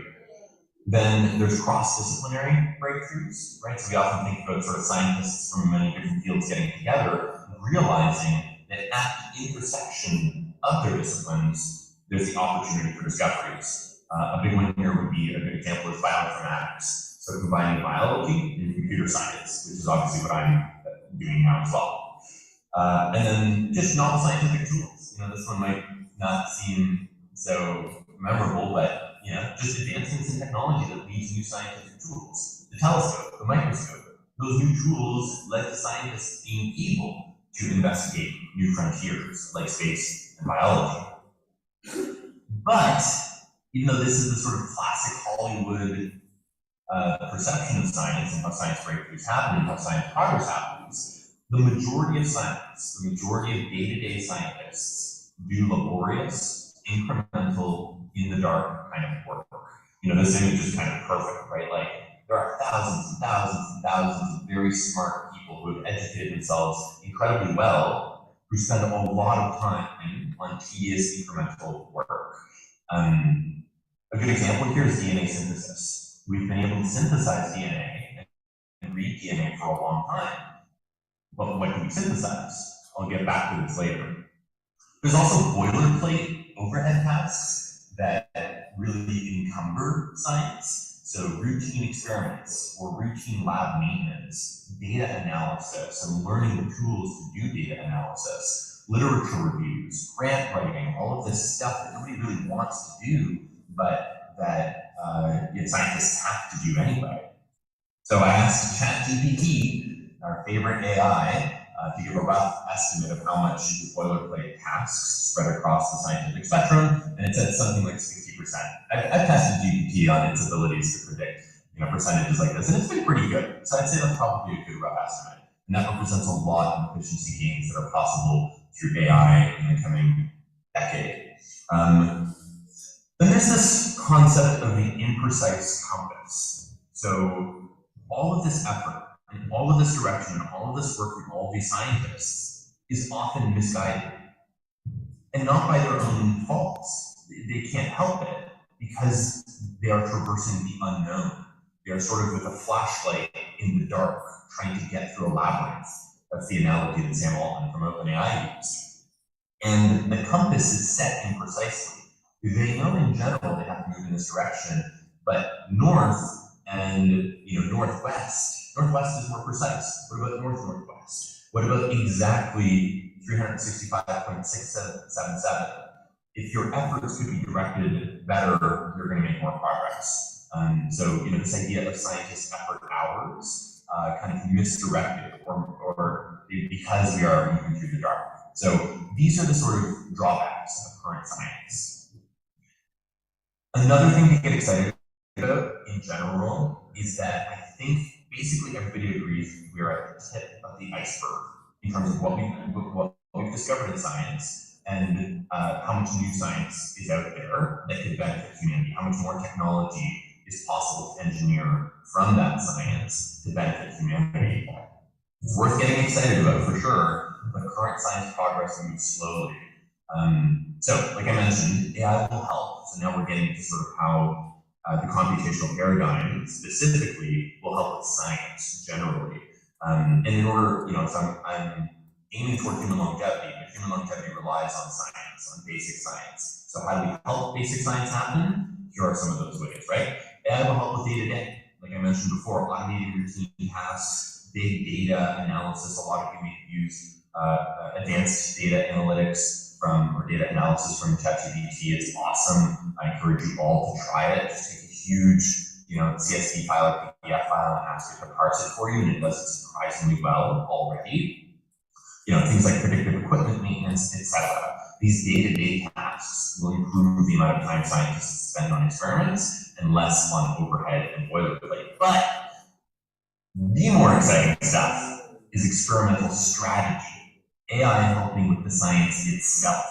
So, the analogy here is steering the ship, right, toward fewer dead-end directions. There is probably billions of dollars worth of science that is done toward dead-end directions when, if we had better knowledge, if we had better guidance, then that effort would be more efficient and more effective. There's this idea of adaptive learning. So these are some new concepts now. Those of you familiar with ChatGPT and OpenAI, GPT-4, a big difference between GPT-2, 3.5, 4, or even just 3 and 3.5 was reinforcement learning by human feedback, RLHF, right? And so this is the idea that you can fundamentally modify a model to behave in a new way based on results that inform fundamentals. And in science, or even in biology, I try to spread this idea of reinforcement learning through biological feedback, right? Ultimately, AI is going to learn about nature. It's going to say, okay, I actually don't know, I'm at the edge of my knowledge, but if this and this and this experiment were done and I understood the results, I could synthesize that back into the fundamentals and expand my generalized understanding of the world and make even better predictions. So this idea of adaptive learning and how that actually will interface in real laboratories is going to be huge. Suggesting multidisciplinary connections. I've been at so many meetings with professors where, their decision to use a random new gene from a jellyfish in their zebrafish model, for example, I asked, why did you decide on that in particular? What was your strategy? What was your thinking on that? And the answer is, oh, I was at a meeting, I was at a conference, and I was beside a professor who was working on jellyfish, and he was talking about this gene, this protein that has all these cool properties, and I realized, I made the connection, oh, that could be really useful for my zebrafish research. That's just a by chance meeting between these two professors who happen to understand that there is some synergy. Imagine an AI that is able to understand the entire literature spectrum from a high level and pull all of these potential candidates for new directions and new strategies for experiments. That itself will advance science as well. This sort of broad literature integration, which is something that GPT-4 is already capable of. And I expect a lot of you are already using. But beyond even that, the most exciting is zero-shot scientific learning. Can I get a show of hands from the audience? Who has heard the term zero-shot before? I'm kind of just curious. Zero-shot. Okay, that's nobody. Oh, there's one person, two. Okay, maybe 2 or 3 people. So I'll explain what zero-shot means. So zero-shot, this is really what makes ChatGPT special. Parts of what make it special. It's the ability to make predictions beyond your explicit training data set. So imagine you have an advanced AI that is trained on all flower data, all flower images, right? You'd expect that what you could do then is present an existing flower from the training set and ask, what is this flower? And it'll tell you, oh yeah, I remember that part of the training set. This flower is this. Zero-shot is moving toward showing it a brand new flower that it's never seen before and having the model confidently say, oh, that's an artistic hybrid between a daisy and a dandelion and a sunflower. That is new. And even better is when it's able to generate new things, right? When you train it on all the flowers and all the plants, and you say, generate for me an image of what you think a hybrid would look like between a daisy, a sunflower, and a dandelion, and it would do it successfully. That's zero-shot. That means that it is generalizing.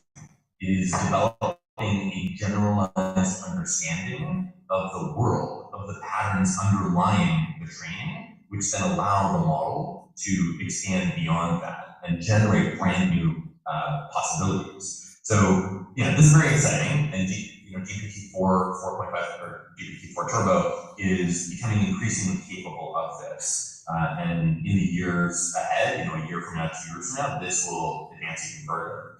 So, really, for science, to me, this represents the exploration of the unintuitive for humans. Right? When physicists first tried to learn about the universe and create models for how light traveled through space, they imagined an ether, a seminiferous leaf ether, something like that, seminiferous ether. Anyway, I'm sure some of you know that, where they believed that all of space was filled with some sort of substance that light traveled through, and it turns out that was false. That was just a human intuition applying what humans thought of as the way things ought to work onto a universe that doesn't care about human intuition.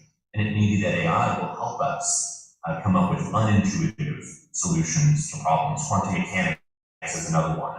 And even biology. There's so many unintuitive ways that biology works that does not map onto the ways that humans normally explain things. So this is that idea of novel hypothesis generation. So could you use zero-shot learning, a model, an AI model that understands the generalities of your science as a helper to generate new hypotheses that the scientist alone would never have arrived at?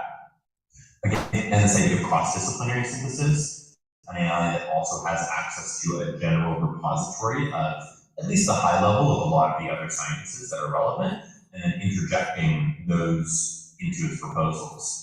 And for me, even more specifically, thinking about biology and generating actual biology. So a lot of you may have heard of AlphaFold. Have you heard of, can I show of hands, AlphaFold or AlphaGo? Yeah, AlphaGo even? Yeah, okay, we've got a few hands. Thank you for whoever's on the computer, that's awesome, thank you. So AlphaFold is a program that is able to predict protein structures just from an amino acid sequence. This was something that scientists would labor over, right? So imagine rooms and rooms and rooms of scientists all attempting to solve just one protein over the course of a year. And then another set of room of scientists of another protein. And it would have taken decades to do all of it. And in one go, AlphaFold was able to do 50,000 in a year. That's amazing. The work of all of these scientists can now be liberated to do other work and better work. So they've even gone further now from that, and they moved on to gene. So this is a model that allows them to generate new proteins, like brand new proteins that biology has never seen before. That's both exciting and a little scary. And then the thing that's exciting for me here, and what I'm even working on, is the idea of learning the language of life. Genomics is a language, and if you can get a model to understand genomics and generalize and produce zero-shot new sequences, that will be quite groundbreaking and revolutionary, and another leapfrog for scientists. So that's what I'm actually focusing on personally. So zero-shot genomics, and I want this at first as a new field of capability. I'm not the only one thinking about this. There's plenty of other very smart people who are working on this, and it will almost certainly become a thing, but I want to try to participate in it. Once this is established, this will open up brand new tools and capabilities for the project of human longevity. So yeah, I think this is my opinion now. You know, we're kind of moving beyond established fundamentals, and it's more Stephen conjecture now. I think large language models learning the languages of life will be the ultimate leapfrog in bioengineering. You know, DNA sequencing and synthesis has been around for over 2 decades, but we still don't have T-Rex. You know, we still don't have Jurassic Park. Why is that? CRISPR is great. We all hear about CRISPR, but the real challenge isn't anymore editing DNA. It's knowing what to edit. It's knowing how to edit it. How creative can we get? And with the support of AI, I think we can get much more creative. Generating interesting genetic mutants. So this is fundamental to how science is done. In embryos, for example, when you make interesting modifications that result in distorted versions, you learn a lot about how the organism works by breaking it in interesting ways. And it's going to be, we're going to have very much more of that, and in novel ways that we never would have thought to do. So science advances when unexpectedly revealing perturbations are made, and we are going to get a zoology of new unexpected perturbations that are also revealing. And then finally, you know, all of this, obviously for human longevity, but, you know, bioengineering can also be applied to things like environmental remediation. You know, we are COP27, COP26 is happening right now, and obviously technical and innovative solutions to climate change are important and they're meaningful, and it's the kind of thing people are working on. And an idea, I think, an entire new area is going to be zero-shot generated organisms and DNA sequences that help with bioremediation. Okay, so that's kind of my talk. That's what I wanted to share. You know, just to conclude, traditional science has been incremental and meticulous, although it has been effective. It's been great. AI will be an efficiency partner. This I am certain of, and it's already happening. Uncertain, but very promising and very exciting, is zero-shot science. Leapfrogging many subfields first. Genomics will be one of them, protein engineering will be another one, and there will be other subfields that will be leapfrog. And this will be exciting to create perturbations and understand science and generate new discoveries. I hope people will embrace this. There will definitely be a lot of people who are set in their ways and who are stubborn and who do not want to embrace new direction. So the question I'd like to leave you with is, how can you help adopt? How can you help educate the next generation of scientists to make this a reality? And then finally, ethical considerations. So the avalanche of new capabilities is coming, and most of society is probably not ready for the rapid rate of change. I think Sam Altman is an incredible character, and the way he approached OpenAI was to do a world tour and to speak with world leaders and to inform them of the specific dangers and specific ethical considerations that are important. And I think we're going to need to do a similar thing here. So yeah, that's everything. I hope you enjoyed that, and I'm happy to take questions from the audience, however that works. Thanks so much, Steven.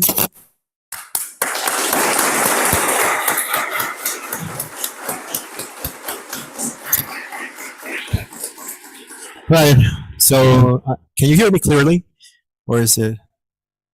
I'm trying to find the correct microphone, so let me know if you can listen to me.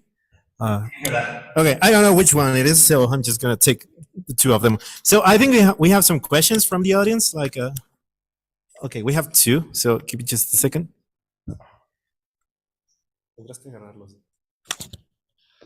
Hello, can you hear me?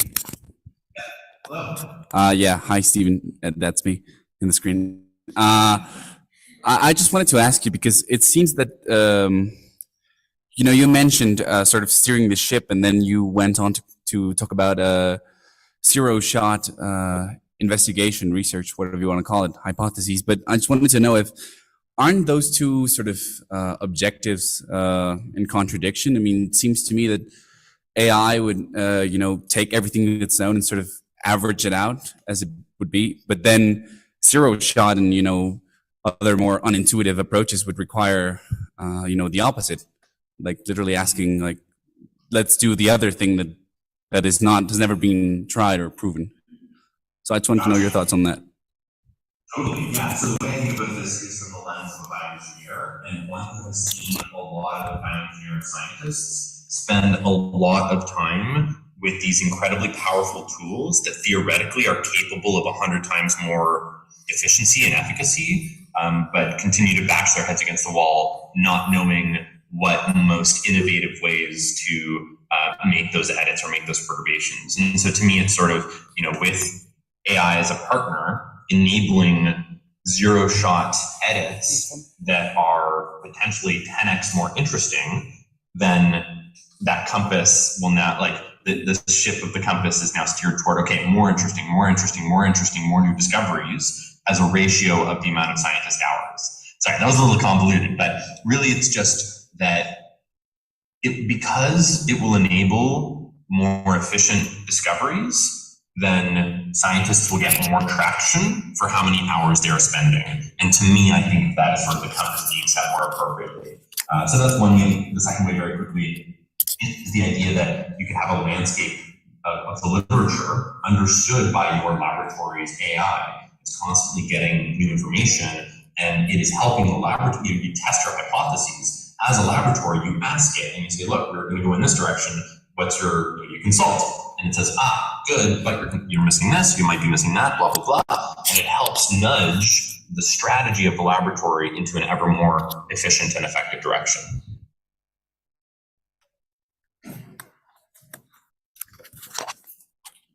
Hi, it isn't about the AI, and this is the about from any questions here in the symposium.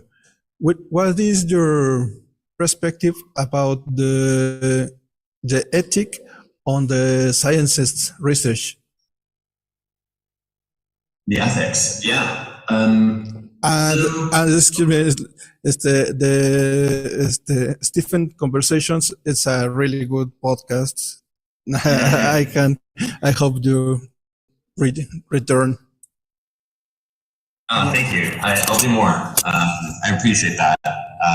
So yeah, I have a little podcast called Stephen's Conversations. I've recorded like 20 episodes with interesting people, but I haven't published as many. I probably will. On the question of ethics, so you asked it fairly broadly, so I'll give you a broad answer. I really like some of these communities on Twitter that want to build. They don't listen to the sort of political noise that is happening that distracts a lot of people, and instead they focus their energies and attentions on just building and just doing science and just focusing on those sort of like core, important, valuable things that will give back to society. But as part of that, safety is paramount. we live in a very good world. Contrary to what a lot of people believe, the world is an amazing place. So many people have come out of extreme poverty. We have more wealth in the world, and it will continue to rise. Wealth inequality is, there are problems, but it's really kind of a good world, and people don't want to mess it up. People in Amsterdam are really happy, and they don't want us to come up with a virus that is going to ruin it for them, right? And that is exactly one of the kinds of things that might come out of this kind of research. And so I think consultation with humans and understanding that humans as stakeholders, even those who are not involved in the science and the technology, is important. Consultation with everybody's opinions is important to consider and to think about. But that's just my opinion on the ethics. It requires thought, and I think OpenAI is a really good leader in the field for thinking about how to consult with a broader audience of just humanity generally.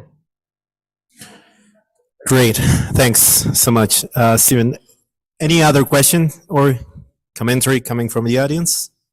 Right, so thank you so much, Steven, for joining us today. This is the first time that we're doing this kind of event, to my knowledge, in Latin America. So I believe that next time should be a little bit more, it should be bigger. So maybe we could have you physically with us. So we'll be in touch, certainly. But in the meantime, thank you so much for joining us today. And we'll be seeing you soon. Sounds good. Thanks, everyone. Bye.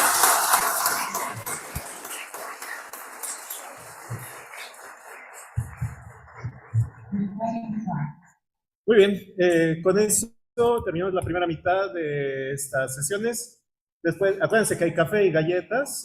Después de eso vendremos a la sesión sobre antropomorfismo e inteligencia artificial. Después una actividad cultural de pintura a las 5 de la tarde. Muchas gracias, nos vemos en un momento.